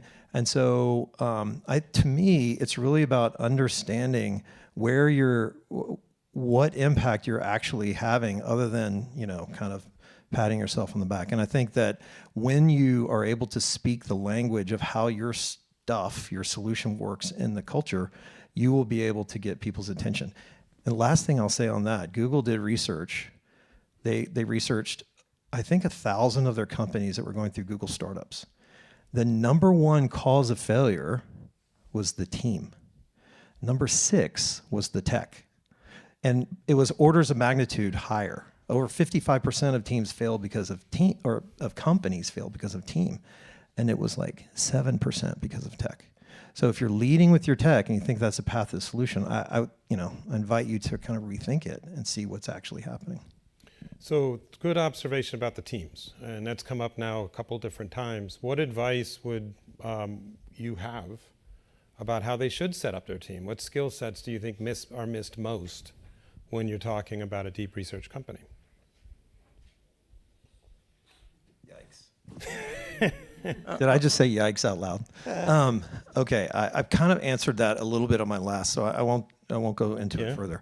I would say that the thing that's missing from a deep tech team is realizing that what will make you successful is not that you're a deep tech team. What will make you successful is that you understand what your tech means in the life of other humans that have no idea what you're talking about. So that is a different muscle than being really good in your lab. So when I have founders approach and say, oh, I have 9 million in funding, I say, what type of funding? I say, oh, I have 9 million in grant money. I say, that is not a third party telling you that you will be successful. That's a third party telling you that whatever you might be working on might eventually become successful in someone else's life later. A professional investor looks at it different. So if you come into me with 9 million funding and no other funding, in my world is 0. So you have to think about what does it look like to be in the future. Think future state versus like what you saw today. So Russ, along the lines of finding an investor, there are lots of investors out there, but usually not many that meet the needs of a particular company. Do you have any? Can you describe more what type of companies should come to you and what criteria people should be using when they approach any one investor? Well, I think the first question, you would start by saying, how much capital, what's my market I want to go after? And is it a very big market or is it a niche market? I make no value judgments. I think if you want to start a $3 million company, that actually can be very good for you as a founder. So that's fine, but it won't fit venture capital. So you look at what customer's problem am I trying to solve? How much capital do I need to get and build that business? And then is that a good investment, and who would like that kind of investment? If you think that you're going to build a business with at least $100 million of profitable revenue and it can have an exit that's like an IPO or $1 billion exit. It can be a unicorn. You envision yourself ringing the bell on the New York Stock Exchange, ding, ding, ding. If you think that's you, then you want to come see venture capitalists, because that's all the venture capitalists care about, finding that. The whole career of VC is boiled down to which unicorns did you fund, right? Everything else is, it shouldn't maybe be this way, but that's all they really care about. So if you're not one of those, know thyself and don't waste your time. You might figure out, oh, I want to start a restaurant. Well, who else in my community has backed restaurants, right? Or I want to start a small lab service company to do specialized testing. It's going to be a $5 million business. You might try to find some people in the industry or some local angels to give you the $1 or $2 million so fit and connection. If you're in the VC, start with Pillar and it will go well from there. So Stacy, how about you? What do you think is? I don't know if you're trying to build unicorns or you have other objectives in mind representing the state. Well, that's an interesting point, and that really gets to, just to touch back up a tiny bit about that issue of team, and this really matters for your venture team as well. Just network hard. Network really hard. You can't afford any dead weight, like zero, when you're a startup. So look at your look at your gaps carefully. Do ICOR, and choose carefully and network hard. You want people with a good Rolodex. Also, your investors, if possible. It makes a huge difference. And now your question was about other things that we look for. So as a firm, Mass Ventures has a different personality than Pillar, right? Who can invest internationally. We're limited to Massachusetts. We'd love it if your company was in Pittsfield or New Bedford. We love university spin-outs, but even though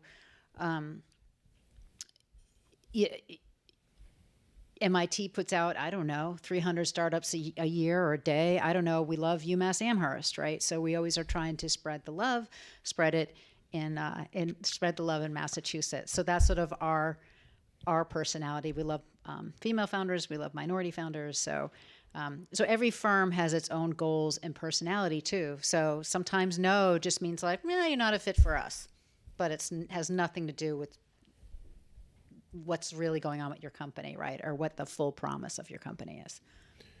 So Mark, along the same lines, you are part of Intel.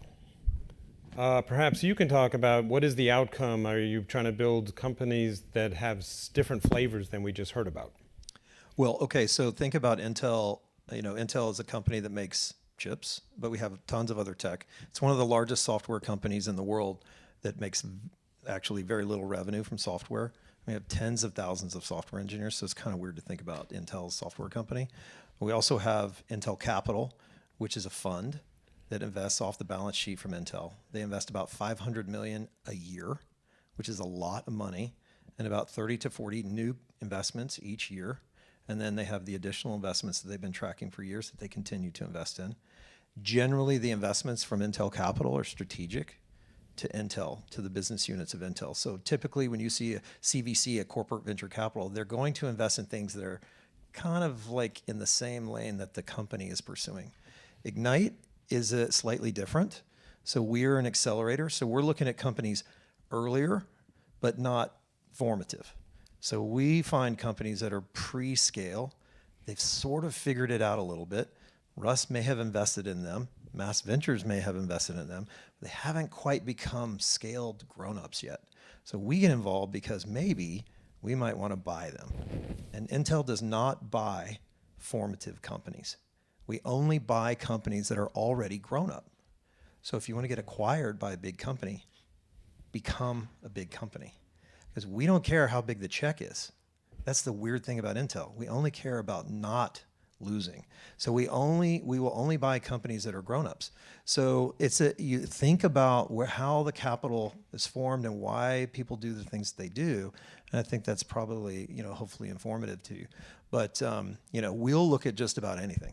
I have health tech companies. I've got molecular AI. I've got a space tech company. I've got a brain implant company.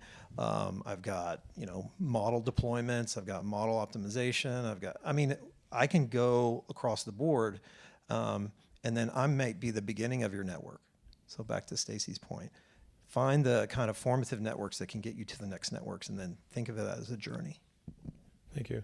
I want to make sure it's open to all of you. If somebody has a specific question they'd like to ask, I think there's a microphone. I can't quite see it here, but there should be one in the middle, and there's one over here. Please just grab it and wave, because I'll miss it completely. So keeping to go forward. This is a research group. As a research group, they're developing IP. And so Myron, a question I'd like to start with you and then hear how the professional investor side looks. What is your view about how IP is valued relative to a commercial entity?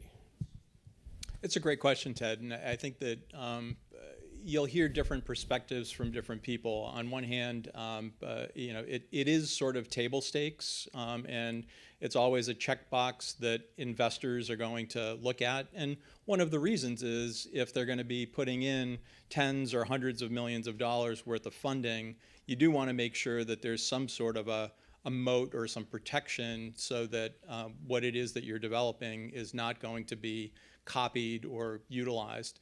But it's just one piece of the puzzle. I think IP is important. We try to do a responsible job in filing patents that make sense, that are going to assist in, when we're sitting across the table from an industry licensee, they're going to want to understand why they should be paying a license fee in order to utilize that technology. But I do think that there are a lot of other aspects that add value to the IP, which is, have you built a prototype? Have you thought about what the applications are? Have you sort of driven it to the customer experience side of things? So a patent is a piece of paper with, I think these days, 8 digits on it. And it's really up to the entrepreneurs and the inventors to turn that into something that's valuable. Great. Anybody else want to comment on this? I'm really interested in what as a founder, I never really benefited from IP during the journey I was on. It was always at the beginning, super important, at the end, super important. In between, it's not going to make you or break you. It's basically, think of it as like a force multiplier in certain contexts, but it's never the reason that any investor is going to say, oh my gosh, you have these 10 patents. I was waiting until a company walked in with these 10 patents. Here's $10 million. That just doesn't happen. If you walk in and you say, I am pursuing this monumentally huge marketplace, and I have the ability to defend whatever portion that I collect for myself, because when you go into a space, the space doesn't say, oh, welcome, take everything from us. They push back on you like antibodies. So your patent is basically part of your defense against that, or it's your sword. So you will find that out at the beginning and end. In the journey, it's going to be your team. It's going to be your ability to execute. It's going to be your ability to find customers that have the problem. It's going to be your ability to hire people. All of those things matter. So this is just my personal view. It's sort of entry point maybe interesting, and exit point kind of multiplier on potential scale valuation. I'll chime in that we're often working with Myron in the technology licensing office, and we do pay quite a bit of attention to IP at the beginning. And then I completely agree with Mark. IP is something you have to invest in early, but it only gets valuable in the end game when you're selling your company, because only a big tech giant really has the money to enforce a patent, because it's a huge lawsuit to actually enforce it. So you're really creating, but unfortunately you have to spend the time and effort early. So we look at two things. First of all, we want to know, if you've got this great invention, can it be protected? And really you need some way, if your company succeeds, of preventing copycats. It could be a network effect. It could be some unique channel, but often for things that are spin outs, it's IP patent portfolio.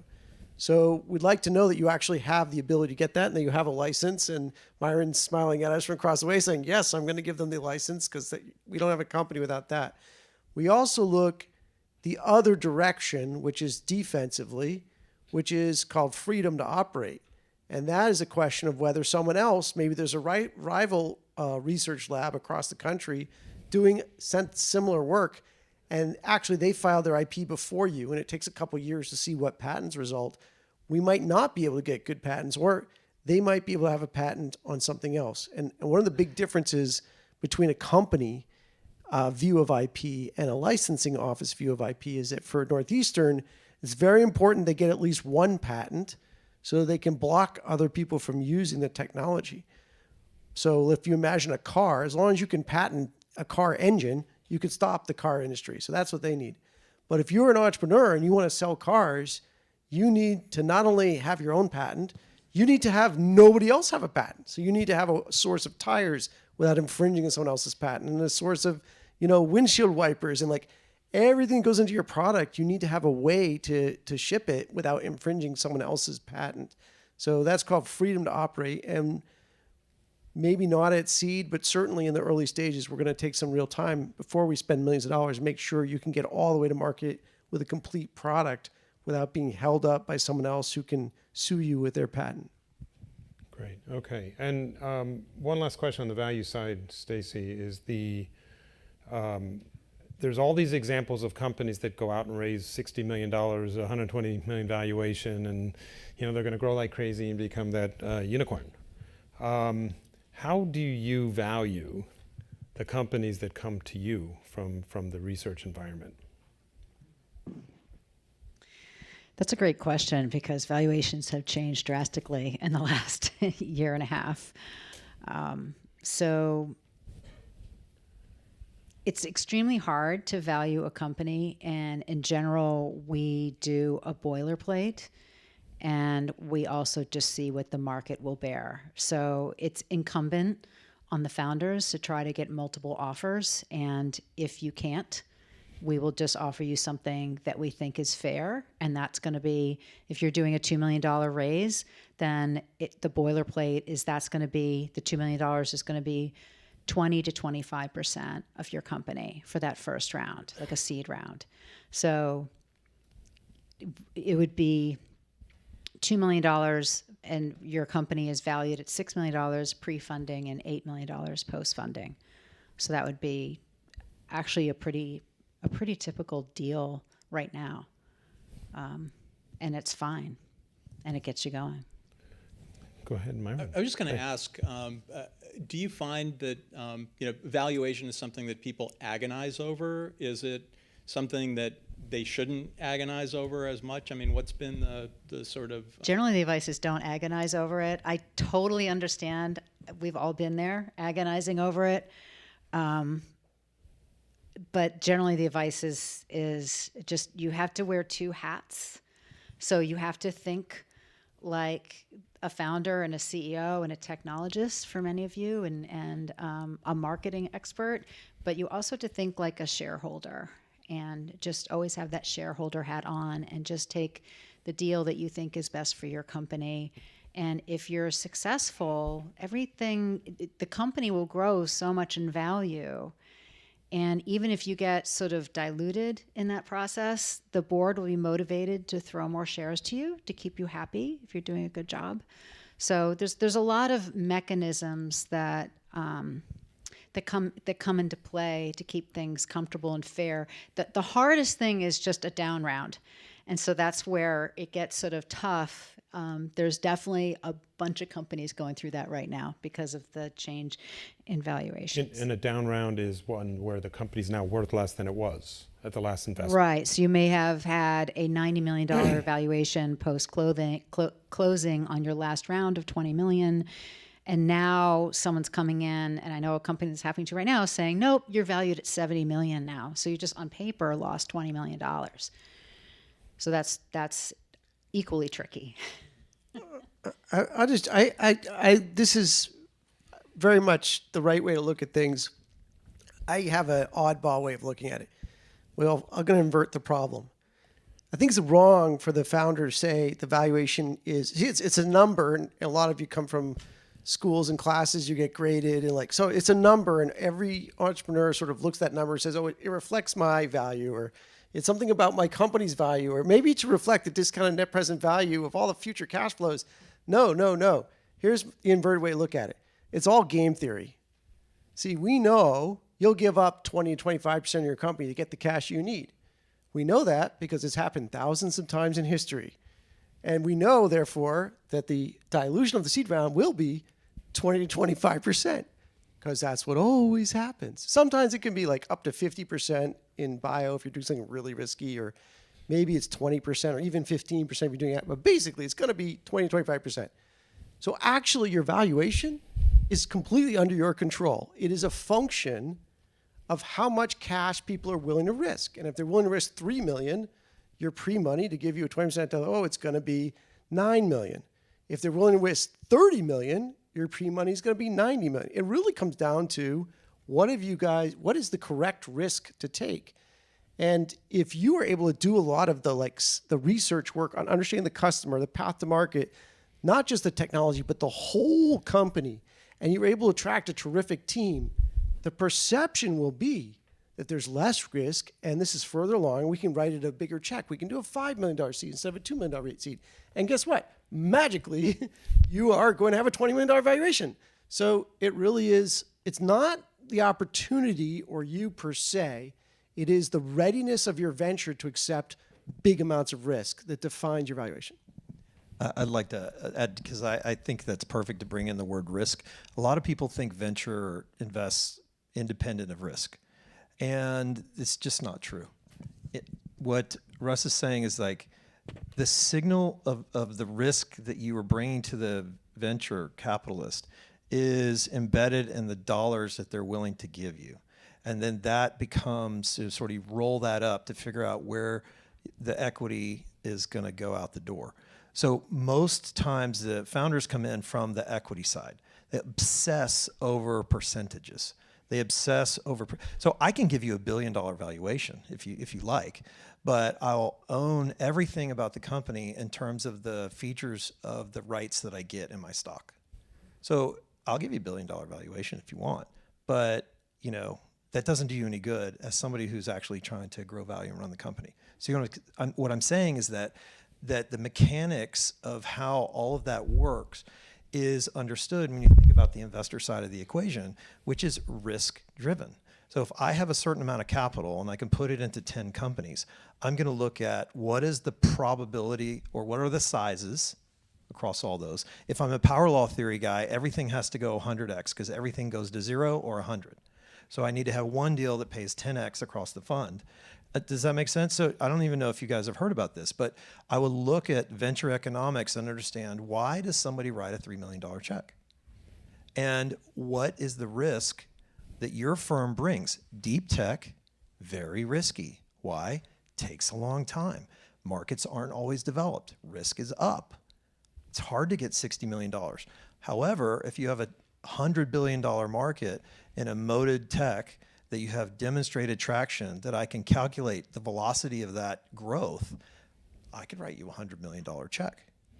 So I think it's perfect to think about the investor mindset and don't obsess about percentages. You'll win it back when you win your market. Great. That was a super I love this talk about risk too. And I would just, keep in mind that, and this is going to sound so dumb, but the number one thing you can do to de-risk your company is to just bring in revenue, and not grant revenue, but like customer revenue. And maybe that's a non-recurring engineering. Maybe that's an MOU with a tiny bit of pilot money. But the number one thing we look for de-risking is revenue, because get your own money. Great. By the way, there's this concept called do the things that don't scale so that you can do the things that do scale. So what's your future state mindset of what you think this business is doesn't have to be the first thing that you do. You can take a step in a small market that demonstrates kind of all the mechanics of your big view. Because if I can see you solve something in 10 steps in a small space, you've just de-risked for me your ability to solve those similar 10 steps in a much larger space. Not completely, but a portion of it. So don't be afraid to get super specific in your application to prove revenue, prove go-to-market, prove your ability to execute across all those things, many of which have nothing to do with your tech. And then you can say, okay, now I want 60 million. Why? Because you gave me 3 and I crushed it. And so versus saying, man, I'm going to take over the world, give me $200 million right now. Some people do that, which confuses the entire space. But if you look at the individuals that do that, there's another story going on. It has nothing to do probably with the tech that they're working on. Great, thank you. One last question. I know we ran out of time maybe 5-10 minutes ago, but this has been really interesting. The economy is a challenge. If we could just go right down the row for your business or your type of business, you know, what you do, or your group of companies that do what you do, what's happening? Are you cutting back investing? Are you adding investing, pedal to the metal? How do you characterize the current environment? We're pedal to the metal. I think it's a great time to be an investor. Did I cut you off, Myron? No, go ahead. I'm sorry. We're pedal to the metal. I think it's a great time. And the companies that we've invested in are actually doing kind of well. So despite the headlines of what's going on, for the most part, I think our companies are actually, our portfolio is doing really well in the current environment. There's been a lot of, there's just a lot going on in the nation.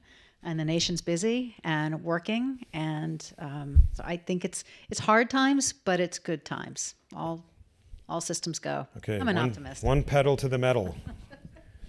Myron? I think that, you know, the impact on us, obviously we don't have a fund, but it's just we do venture development with the spin-outs that we're working with and the faculty entrepreneurs and researchers. And so I think just having a more realistic view of where are those pockets of investment and probably having a little bit longer time horizon relative to, you know, I think you're gonna have to, I think the bar has been raised as to what qualifies for a fundable opportunity. And so even though there's money and it's pedal to the metal, I think people are being a little bit more cautious. And so our advising the spin-outs that we've got to be prepared for, you know, maybe a little bit longer horizon. Okay, so I'll take that as status quo, pedal to the metal. Russ? Well, we're pedal to the metal. We're deploying cash as fast as we find good opportunities. And I would agree that now is a good time to start a company. By the way, the capital markets today are of almost no bearing to you because you're going to sell your company, which really the only exit matters. You're going to sell it 5-10 years from now. So who knows? Like, and your first capital raise of just $1 million or $2 million, like it's just not material. You know, you are a cork bobbing on the ocean. So like, what do you care? It's all local conditions that matter, not the overall title table or something. So basically, yeah, it's less VC this year than there was during COVID, but that's because the government dumped a ton of money into the economy during COVID, and we had this avalanche of cash.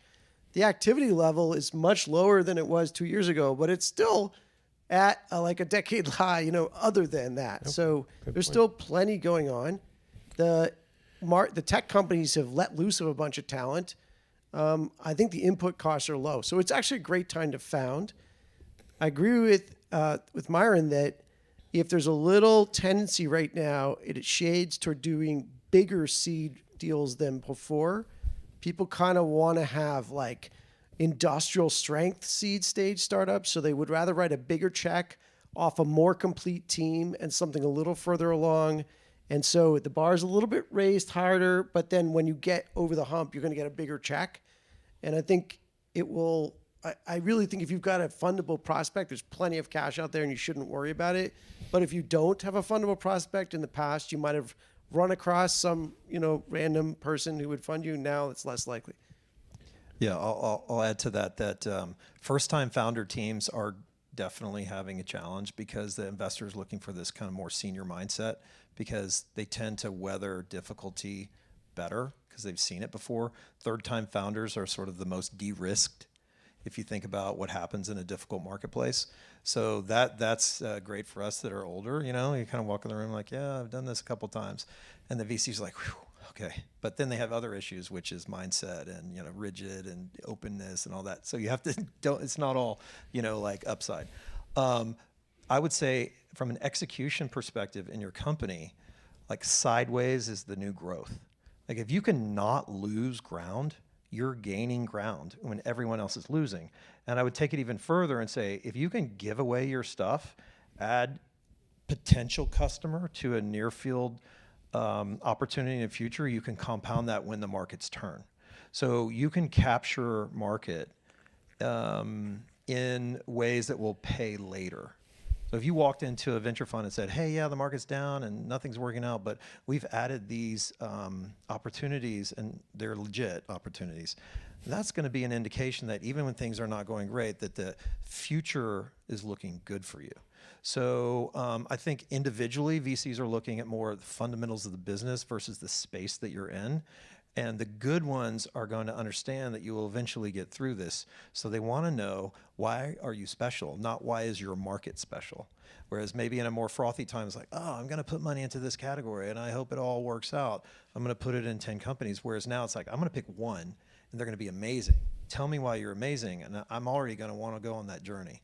So the money and the capital are there. We're seeing companies come through that achieve that. They achieve the change in growth. That is, they figure out what the mechanics are to sell and grow. Those companies are getting funded, and so I think it's mixed, and it's definitely regional. So look, it depends, and if we had one-on-ones with everybody, we would have a different outcome for every single person. So you got to look at it in terms of your own context. All right, let's give a hand to our panel. I very much appreciate your time. I know this is a big investment getting over here. If you can stay after, Mark, I know you have to leave for a graduation in California, but if you can the rest of you can go to the panel, all the different posters, that would be terrific afterwards to lend your experience. Thank you.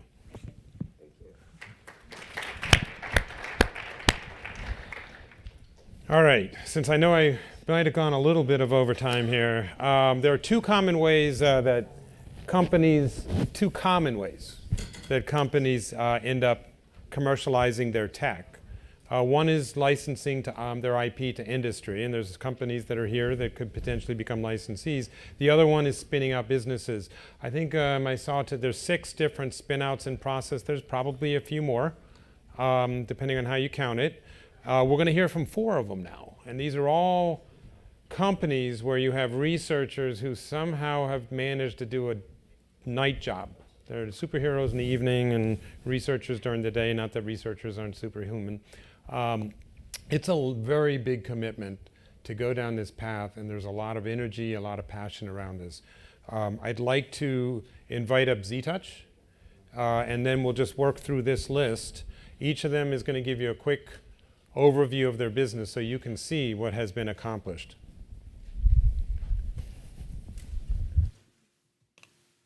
Can you hear me? All right. Good afternoon, everyone.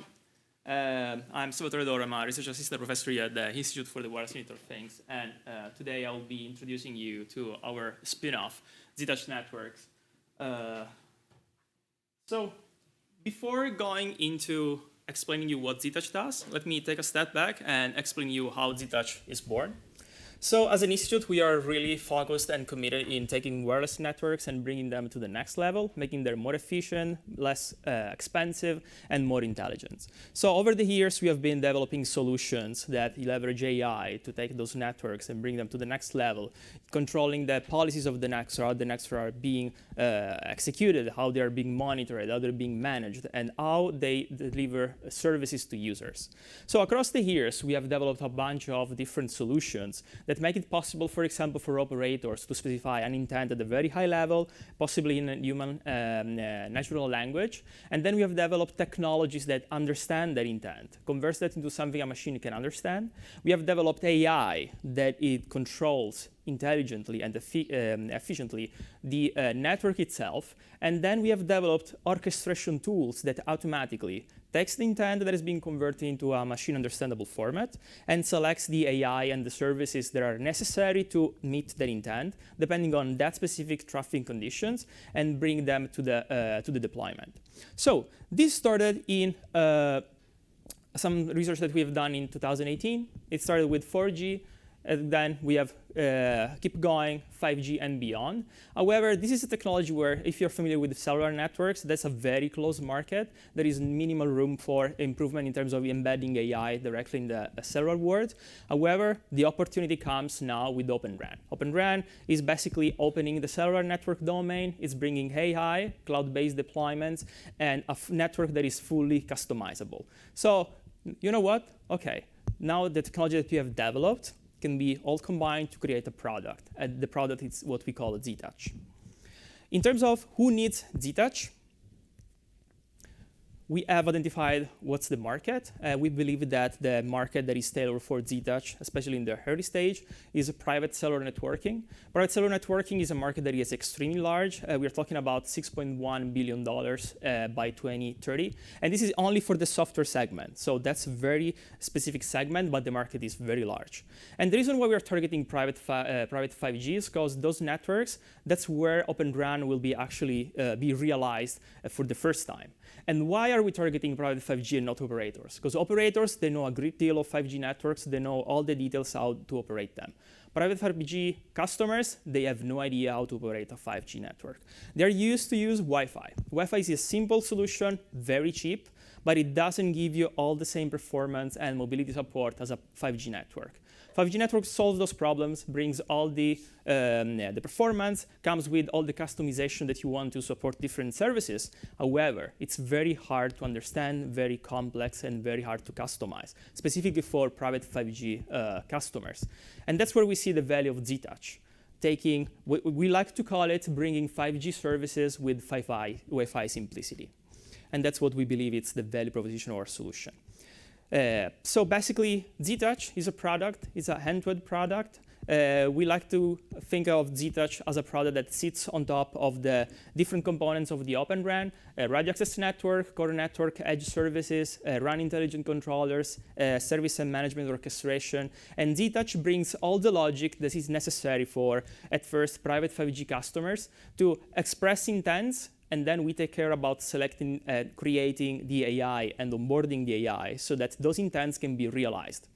And basically, this is a technology that we have been demonstrating at different venues, at the Mobile World Congress in different locations, as well as the 6G Symposium in Washington, D.C. The technology is based on more than 12 patents. We are ongoing. We have 5 partnerships that are already ongoing. And we received from the government, so we're talking about non-dilutive funding for more than $10 million across the years that we've been basically using to develop the solution. What we're doing is basically trying to build the first pilot.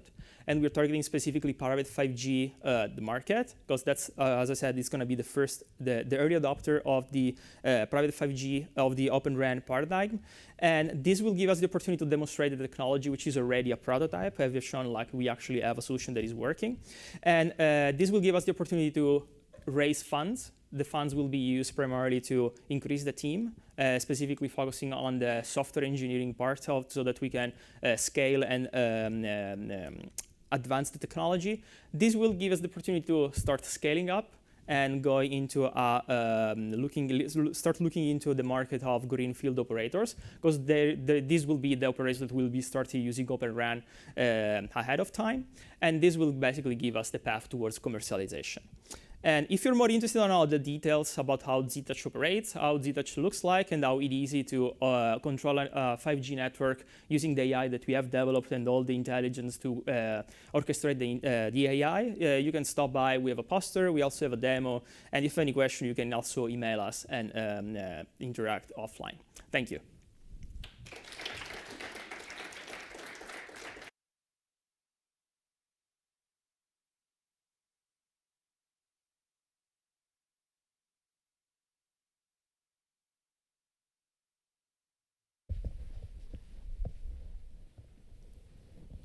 Hello, everyone. Can you hear me? Good. My name is Hussam Abdulatif. I'm a third-year PhD student here at Northeastern.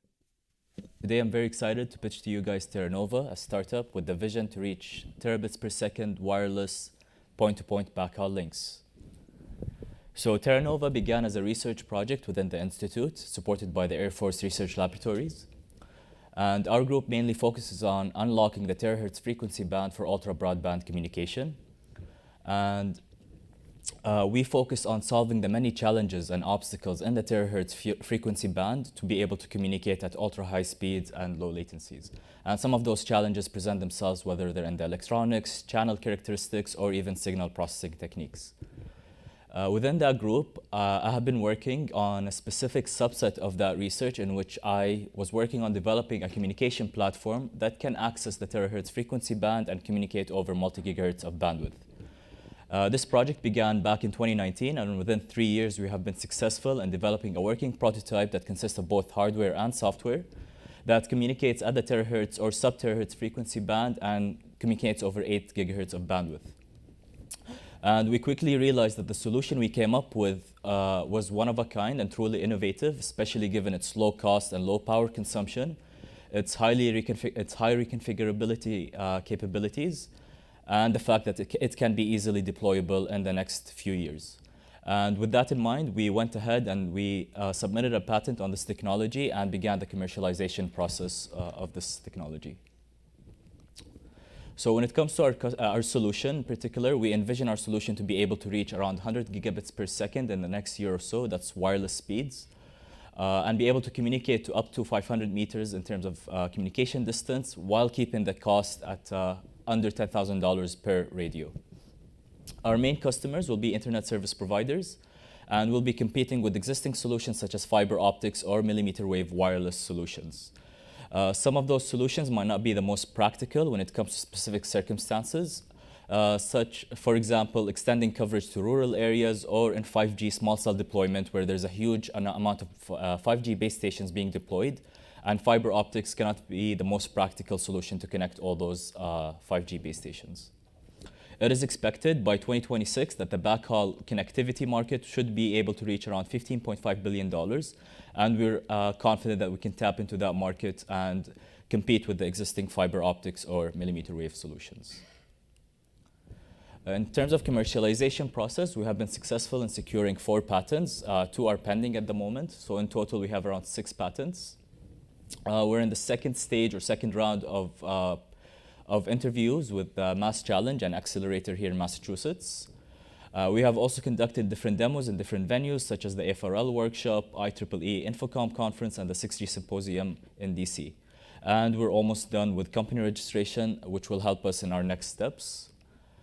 So part of the next steps is licensing some of our software solutions with research and industry partners such that we can gain more traction and generate a steady income revenue that will allow us to grow and hire more people to work on some of the performance metrics that we're trying to improve to meet the demands of existing solutions, such as increasing the distance and coverage, and work on upper networking protocols that have a huge opportunity for upcoming solutions and IPs. If you're interested in learning more, we do have a poster after this presentation, and I'll be more than happy to answer any of your questions. Thank you.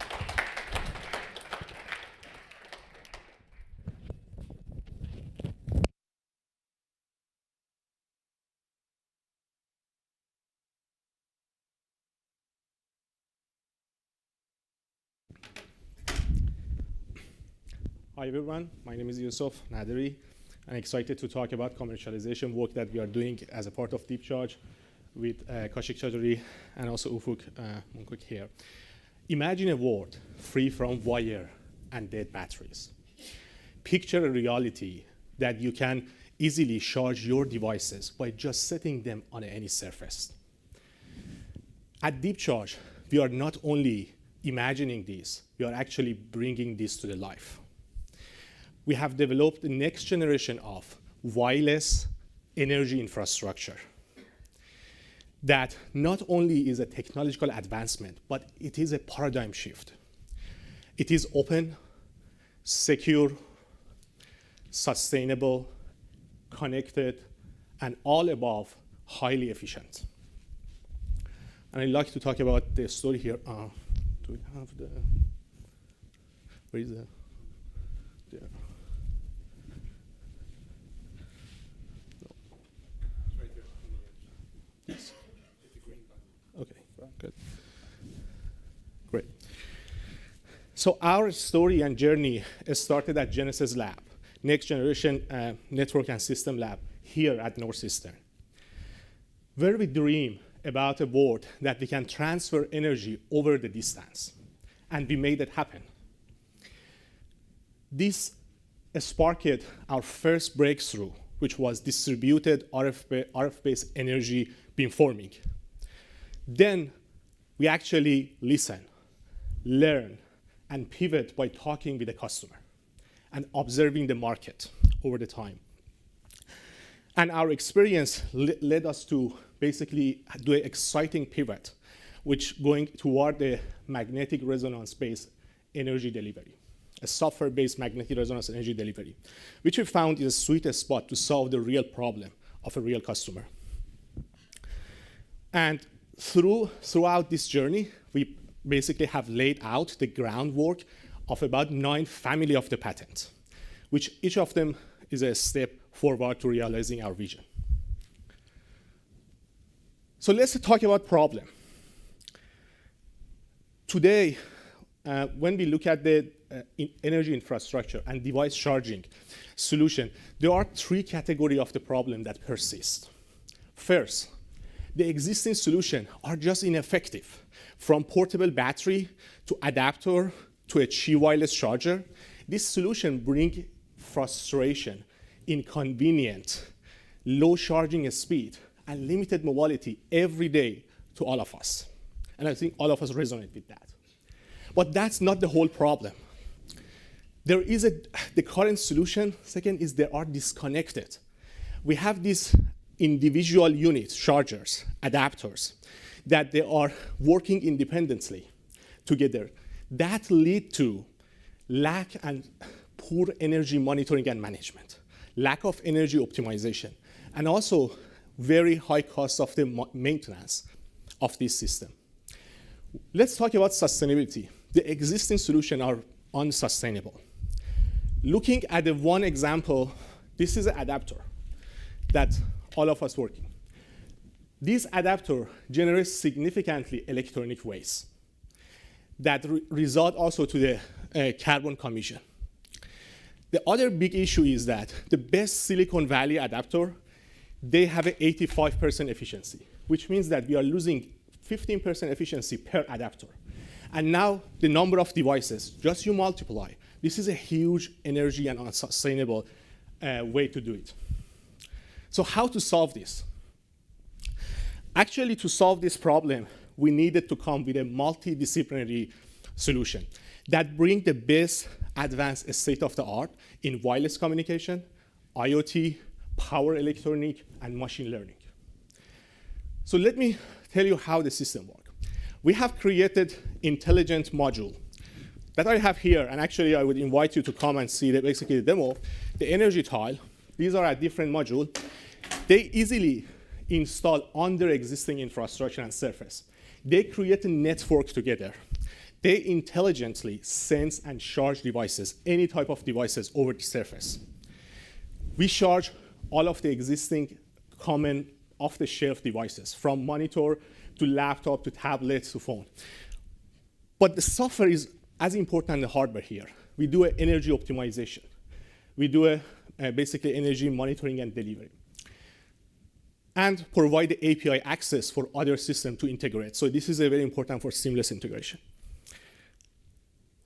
We decided to go in a very unique go-to-market strategy. We're working with the currently value-added reseller and furniture company to integrate this technology into the existing furniture. And we have signed a strategic partnership and deployed our system in a multiple location, and actually recently have to sign MOU of more than 8.7 mil committed sales from our customer. Even we start looking at higher education workspace and high-tech enterprise workspace. So these are our niche targets. But we are excited about the next step of opportunity that goes beyond enterprise. We are talking about commercial spaces, public spaces, and residential. But that's not all what we're looking. The real game-changing story is for EV charging. The same infrastructure can be on a floor and enable EV to be wirelessly charged. We actually already submitted a patent for that and started this journey. To industry partner, we believe the future of energy infrastructure is wireless. So you don't want to fall behind this. To prospective investor, if you care about planet, to persisting the planet, to enhancing energy efficient infrastructure and advancing the innovation, we like to talk to you. Thank you very much.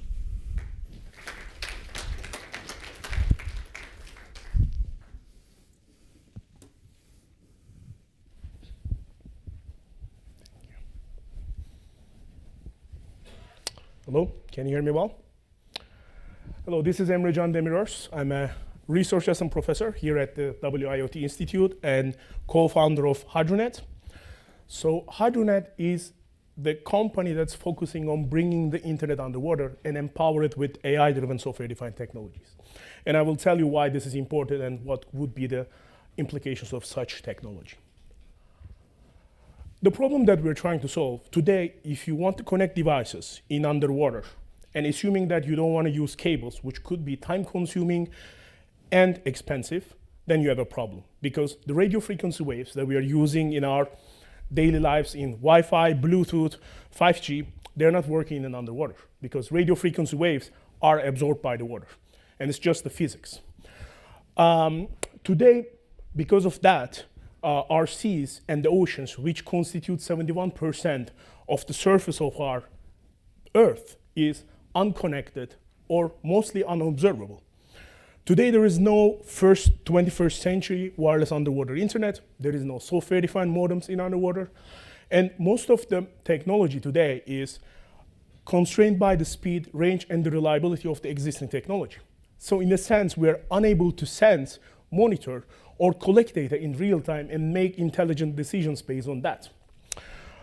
As a consequence, what we are missing in underwater is that we are missing this interface between the digital world and the oceans, which in terrestrial environment, we call it Internet of Things.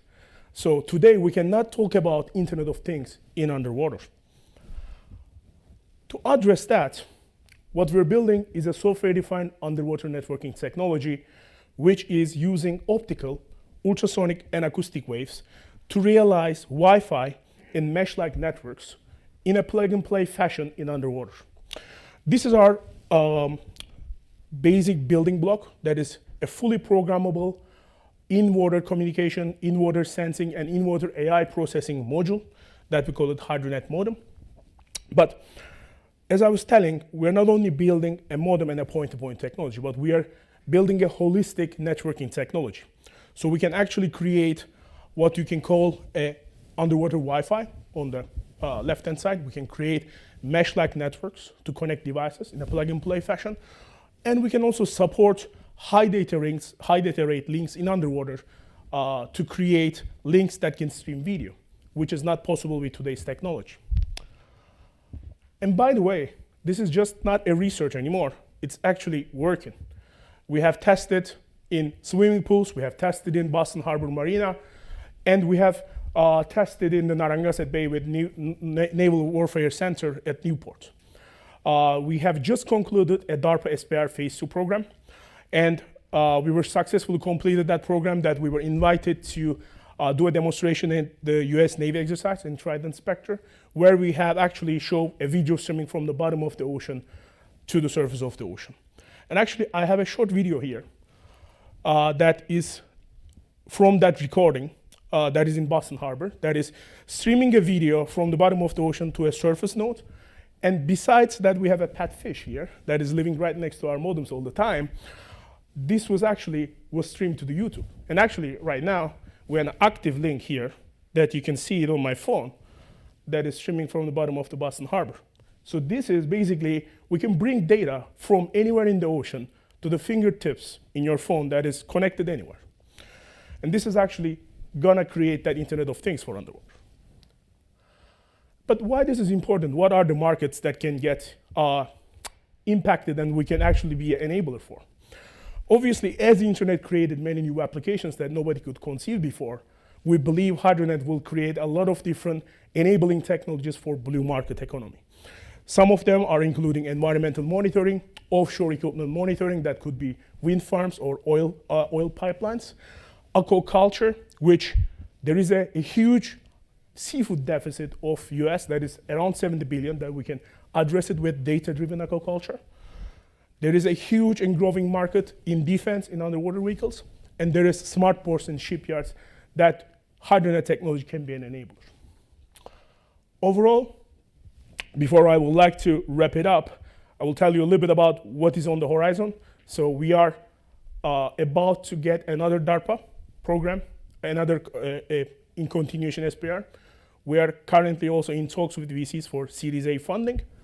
And we are about to also offer our first product line available to the public in the next few months that we will be selling the modems and different products to the public, which we have already been selling to some private investigators and different research labs.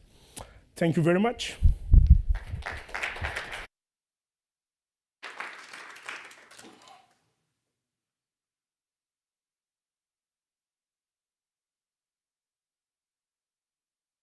Thank you to all. Oops, I guess I don't have the. Is this on? Okay. Thank you to all of the presenters. That's again, as I said, represents a lot of effort by people who already have a day job. All right. So we have Tommaso. Can you join? So this is the first year we're going to be presenting an Entrepreneur of the Year award. Because it's the first year, we had too much trouble identifying just a single recipient. So there's actually going to be two that will be given. And if the people could come up here, congratulations. Actually, hold on, I missed one thing. It's dedicated for their time and energy to the success and the startup and bringing the WIoT research to solving the problem and impacting society. This is a really nice award and very much appreciated. Should probably say the names. So the names are Professor Amirkan Demeters and Professor Yusuf Nadiri. I think they want to take a picture with each person. Thank you. This one is for Yusuf. Thank you. And this is for Emre Can.